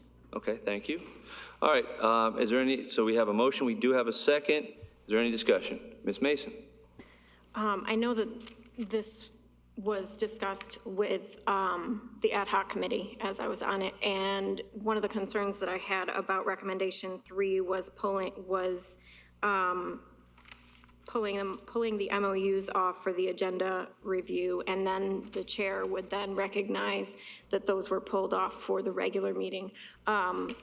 My concern is that there are individuals who don't watch the agenda review, and even if the chair were to say it, I just want to make sure that I am covering my bases, because I know that there are times that I have to pull things off due to conflict of interest. And so that would be my only concern.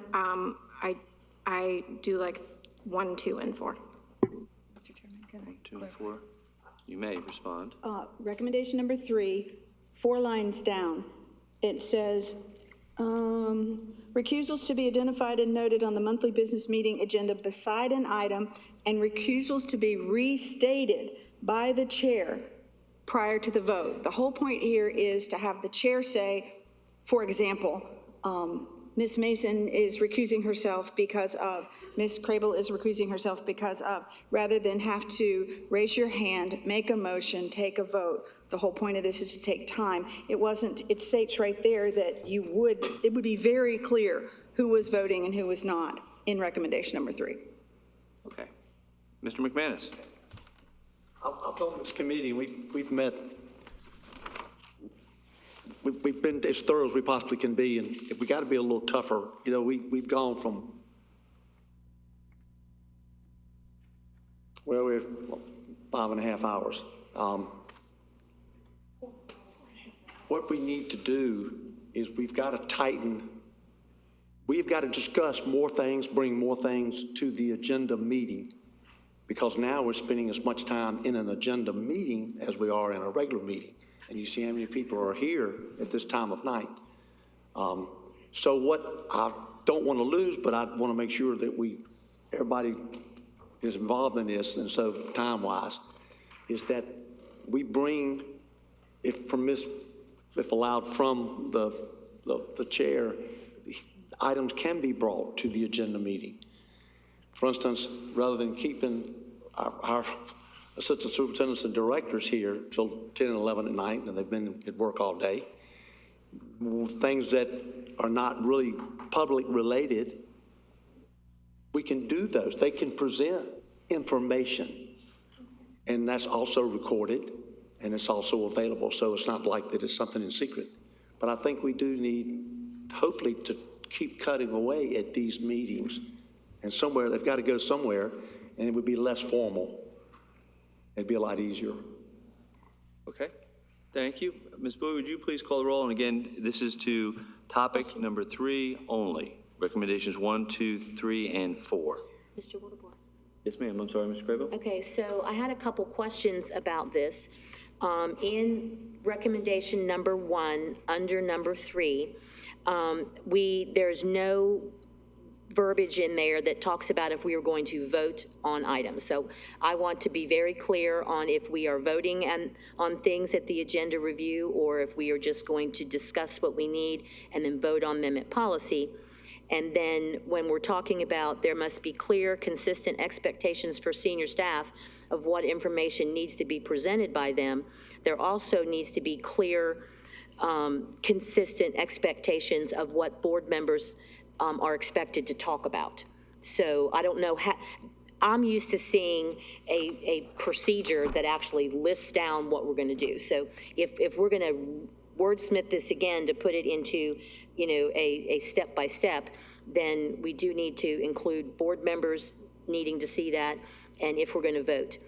I'm concerned in recommendation number 2 that only new items brought forward or substantive corrections would be open to board member questions. Again, I'm thinking that's silencing board members. And the policy recommendation number 3, to pull a consent item for discussion during board business would require a supermajority vote.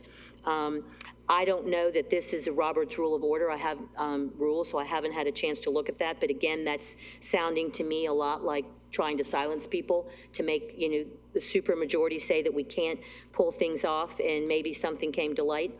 I'm wondering if that means if we're doing consensus items, are we going to be discussing policy consensus at the agenda review, or are we going to leave policy consensus for the regular meeting? And then board chair to call each member, that really wouldn't go into policy, I don't believe. So those are my concerns. And to Mr. McManus's point, our agenda review meeting last week, was 4 hours. So really all we're doing is replacing having 2 long meetings, or replacing this long meeting with that long meeting, because there's items that we do have to discuss. Ms. Bradford? Mr. Chairman, it's well established that we can vote on items at the agenda meeting, so there was no point in being redundant by adding it in here into recommendation number 1. And tonight, I added it up, it's here somewhere, but I added up all of the information items that we went through, and it was an hour and 75 minutes that we would not be sitting here at this time if we had already adopted this. It was an hour and 75 minutes. Very great information. I would prefer to be in the afternoon where I'm in learning mode versus in this mode at 9 o'clock when I hear all this great stuff that you're bringing, that you've done, and the statistics and so on. It would just, it's a much more appropriate place to do it. So those 2 things. Mr. Chairman, I would offer to amend, can I ask Mr. Vogel, can I amend my own motion? Mr. Vogel? I can't remember if I can. Yes. Okay, recommendation number 3, to pull a consent item for discussion during the board business meeting would require a supermajority. I've changed my mind on that. Let's just make it a majority. Okay, is there a second to that? Changing it to a majority? Yeah, I will second taking it. Just take out the last sentence, because we already know it needs a majority. You okay with that? Is that true? Yes, it's Because true. Okay, yeah. anytime we do, Yeah. okay. Yeah, just absolutely, strike that okay. sentence and then let's move on. Mr. Wildebohr? Yes, Ms. Craybill? I'm not opposed to hearing the information stuff at the agenda review. Not opposed to that.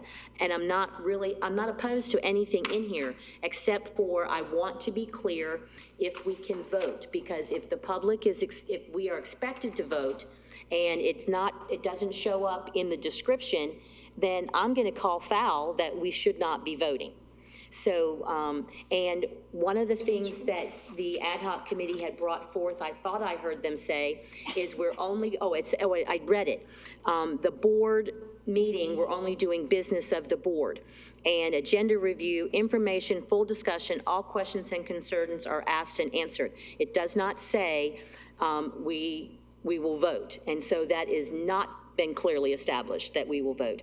Board meeting, to me, business of the board is voting. Agenda review, information, full discussion, questions does not include voting. And I want it to be, I suggest that we consider we're either going to vote or not vote at that meeting, because it's only 1 week later. We had allotted 15 minutes for this. We're 5 minutes in. At this point, we have a motion we need to vote on, which is was Ms. Bradford's amendment, and second by Ms. Craybill, to strike that line. So let's discuss that, and then we can go back to the main motion, which is actually what we were just discussing. So the amended motion is to pull consent item for discussion during the board business meeting would require a supermajority to strike that whole line. Ms. Bowie, would you please call the roll? Ms. Mason? Yes. Mr. McManus? Yes. Mr. Wildebohr? Yes. Ms. Walker? Yes. Ms. Barnhart? Yes. Ms. Craybill? Yes. And Ms. Bradford? Yes. Okay, so that passes 7-0. That will be struck. We have our main motion in front of us to pass topic 3 with that amended. Ms. I Walker? haven't spoken yet. I'm sorry? Are we getting ready to vote? Because Yes, I ma'am. haven't had a chance to speak yet. Okay, I'm sorry. Yes, you have not. I know, I've been quiet, it's weird. Are these going into any type of document, or are these just what we're gonna adopt, and they're not gonna go into, I didn't know if they were going in any kind of official document anywhere? No? I don't think so, no. And I would say that, this is, and again, this is not something that is locked in stone forever and ever and ever. We can look at it in a couple months, and we can bring it back up and say, hey, we need to look at this again. Well, then I just had one comment. Well, then I won't, there was a little typo, but I'm not going to worry about that. If it's not going in an official document. But I would say for recommendation number 1, definitely we need to work on that, because I think when we get to our agenda review meetings, I feel like there's sometimes not the information that we need to ask the questions. And so I really hope we take that one extra seriously. And I would just say to Ms. Crable's point about no voting, I agree. I think we should not be regularly voting at agenda review meetings. If we're trying to move all our information there, I think that's a great idea. I'm all for that. I just think official business should be on the evening of our meeting, our regular board meeting. Okay. Ms. Bowie, would you please call the roll? How come we're not finishing discussion? Was there more? Well, because we're already we have 2 minutes left in the 15 minutes, so we can, if we want to continue to discuss, we can continue to discuss. All right, so point of order for you. So if we want to add no voting in on this and it's not there, do we vote no? That's what you do. To adopting topic 3 as presented? That's correct. Okay, just making sure. Okay. Yeah, That's exactly what we're voting. We're voting on everything in front of you on topic number 3, with the exception, we have voted to strike the last line of recommendation number 3, to pull a consent item that is crossed out. Everything else is as written. Ms. Bowie? Okay, Ms. Mason, Yes. Mr. McManus, Yes. Mr. Wildebohr, Yes. Ms. Walker, Yes. Ms. Barnhart, Yes. Ms. Craybill, No. and Ms. Bradford. Yes. That passes 6-1. Ms. Bradford, carry on, please. Topic number 4, informational presentations. We've talked about this, we've discussed this in the previous one, but this is the part where we talk about information. So we've already had the discussion. Mr. Chairman, I move to adopt all 3 recommendations under topic 4, information presentations. Okay, so we have a motion. Is there a second? Second. We have a first and a second. Discussion. Mr. Chair. Ms. Walker? Didn't we just, the correspondence thing, I think that we didn't strike that with the last policy. I'm sorry, did you say that again? The recommendation number 3 says to drop correspondence. I think we've just fixed that in the other policy where we changed that to leave it in there. Right, and that's policy which would supersede this recommendation. That's a good point. So would you like to make an amendment? I mean, do I need? Yes, Mr. Chairman, I will make an Well, amendment. or you can make an amendment. I was meaning, I move to adopt recommendation number 1 and recommendation number 2 under topic number 4, informational presentations. okay, so we have that changed. Ms. Craybill? Yes,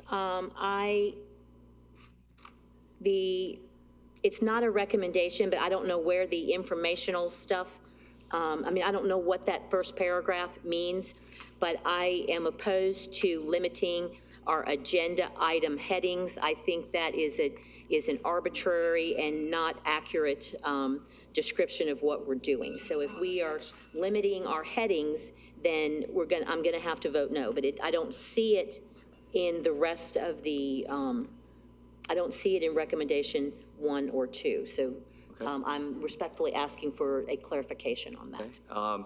We are out of time, so what I would recommend, or what I'd like to do right now is to make a motion that we extend this discussion for another 10 minutes. Can I get a second on that, please? A second. We have a second first. Is there any discussion on that? We will add, again, we have to vote on it, but again, my recommendation is to add 10 minutes to the discussion. All in favor, please signify by saying aye. Aye. All opposed? We will add 10 minutes to the discussion. Thank you very much. Yes. Ms. Bradford? Clarity. This So, is Mr. to, Wildebohr, can I ask for clarification? Yeah, and that's what she's doing. That's what I'm telling her to do. it's really 2 pages.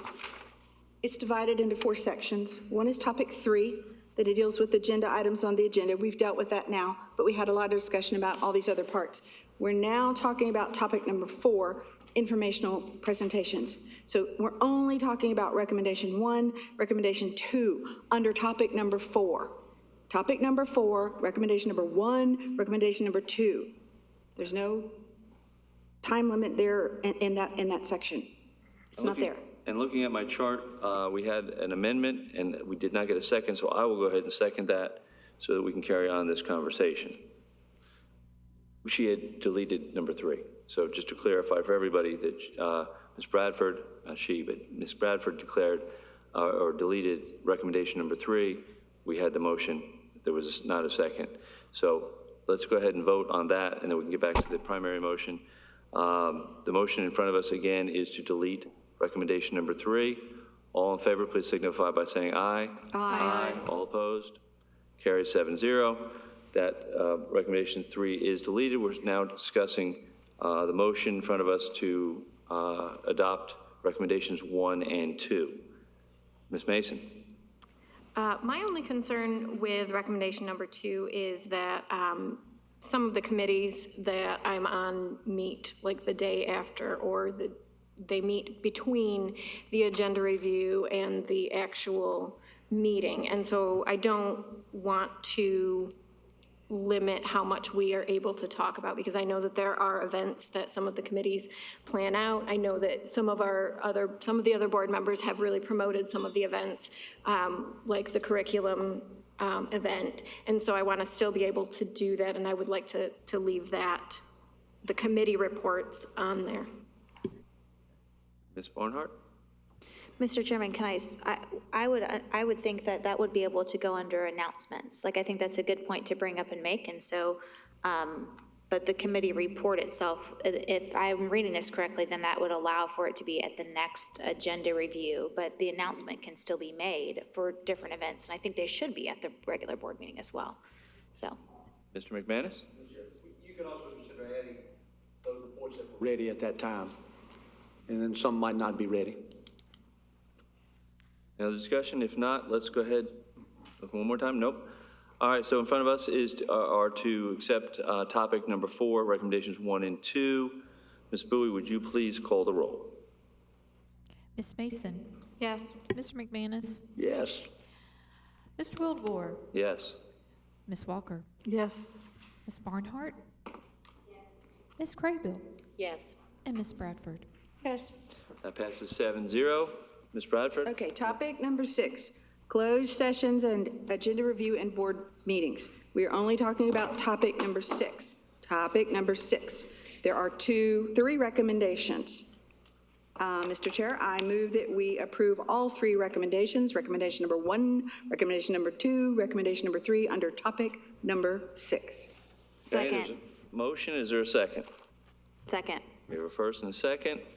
Discussion? Ms. Craybill? See, maybe I'm reading this wrong, but recommendation number 1 seems to be a little bit redundant, because we are already doing personnel report at the agenda review closed session, and that is the only thing that we vote on because it makes it to the agenda. So I'm thinking that recommendation number 1 is redundant because we're already doing it, and unless this is just, solidifying what we're doing. And then, yeah, okay. Ms. Walker? I guess my question for recommendation number 3 is the optional closed session at the end with a supermajority vote. I don't think we should dictate what we have to talk about legally, and I feel like we shouldn't. I think if we need one, we just need one at the end. I don't think we should have to have a supermajority vote for that, because at times we might actually have to. I mean, what would stop that from happening with a supermajority vote? I don't know what we would say no to that for. I guess that's my question. Ms. Bradford?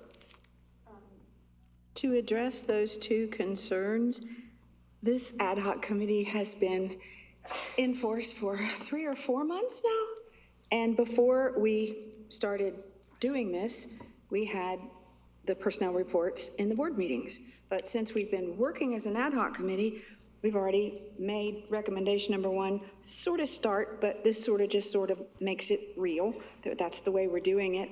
And to speak to recommendation number 3, I don't think any board member here would not vote on some legality of something that we had to do, like tonight. No one's going to vote that when this finally ends, we're going to have a closed session. But if on occasion a board member had it in their heart that they just wanted a closed session because they wanted one, this would make it go to a majority vote. A super majority vote. It would just take one more board member to say, yeah, okay, we're going to go into closed session on this that wasn't advertised, that wasn't this, that wasn't that. we'll go do that. That's what it was about. Mr. McManus?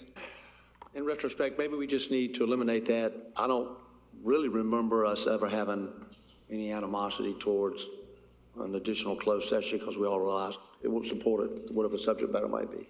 You make a motion or amendment, sir? I will, yes, sir. To just take out the supermajority vote? Yes, just take out that whole thing. Okay, we have a motion. We have a I'll first second and a that amendment. second. We have a first and a second. This is to take out the supermajority section of Can I offer recommendation. amendment to that? No, you're only allowed to make one. No. Okay. So we have a first and a second. Please call the roll. Would you repeat what we're Discussion. voting on? Discussion. Repeat what we're voting on. Yes, ma'am. We are voting on removing from topic 6, recommendation 3, optional additional closed session at the end of monthly board meetings would not occur except for by a majority vote. Is that correct? Or you want to take the whole thing out, Mr. Take the whole McManus? thing out. Mr. McManus? Wanted to take the whole. Well, I might not have understood you clearly. I'm talking about exclude the entire recommendation, but I'm under 6, number 3. You want to take the whole Right, the whole 6-3 thing. out? I'm sorry, I didn't make that clear. Yes, Okay, sir. 6-3 Thank out, you. the whole Fast. recommendation number 3. Did you still want second? I still want a second. Okay, Yes, that's so- what I thought you said. All right, so we have a first and a second. Is there any other discussion on that? I'm looking twice. Nope. Ms. Bowie, please call the roll. This is to exclude or to eliminate recommendation 3 under 6. Ms. Mason? Yes. Mr. McManus? Yes. Mr. Wildebohr? Yes. Ms. Walker? Yes. Ms. Barnhart? Yes. Ms. Craybill? Yes. And Ms. Bradford? Yes. All right, so that passes 7-0. So now we are going back to discuss only recommendations 1 and 2. We're about out of our 10 minutes, but is there any discussion?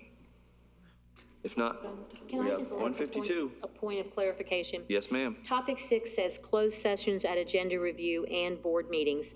Was this ad hoc committee not put together just for agenda reviews? Or was it supposed to include all, because otherwise we're jumping into policy 2330 that we just voted on. So Which recommendation are you under? I'm on Sorry. number 6, where it Right. says closed sessions at agenda review and board meetings. And it was my impression that this ad hoc committee was just for agenda reviews. So I just wanted to make sure that we were clear that the agenda review is, that we're only talking about the agenda review meetings, closed sessions at agenda review meetings. Yes, ma'am. Ms. Walker? I think it applies to both, honestly, because if you're removing from one, then you're affecting the other. I'm just making that point, because Okay. so I think it's for both. Thank you, ma'am. Ms. Bowie, so we have in front of us recommendations, topic 6, recommendation 1 and 2. Ms. Bowie, please call the roll. Ms. Mason? Yes. Mr. McManus? Yes. Mr. Wildebohr? Yes. Ms. Walker? Yes. Ms. Barnhart? Yes. Ms. Craybill? Yes. And Ms. Bradford? Yes. Passes 7-0. Thank you to the ad hoc committee for all their hard work. Got one more. Oh, we have one more. Topic 2. Topic number 2. I'm I'll sorry. make it fast. It has 3 recommendations. All of them set to shrink the time that we're here. Now we're approaching we're at 9:45 and we haven't gotten to old business yet. I'll just read them out. Recommendation number 1, firmly establish the length of the monthly board meeting to not exceed 4 hours. We're already done that. Recommendation number 2, time for each item should be kept by a timekeeper without a majority vote to extend the time. When the time is up, discussion ends or is tabled. We've already adopted that, but this would just sort of codify it. Recommendation number 3, limit the number of items on the monthly board business meeting agenda to no more than 12, and the time allotted for each, not open-ended. For example, somewhere in here it says we had 23 items on whenever this started, because that's where I used it. I don't know how many we have tonight, somebody can look. But they're just too long. So that the time allotted for each item will not be open-ended. We're already starting to do that. Items that have not been addressed are tabled, and are not tabled, but postponed till the next meeting. Sorry. Okay. And Mr. Chairman, I move that we adopt recommendation number 1, recommendation number 2, and recommendation number 3 as written. Okay, is there a second? there a second? No second. Okay. Is there a motion then? Is there another motion? I make a substitute motion, Mr. Chairman. I make a motion to adopt recommendation 1 and 2 as presented under topic 2. Okay, so there's a motion to accept topic 2, recommendations 1 and 2. Is there a second to that? I'll second. We have a first motion and a second to Mr. McManus. Any discussion? Yes, Ms., oh, go ahead. Okay. Ms. Walker? You first? I It think doesn't matter, you can go first. I always go to the right. I guess my question would be, if we're going to establish 4 hours, which I'm not entirely opposed to, I think we need to make sure that whatever we do that's time-sensitive and most important gets done earlier. That way, I mean, because if we set ourselves to a hard 4 hours, I mean, I don't want us to go forever, trust me, but I feel like if we set, we're going to have to make sure that our agendas are timely. I don't know. Does that make Okay. sense? Thank you, ma'am. Ms. Graybill? Yeah, so tonight we had an unofficial timekeeper and who was doing a good job of trying to pay attention and keep time, but we went over on several things and we didn't call time. So one of the things that we did here in the Robert's Rules of Order training was that if you don't do it consistently, then we're in violation. So that would be something that we need to really think about when we're asking someone to keep the time. And then, so I'm asking then, what about if a staff member underestimates the time that they need? So that's what was my biggest concern there. And and speaking of time, we are out of time for this discussion. So we either need a motion to extend or we need to vote. So What's the vote? the vote is on, What's the motion? well, the motion right now is to. 1 and 2? 1 and 2. So we can either take them. Mr. Chair, can I make a motion to extend for 5 more minutes? I had one more point to make. I apologize. Would you like to add 5 minutes? Yes, sir. Okay, you have a motion to accept, to extend 5 minutes. Is there a second?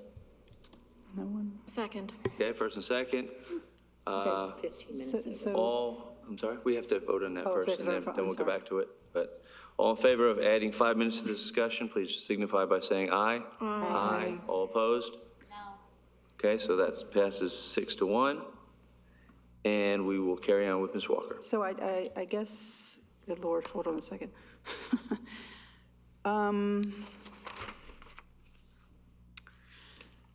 I think okay, here's my follow-up. I just remembered it. I'm sorry, it's really late. So if we cut it 4 hours, what will happen to the rest of the meeting? Will it go on to the next regular board meeting, or will it go to the agenda review? Because. Number 2. Read number 2. Table's the next meeting. Postponed. Yeah, it says next meeting, but it doesn't say which meeting, because next meeting technically will be an agenda review meeting, right? It'll be the The next next board regular meeting. board meeting? It'll be So next it would be, regular board okay, so I just want to clarify that, because, I just want to make sure if we're voting on this, we're doing it.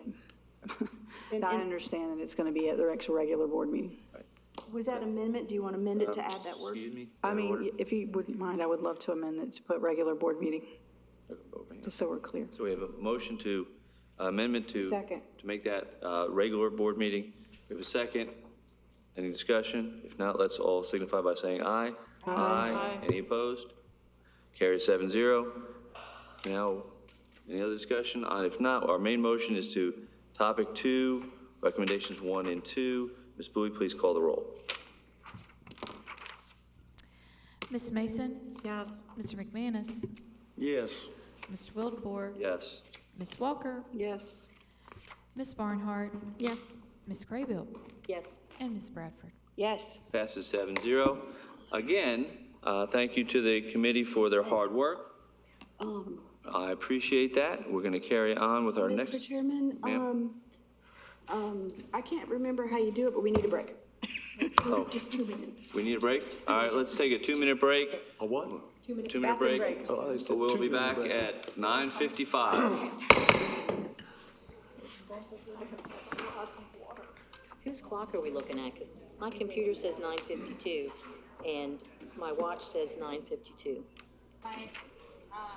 Mine says 9:53, so 2-minute break is 9:53. Not the official time. Oh, my gosh. All right. Thank you for getting that for me.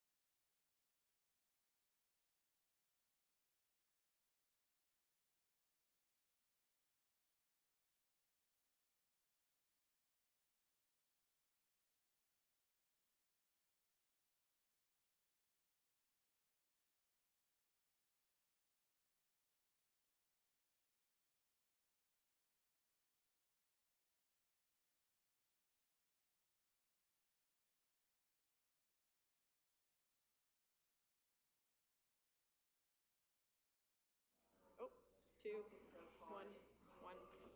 You know what? That was my dinner. There we go. What was it? It's just a protein bar. Oh, that's true. That's the thing, we don't, we can't, well, we can, I guess we can say. Yeah, right, so here it is. I got Nerd Plus. I know, I'm joining you in sugar. I've got, This is so I've good. got cookies and cream Hershey bars. Those are good. My son And I've loves got those. these, which you have already. These are. But this has the pumpkins. This has the pumpkins. You know what I mean? You need the pumpkins. That's just my opinion. It's not the same. Not a bad opinion. Oh, man, it's all like crumbly. I'm making a mess. You're not a candy corn person, are you? Not at all. Candy corn? Do you want some candy corn? Oh, no, good. Sure. Some people think it's Good. disgusting. Rush. All right, board members, we are back. Something sweet. We have just about all our board members back. These are fresh. We will carry on with item B under old business, legal services. Ms. Mason, you brought this up, so I'm going to let you start the conversation. Really, this was brought up because I felt like we needed to get more information, be able to look at some of the documentation, and really be able to have questions related to that answered. And so that was really why I wanted to bring it up. Okay, is there, to go forth with, or we need a motion? Do you have a motion you'd like to make? Or, I'd like to make a motion to extend the contract for Vogel Second. until June 2020. What is it, June 2024? June 24th. Okay, we have a motion, Mr. McManus seconds. Discussion.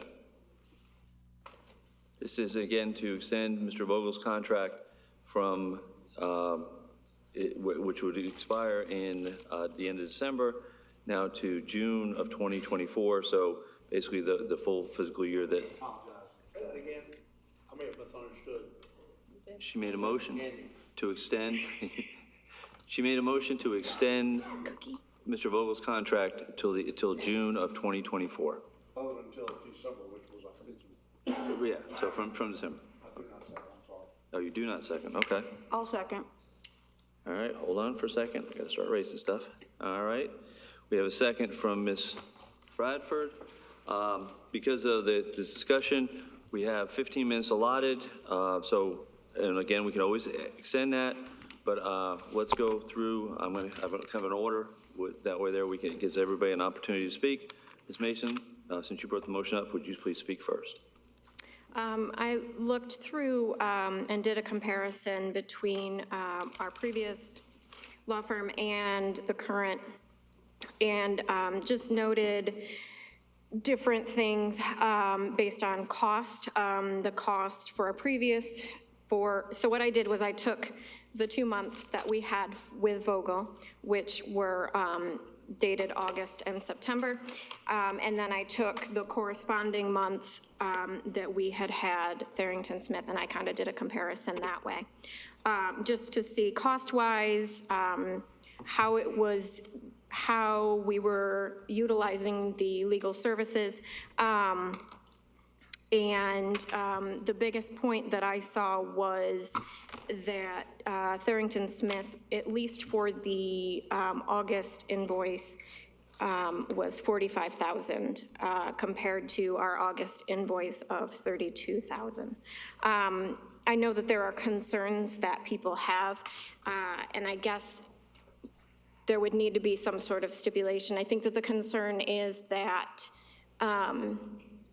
the board as a whole needs all of the information.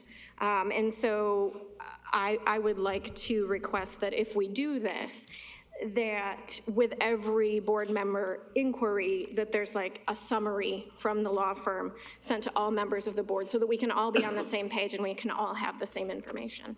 Okay, thank you. Mr. McManus, do you have anything to say? No? No? Okay. I also have nothing to say at this point. Ms. Walker. I'm going down my list. Okay. Yes, ma'am. Well, as we've heard, there are clear problems. You know, I got to look, obviously I was here for the last few years, so I know how much more work it was the last few years than it should be now.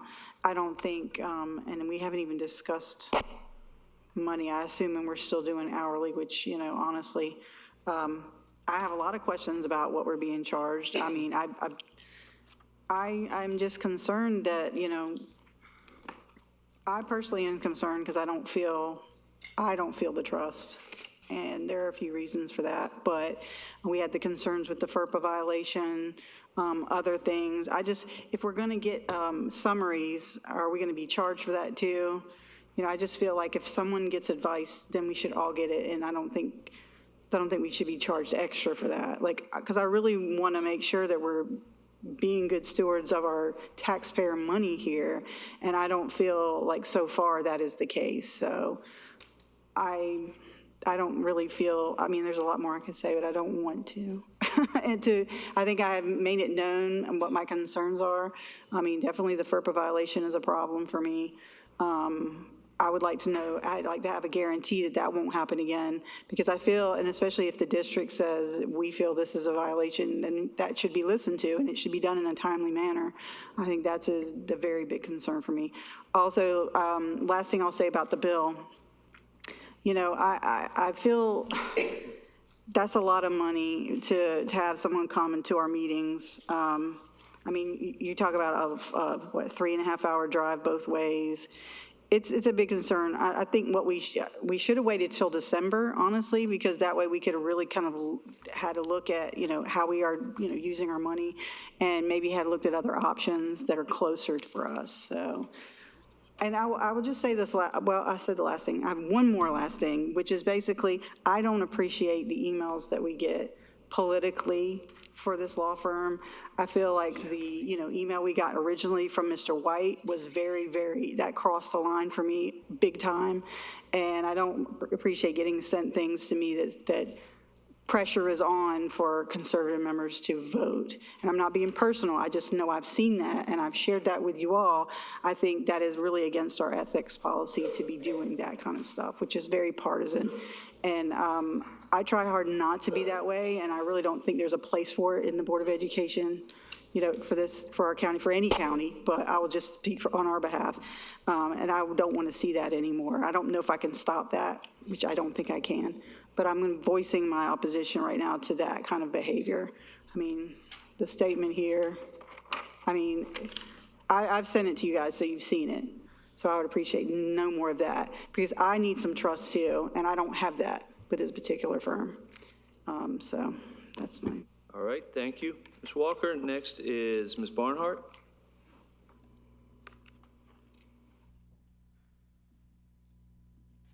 I'm good. You're good, okay. Ms. Barnhart. Ms. Craybill. Yes, thank you, Mr. Chair. So this discussion for me is not just about the money. I do have a lot of prepared remarks, and I did want to use this opportunity to point out some of the reasons why I don't think that this law firm is appropriate for us.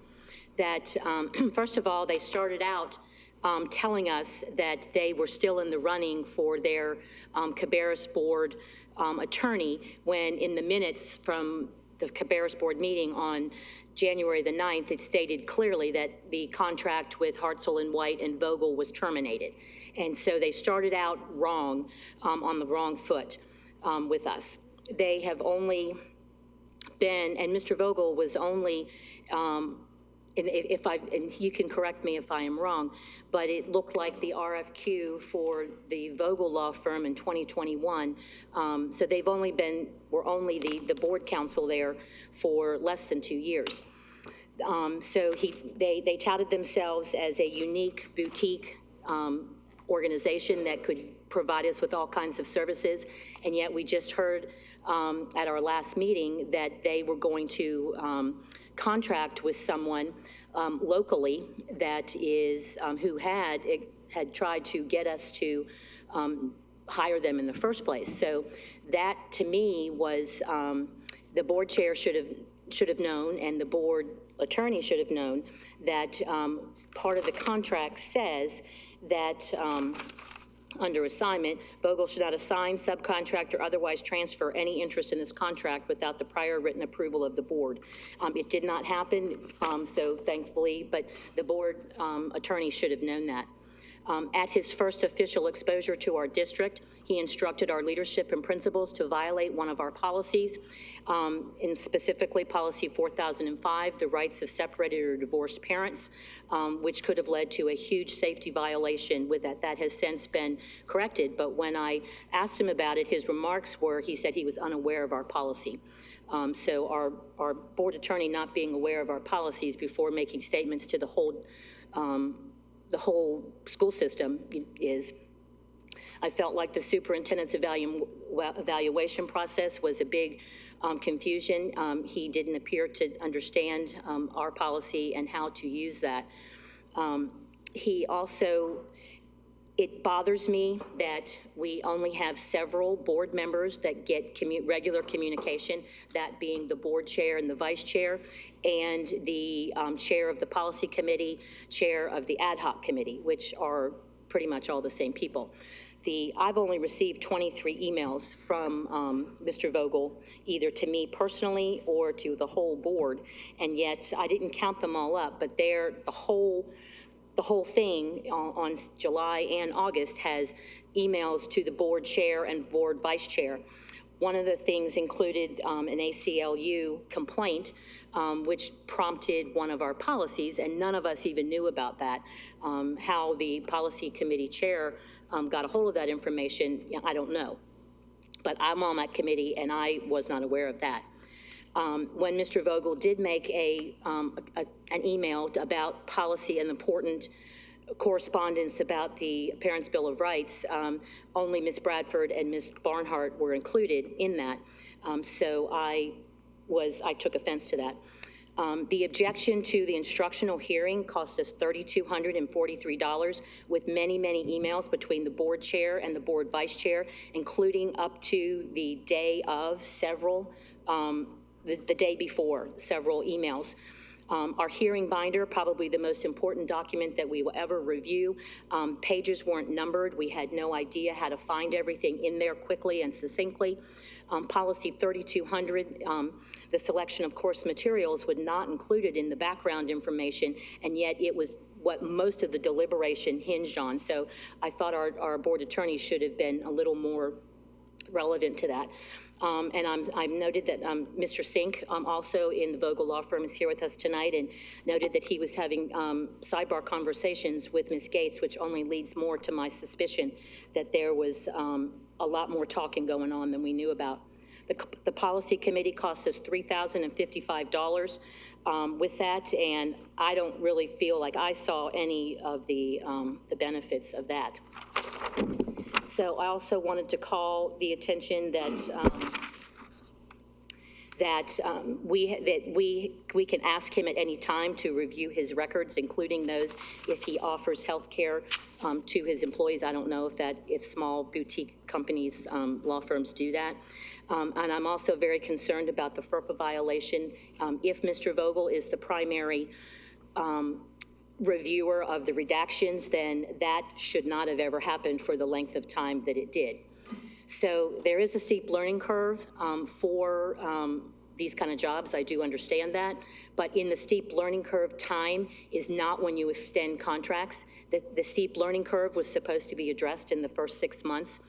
And so I am adamantly, vehemently opposed to that. Oh, one other comment about the public records request. I forgot to write down how much that costs, but we've had a $2,934 just this month, $1,381 last month, and we still have the mistakes in there. And when I was asked, he made a comment, and I'm not quite certain when he made it. Ms. Grable, we have 1 minute left, and I want to take it. I'm not done. we have one more person to speak. So if you want to make a motion to extend the time. I make a motion to extend my time to finish my comments. Second. Okay, first and second. All in favor of extending? For how long, Ms. Grable? Want to say 5 more minutes? I only need 2 minutes, but I think we need to leave at least 10 more minutes to discuss this thoroughly. Okay, so then 10 minutes. Okay, we have a first and a second. Please call the roll. Ms. Bowie, sorry. Ms. Mason? Yes. Ms. McManus? Yes. Mr. Wildebohr? Yes. Ms. Walker? Yes. Ms. Barnhart? Yes. Ms. Graybill? Yes. And Ms. Bradford?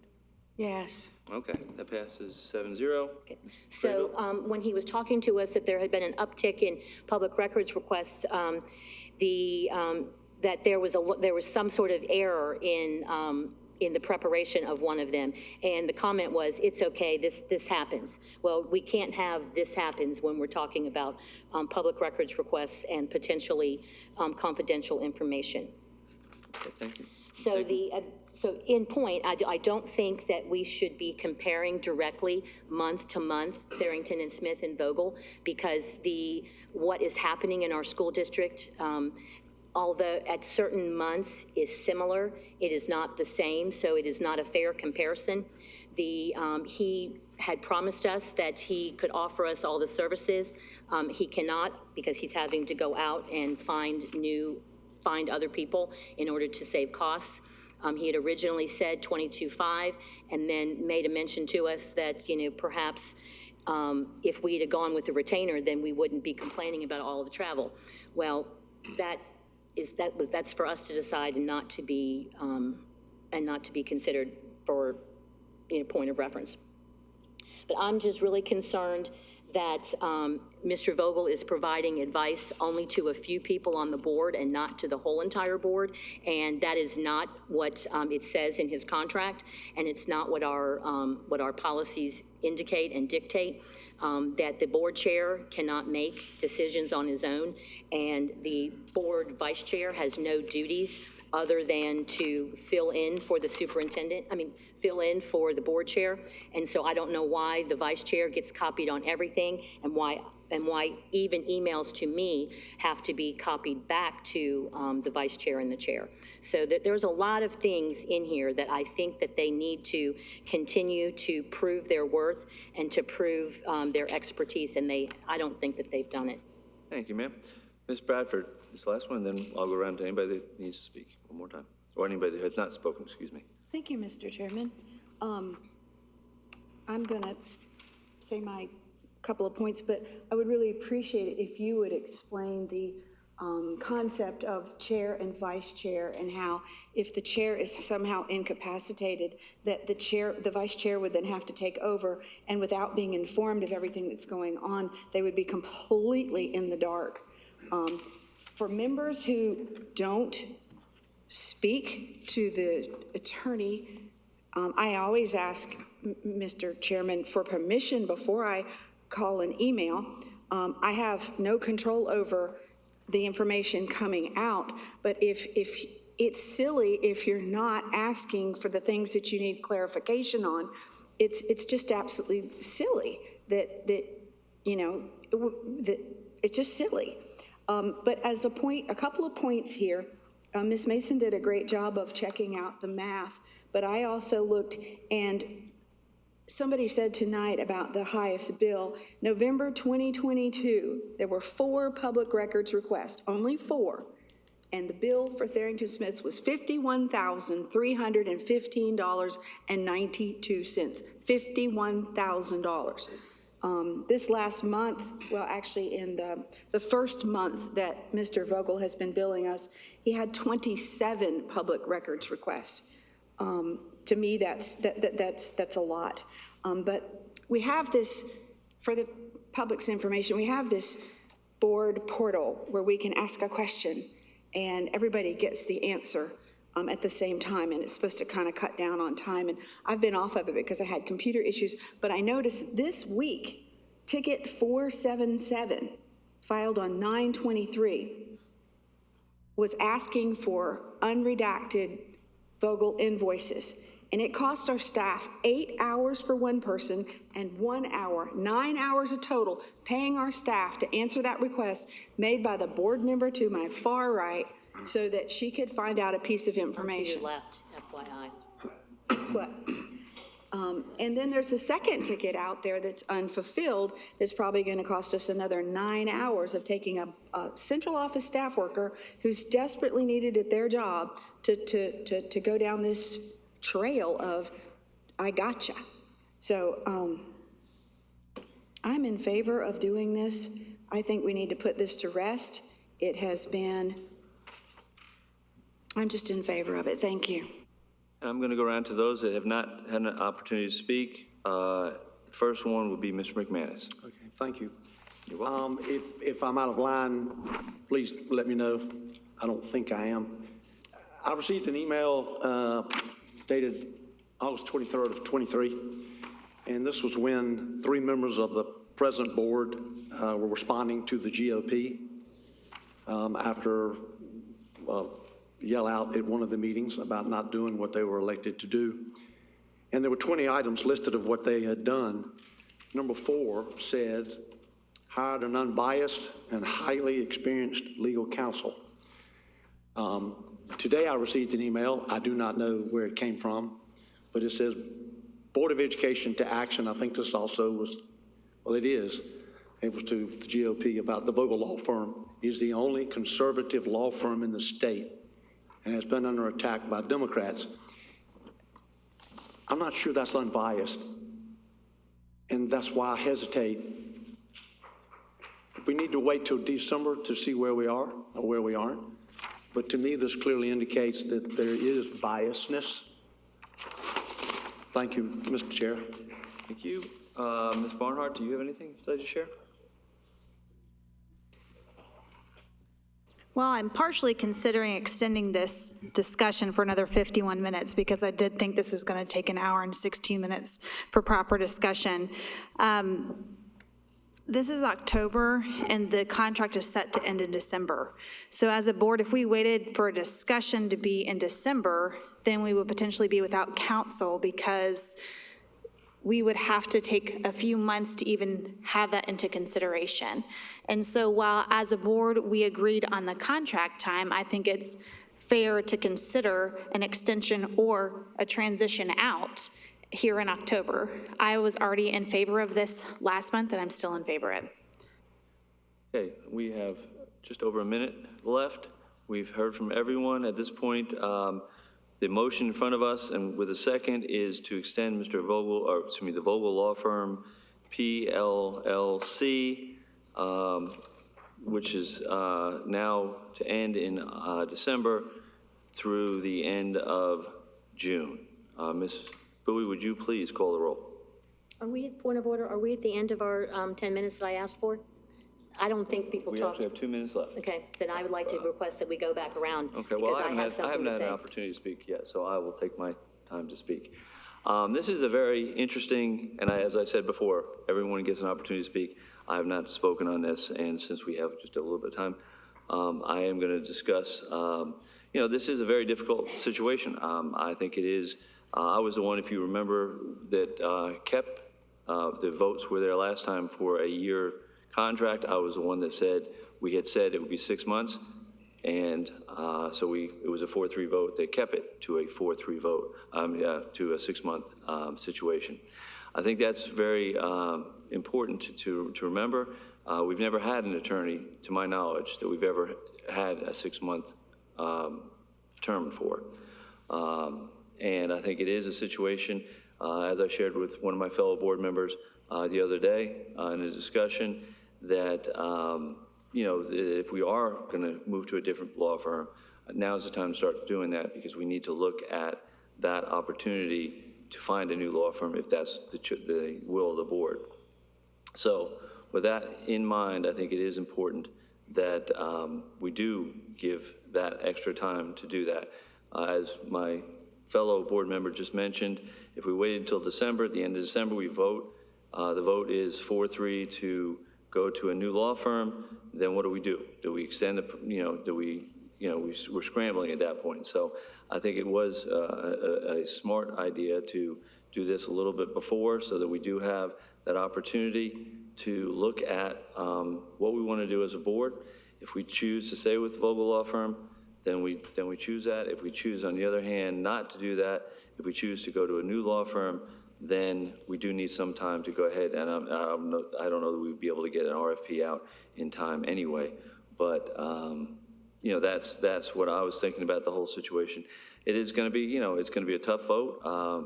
There's definitely some room for growth. There's no doubt in my mind on that. But we do need to, figure out what we want to do and then go, because we do need a good, strong legal firm to be able to do it. I'm not going to go into individual, accusations on, Mr. White or anybody like that. I mean, that's, in my mind, we never went to Tharrington Smith and told Tharrington Smith that they could vote, they could hire somebody or they couldn't hire somebody. So with that being said, Ms. Bowie, would you please call the roll? Ms. Mason? Yes. Mr. McManus? Mr. Wildebohr? Yes. Ms. Walker? No. Ms. Barnhart? Yes. Ms. Craybill? No. And Ms. Bradford? Yes. That passes 4-3. We will continue with our budget resolution. I make a motion to adopt the budget resolution. Second. Well, she's got to tell us what it's about first. We don't care. Come on. I've been looking at it, Ms. Sutton. That's how we do it.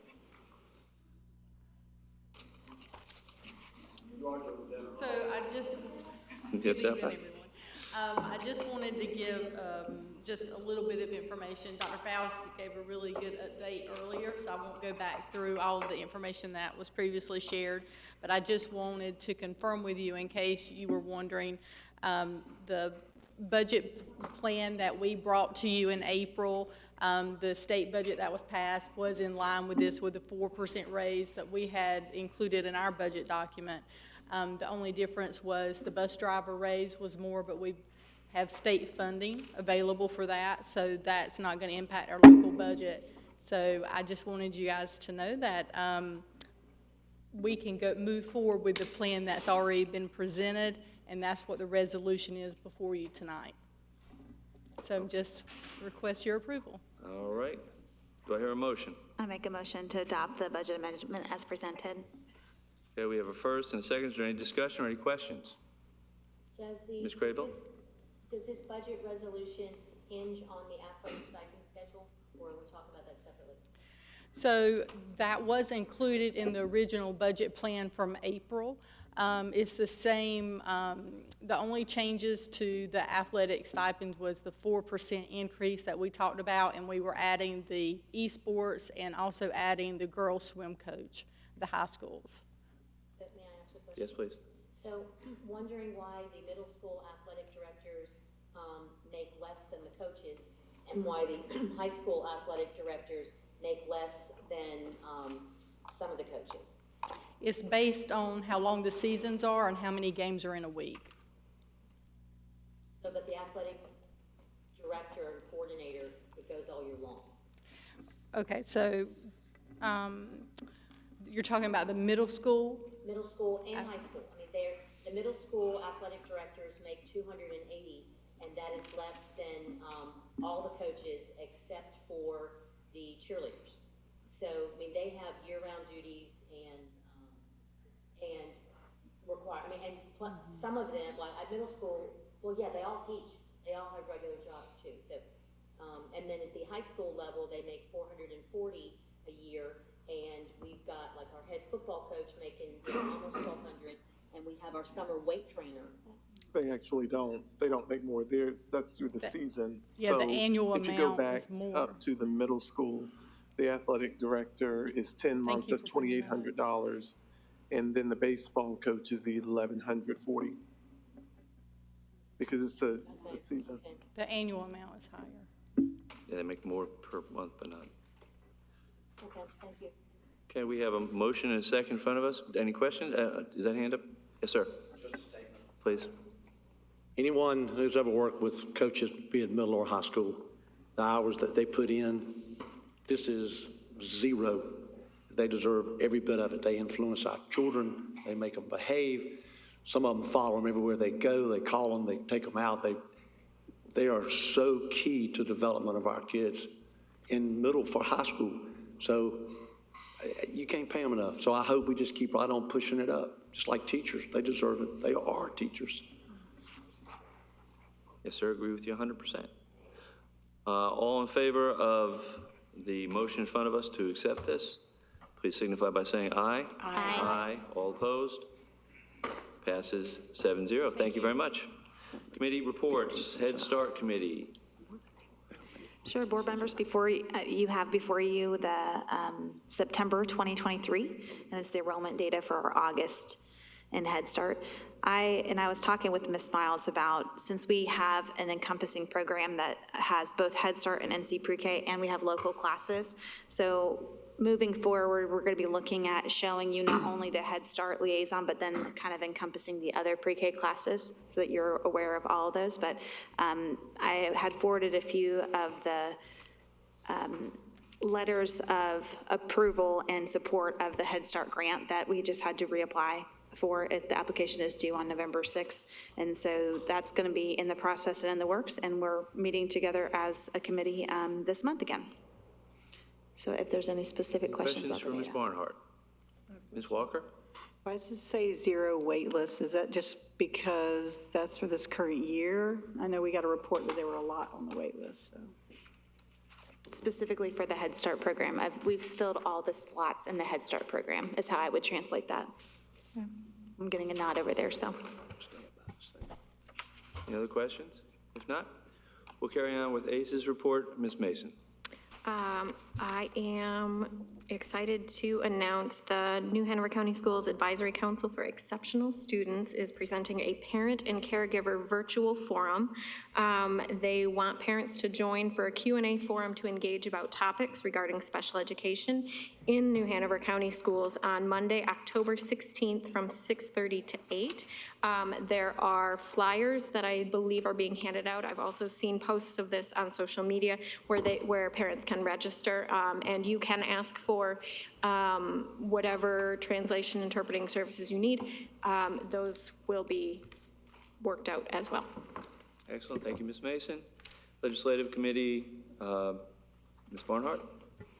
Yes, Mr. Chairman, the Legislative Committee met and we were discussing a few networking opportunities. When this first started, this is a new committee for New Hanover County, and we were discussing 2 networking events, one with Pender and Brunswick County, because we'd like for our superintendent, us as boards and county commissioners to come together to kind of see where the overlap of needs are. Because on the state level, how some different local bills and pilot programs would work is when you have multiple counties in support, you have more likelihood of something passing. So that discussion, and we're trying to figure out some dates, some things that were thrown out, whereas in December for that. And then we're also planning a networking opportunity for our state representatives prior to them going back into short session, which right now they're up in Raleigh drawing maps and stuff. So we were talking in the January, February timeframe to do that event as well. But those are in the works right now. We had discussed the idea of a legislative agenda, and in the conversation from the committee, it came out since the strategic plan is the will of the board and the priorities of the board, that will be the premise of the conversations when that is concerned. That being said, we know in December, we reallocate and readjust the strategic plan, so that'll give us an opportunity to kind of tailor some questions prior going into that January, February meeting with our state legislators to kind of reprioritize the board's priority and get some questions that are going to be direct focus of that. So with that, we're looking forward to some networking opportunities and some working together with our surrounding counties. Great, thank you. Any questions for Ms. Barnhart? If not, any correspondence? Ms. Graybill. Yes, I'd like to welcome everybody to Banned Book Week, sponsored by the American Library Association. Go out and read yourself some banned books in case you see them on our list. Also wanted to make a note and a shout out to our social workers and our counselors and all of our teachers at school for the National Mental Health Month and also the National Bullying Prevention Month. Just to note that I will be attending the Fall Law Conference, the NCSBA Fall Law Conference next week, along with 3 of my other board colleagues. So we are prepared to bring you back some good information. Awesome, thank you very much. As we move into announcements, I would like to take just a moment to ask the board what their will is for the November meeting. There's been a suggestion made to me that we move it just one day ahead to the 7th? No, that's from 6th, from the 7th. Is that? Would that mean, Mr. Chairman, that our agenda briefing would be on the 30th? It is on the 30th already. It's already planned for the 30th. That's true, okay. Yep. So I'll make a motion that we move our our November meeting from the 7th to the 6th. Is there a second? Second. First and second. Any discussion? Yes, ma'am? To get back on a regular schedule, the EDI committee is trying to meet the day before a board meeting, so that would conflict with the EDI committee meeting. Okay. Is there a possibility for them, well, we can go to another day, but yeah, is that possible? Yes, ma'am? Is there can we still do, I know it's election day, but are we still able to do it that day, or are you just saying for preference wise? Legally, we could, but it's at the will of the board. I mean, legally, we could just meet that day. Well, it's just city, it's the city municipal, so it's not the county, so we're not talking about everybody, but I mean, I wouldn't want anybody to have to choose if they really want to listen to us and vote, but this is not a polling site, so we could, or we could look at maybe the Wednesday and not the Tuesday, not the Monday. Do that too? Again, will of the board. Any other suggestions? This is kind of a little bit more. I would prefer to do it the Monday. We can reschedule the EDI committee meeting. You can reschedule that Monday? Okay. Well, then my motion's still here. Is there a second to move it to Monday? I think I seconded it. You seconded it. First and second. Any discussion? If not, all in favor, please signify by saying aye. Aye. Aye. All opposed? Okay, the meeting will be moved to that Monday. As I've mentioned before, we do have a need for a short closed session. I call for a motion to enter into closed session pursuant to North Carolina General Statute 143-318, 11A, 1, 3, and 6, to consider personnel matters and maintain the confidentiality of personnel records under North Carolina Statute 115C, 319 through 321, to prevent disclosure of student records rendered confidential under the Family Educational Rights and Privacy Act, 20 U.S.C. 1232, and to consult with the attorney employed or retained by the public body in order to preserve the attorney-client privilege. Do I hear such a motion? So moved. Do we hear a second? I'll second. All in favor, please signify by saying aye. Aye. All opposed? We are in closed session.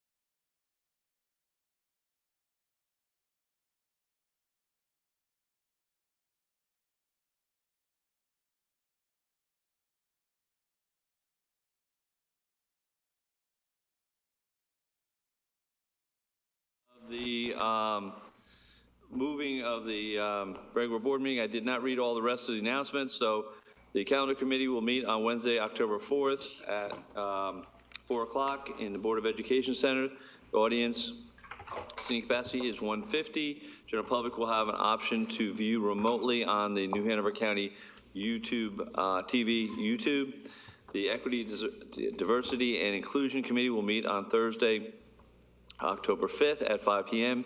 in the Board of Education Center. The audience capacity is 150. The general public will have the option to view remotely on the New Hanover County TV YouTube. The Policy Committee meeting, will meet on Tuesday, October 17th at 10 a.m. in the Board of Education Center. The general public will have the option to view remotely on our TV, on our YouTube.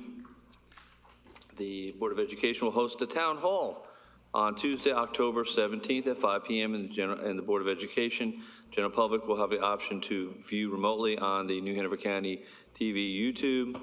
And the Board of Education will hold an agenda review meeting on Monday, October 30th, 2 p.m. at the Board of Education Center. The general public will have the option to view remotely on the New Hanover County TV YouTube. At this point, I would entertain a motion to adjourn. So moved. We have a motion. Is there a second?